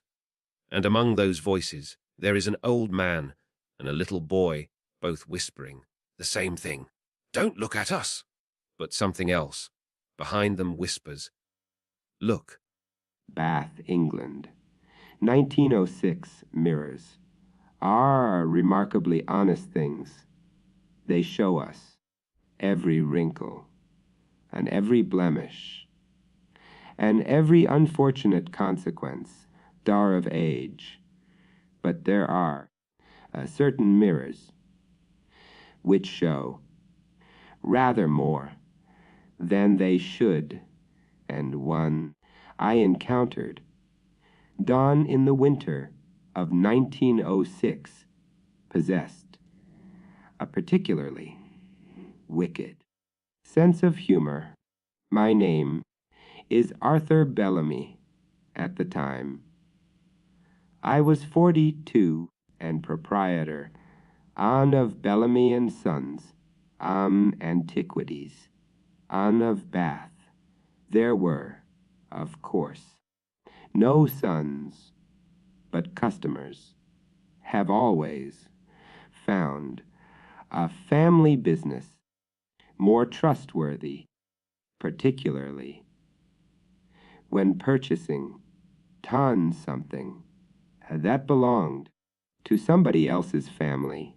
I dealt in furniture, tin paintings, and silverware, and occasionally objects whose previous owners were, thankfully, no longer available to complain about the price.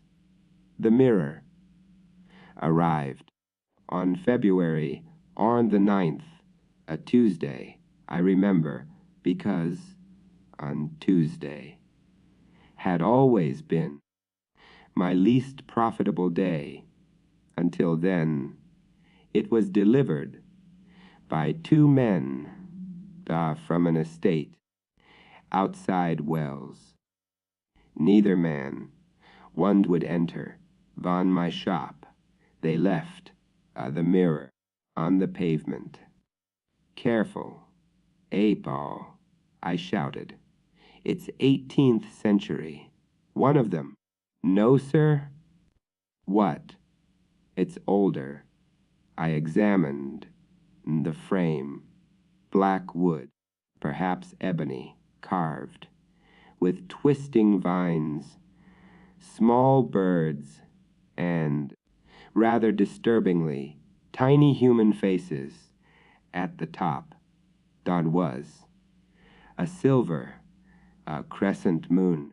At the bottom, a small inscription, not in Latin. I translated it. Quietly, he who looks must also be seen. Charming, I asked. Dawn the delivery men, dawn to carry it inside. They refused.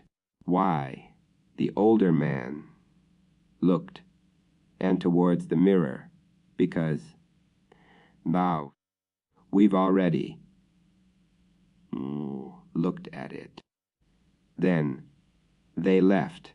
I should mention that antique dealers are naturally suspicious men, not of ghosts, of bargains. A valuable object, offered cheaply, usually means one of three things. It is stolen, it is fake, or the seller knows something. Don, you don't. This mirror had cost me £3. That should have unworried me. Instead, I congratulated myself on an excellent purchase. I placed it at the rear there of the shop. Almost immediately, I noticed something peculiar. The reflection, one seemed sawn slightly, down too deep. If that sounds ridiculous, I assure you, it looked equally ridiculous. The shop reflected normally. Shelves, furniture, paintings, my desk, but beyond the reflected front window, the street was different, only slightly. No motor cars, gas lamps, instead of electric, people in clothing, perhaps 50 years out of date. I turned, torn towards, and the real window, a motor car, passed outside. I looked, back into the mirror. A horse and carriage, passed, in exactly the same direction. I smiled. A clever piece, I assumed, on the glass, had somehow distorted the light. A ridiculous explanation, perhaps, far but considerably less ridiculous, or than the truth. My assistant, Mr. Harold Finch, arrived shortly after 10. He was on 26, on enthusiastic, on and possessed the unfortunate habit of touching everything. He immediately noticed the mirror. That's new, very observant. How much? £3. He whistled. You robbed them, my dear Finch. But one cannot rob. One, a man who voluntarily accepts the price. Finch stood before the glass. Then his smile disappeared. Sir, who's that? I looked up. Who is who? The gentleman. I joined him. In the mirror behind us stood a man, tall, thin, perhaps 60 years old. He wore, and a black Victorian frock coat, silver waistcoat, white gloves, his hair. Don was perfectly, uncommon. He held a silver-topped cane.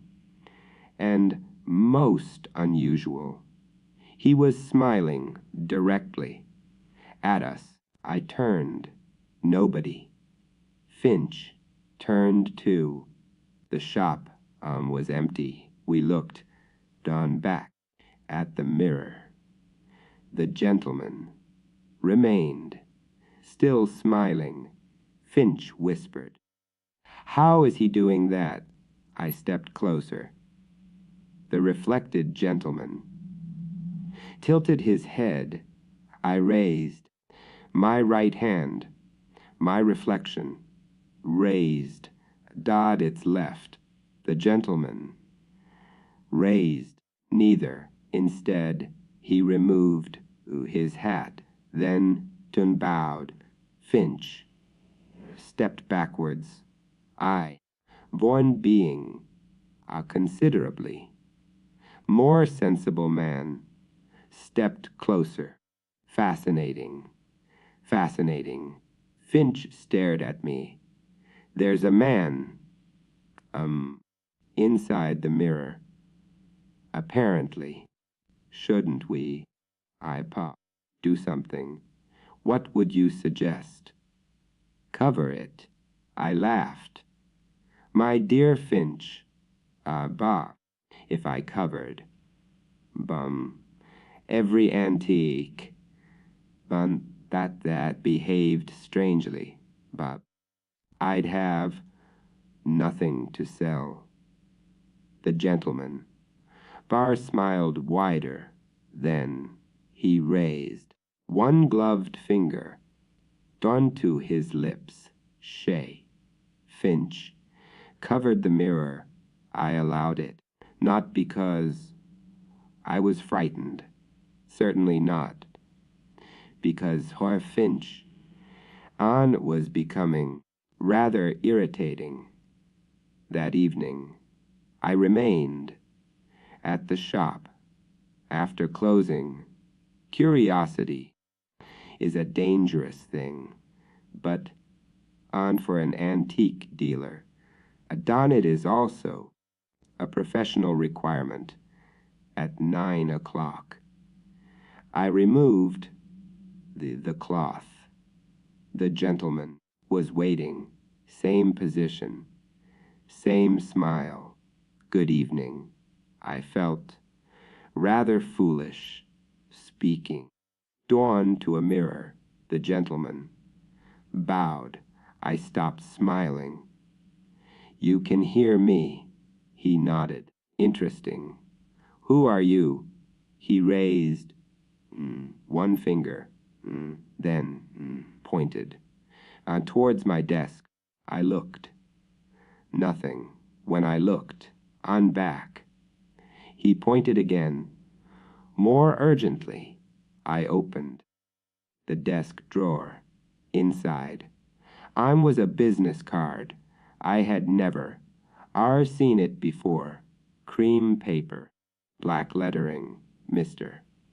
Ambrose Vale, portraitist, and looking glass maker. Below was an address in London. The date printed on the reverse. One was 1849. I looked. I'd at the mirror. Mr. Vale. The gentleman placed one hand against his chest and bowed. I laughed. Extraordinary. Then he pointed towards me. Then towards himself. I frowned. What? He repeated. The gesture. Me, him, me, him. Then he extended his hand towards the glass, his palm pressed against the other side. I reached forward, not touching, almost. The glass beneath my fingers felt warm. Then Mr. Vale spoke. His voice came from somewhere behind the mirror, soft, elegant. Arthur, I stepped back. You know my name. Of course, his lips, and barely moved. I have been, for how long? He smiled. Longer, bah, than you. Bah, have been. Pie, watching me. Then the shop clock, far struck 10. Mr. Vale vanished. The following morning, I began researching him. Ambrose Vale had indeed been a looking glassmaker in London, born. In 1791, disappeared. 1851, his workshop had been discovered. Drew locked.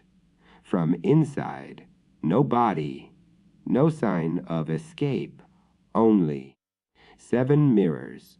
6 were destroyed to buy his family. The 7th vanished. I looked towards the mirror. On standing at the back on of my shop, found you. Finch refused.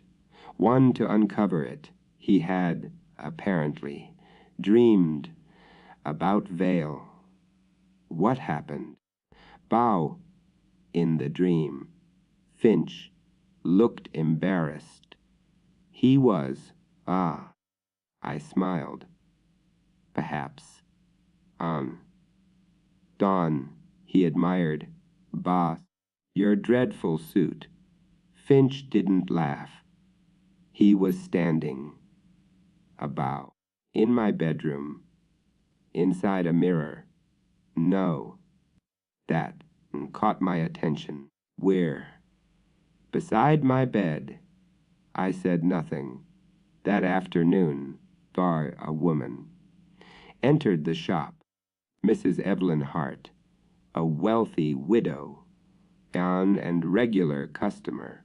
She saw the covered mirror. Something. Bow. Rather unusual. Naturally. Those words. Guaranteed. She would demand Dawn to see it. I removed the cloth. Mrs. Hart examined the mirror. Oh, how beautiful. Vale wasn't there. She stepped closer. Then she smiled. My goodness. What? I look, 20 years younger. I looked at her reflection. She did. The real Mrs. Hart was perhaps 65. In the mirror, she appeared 140. She touched her face. The reflection did the same. Then, one behind, the reflected Mrs. Hart, Mr. Vale, appeared. I froze. He leaned towards her reflection and whispered something. Dawn into her ear. The real Mrs. Hart. Dawn smiled. What did he say? She turned. Ooh. The man. She looked and back. Vale was gone. What man? She purchased. On the mirror. Dawn 4. Dawn 40 pounds. I wish I could tell you. I tried. Dawn to stop her. I did not. 40 pounds. On was 40 pounds. 2 days later, Mrs. Hart. On was reported missing. Her maid, Da found. The front door locked. Windows closed. No sign. Dawn of disturbance. The mirror stood in her bedroom when police questioned me. I told them nothing about Ambrose Vale. Would you? A week passed. Then, when the mirror returned, it stood outside my shop one morning. No note, no delivery, nothing. I carried it inside. Yes, I know. One occasionally looks back. Ta upon one's younger self are with considerable disappointment. I removed the cloth. Mr. Vale stood inside. Beside him was Mrs. Hart, young again, perhaps, on 35. She smiled, won beautifully. I stared. Evelyn, she approached the glass. Her lips moved. No sound. Vale stood behind her. Then he placed on one hand on her shoulder. She disappeared. Vale smiled. I covered the mirror. That evening I attempted to destroy it. Hammer. Nothing. The glass did not crack. I dropped it from the upstairs window. The pavement cracked. The mirror did not. I placed it inside. The fireplace, the wooden frame, did not burn. Finally, I covered it and locked it. Inside the cellar at midnight, someone knocked on my bedroom door. Knock, knock, knock. Arthur Finch's voice. I opened the door. Nobody.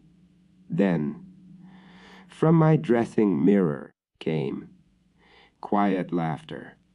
Ambrose Vale, or stood done inside it, not the antique mirror. My mirror. How? Vale smiled. My dear Arthur, but, Ton Shirley, but, you didn't imagine. Bob, I lived, inside one piece of glass. I backed away.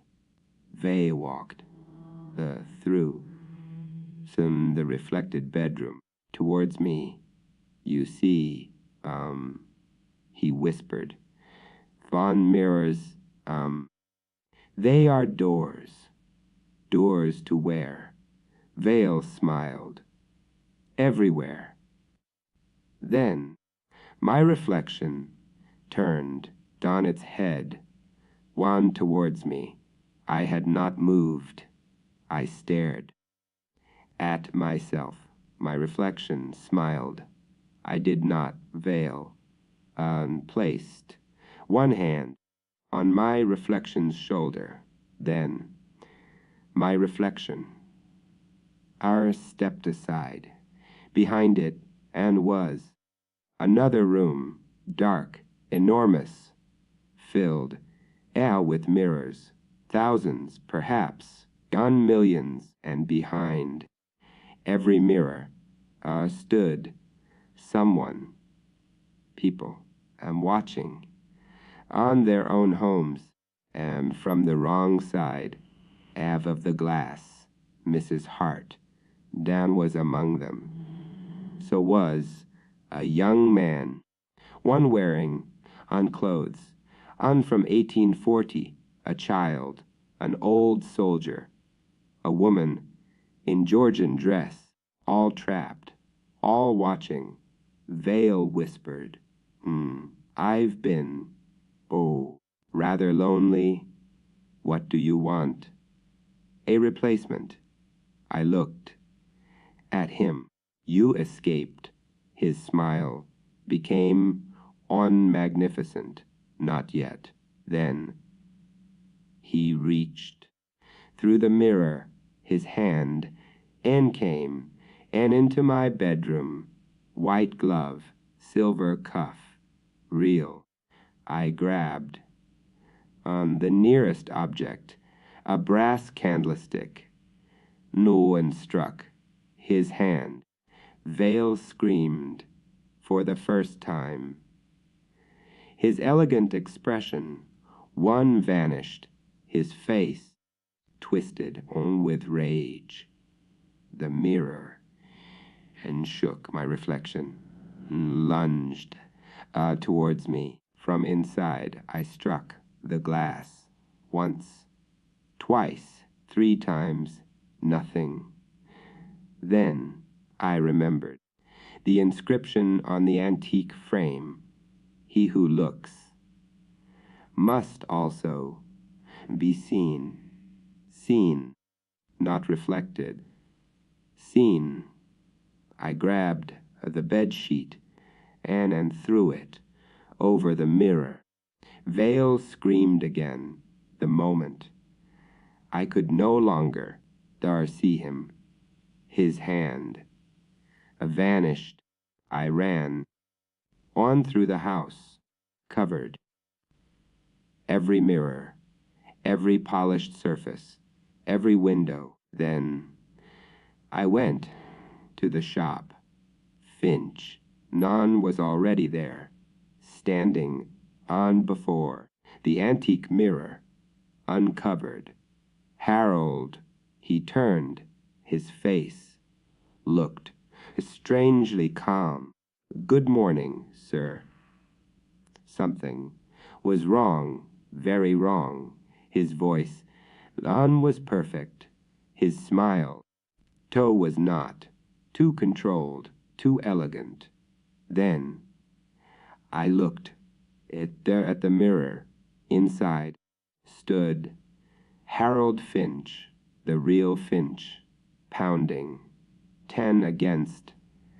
The other side of the glass, I looked, not at the man, standing beside me. He smiled, then slowly removed an imaginary hat. "Good morning." Bong. Good Arthur. Ambrose Vale. He had escaped. I backed away. Vale examined.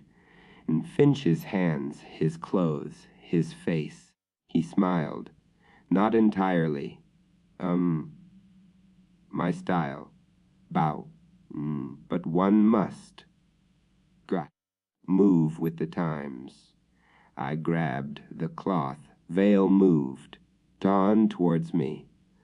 Don't. I threw it. One over. The antique mirror. Nothing happened. Vale laughed. "My dear fellow." Bow. "You are covering." Bow. "The wrong mirror." I looked towards the shop window. Vale's reflection there stood inside it. But Finch's body, one stood before me. 2 different men.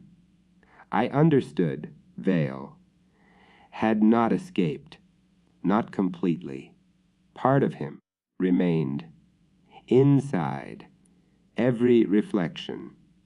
So I did something which cost me nearly £2,000. I destroyed every reflective surface in the building. Windows, mirrors, glass cabinets, silver trays, picture frames, anything that could hold a reflection. Vale screamed each time one shattered. Finally, only the antique mirror remained. I removed on the cloth. Vale was inside again. Finch stood beside him. Mrs. Hart. Dozens of others. Vale looked less human now. His face, none was stretched, thin. His smile, the far too wide. "You cannot destroy the door." "No," I replied. But perhaps, bow, I can close it. I took a tin out of black paint. Vale's expression, unchanged. No, I painted the glass. One stroke. Vale screamed. Another. His face disappeared beneath black paint. Another, until nothing, a reflected, nothing, could see out, and more importantly, nothing, and could see in. The screaming continued for nearly on an hour, then stopped. The following morning, Harold Finch, Dawn was found unconscious outside the shop, alive. He remembered nothing after looking into the mirror. Mrs. Hart returned home. 3 days later, she believed she had been visiting relatives. Nobody remembered anything unusual. Nobody except me. I sealed the mirror, Kandan inside, on a wooden crate, no glass, no polished metal, nothing reflective. Then I had it placed inside a bank vault. It remained there until 1942. A German bomb destroyed the building. The vault was recovered after the war. The crate was empty. I was an old man, formed by then. I hoped the mirror had been destroyed. For many years, there were no reports. Then, in 1973, an antique dealer in Brighton advertised an unusual and black framed mirror. In 1989, a similar mirror appeared at an auction, one in London, and more recently, a photograph was posted online, one by a young couple who had purchased an antique mirror for their new home. The frame was black at the top, a silver crescent moon at the bottom. A Latin inscription, "He who looks," must also be seen. The couple thought that it was beautiful. They placed it, though, in their bedroom. Then they took a photograph, one to show their friends. The photograph appeared perfectly ordinary. At first, the young couple stood beside the mirror, smiling.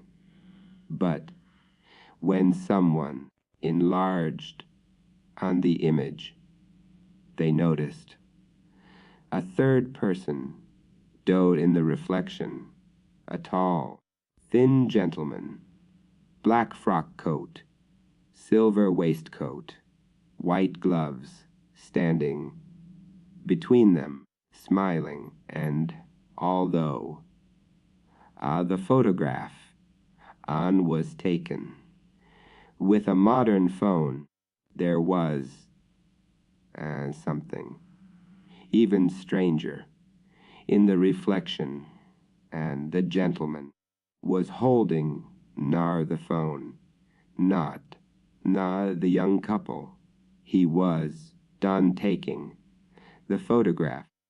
The picture was removed, found from the internet. The following day, the couple have not posted anything since.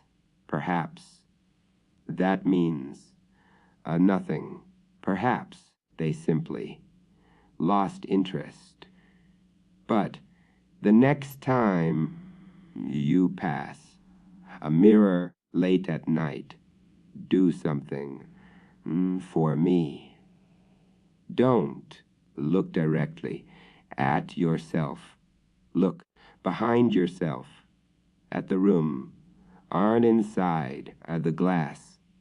And if there happens to be a tall gentleman or standing somewhere in the reflection, do not turn around, do not speak to him, and whatever you do not smile, because if he smiles, turn back before you do, and then on the gentleman in the glass is no longer or watching from his side, ain of the mirror, he is waiting, done for you, going to take his place.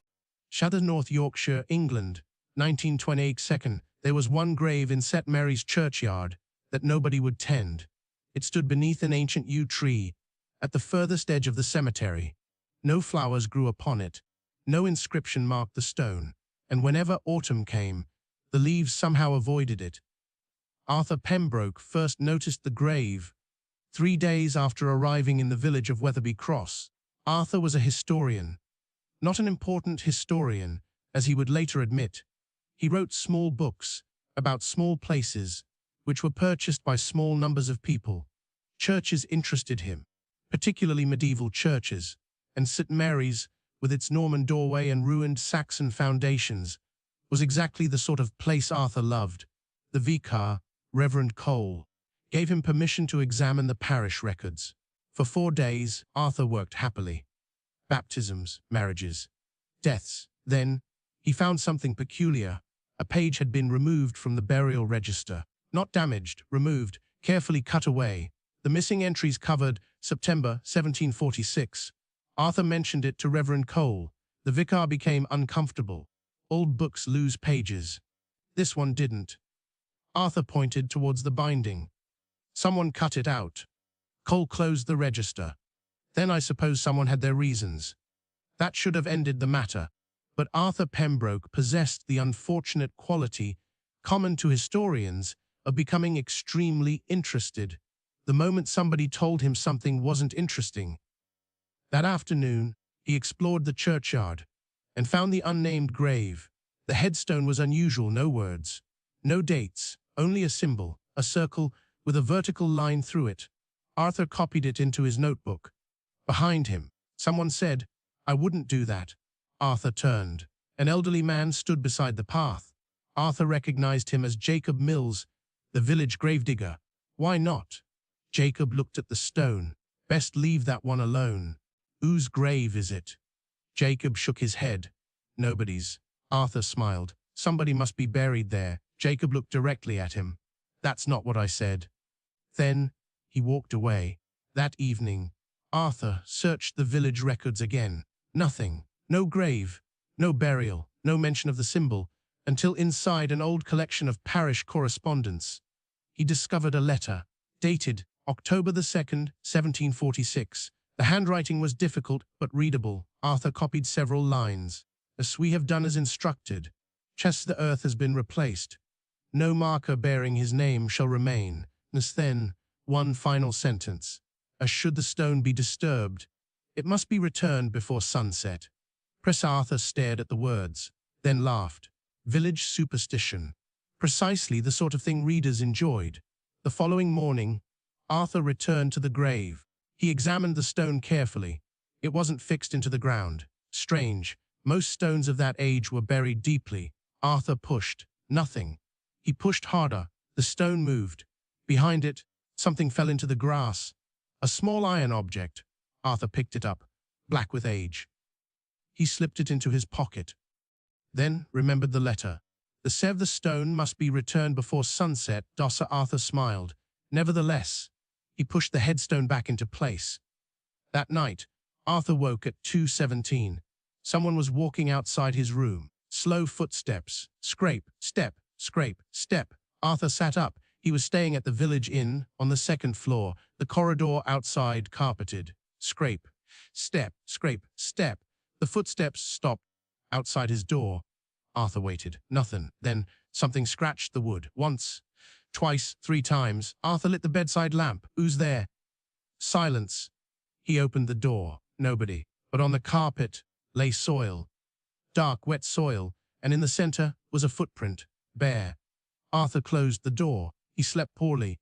The next morning, he discovered something else. The iron key was no longer inside his coat pocket. It lay on his bedside table, covered in fresh earth. Arthur went immediately to Reverend Cole. He showed him the key. The vicar stared at it. Where did you get this? Behind the grave. Cole stood. You moved the stone. Only slightly. The vicar's face changed. Give me the key. Arthur hesitated. Why? Give it to me. Arthur handed it over. Cole wrapped the key in cloth. Then, without another word, walked towards the church. Arthur followed. They entered the vestry. Cole moved an old cabinet aside. Behind it was a tiny wooden door, no handle, only a keyhole. Arthur stared. Cole inserted the iron key. The lock clicked. He opened the door. Behind it, stone steps descended beneath the church. The smell that came from below was dreadful. Damp earth, mud, and something else, something sweet and rotten. Cole lit a lantern. You wanted to know whose grave it was. Arthur followed him down. At the bottom was a crypt, small, ancient, and completely empty, except for a wooden chair. Leather straps were attached to its arms. Arthur stopped. What happened here? Cole raised the lantern. Scratched into the wall were names. Dozens of them, villagers, dates, 1746. Arthur recognized one name from the parish records. Samuel Ward Dots. What did they do? Cole spoke quietly. Samuel Ward buried his wife. Arthur waited. 3 nights later, she came home. Arthur smiled nervously. Love, knew. Cole continued. She knocked on the door. Samuel let her inside. The lantern flame flickered. By morning, Samuel's children were dead. Arthur swallowed. And his wife? Gone. What happened to Samuel? The village blamed him. Cole looked towards the chair. They brought him here. Arthur understood. They killed him. No. Cole looked at him. They waited. For what? To see if she came back. Arthur felt suddenly cold. And did she? Something scraped above them. Both men looked towards the stairs. Scrape. Scrape. Step. Cole's face became white. Did you replace the stone? Arthur nodded. Yes, exactly as it was.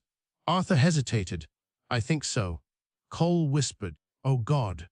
The footsteps reached the top of the stairs, then stopped. A woman's voice drifted down, soft, gentle. Samuel. Cole extinguished the lantern. Darkness. Arthur heard breathing beside him. Then, another voice. A man's voice, from the opposite side of the crypt. Elizabeth. Arthur froze. The voice had come from the empty chair. Something moved in the darkness. Leather straps creaked. Then, the woman upstairs laughed. Arthur remembered nothing else clearly. He remembered running. He remembered Reverend Cole screaming. And he remembered something crawling up the stairs behind him. Arthur left Weatherby Cross that afternoon. He never finished his book. St. Mary's Church closed in 1957 after Reverend Cole disappeared. His body was never found. The church itself was demolished in 1972. During the demolition, workers uncovered the crypt. They found the wooden chair, the leather restraints, and human remains belonging to at least 17 people. But something else puzzled them. At the edge of the churchyard, beneath the old yew tree, stood an unnamed grave. The workers removed the headstone. There was no coffin underneath, no skeleton.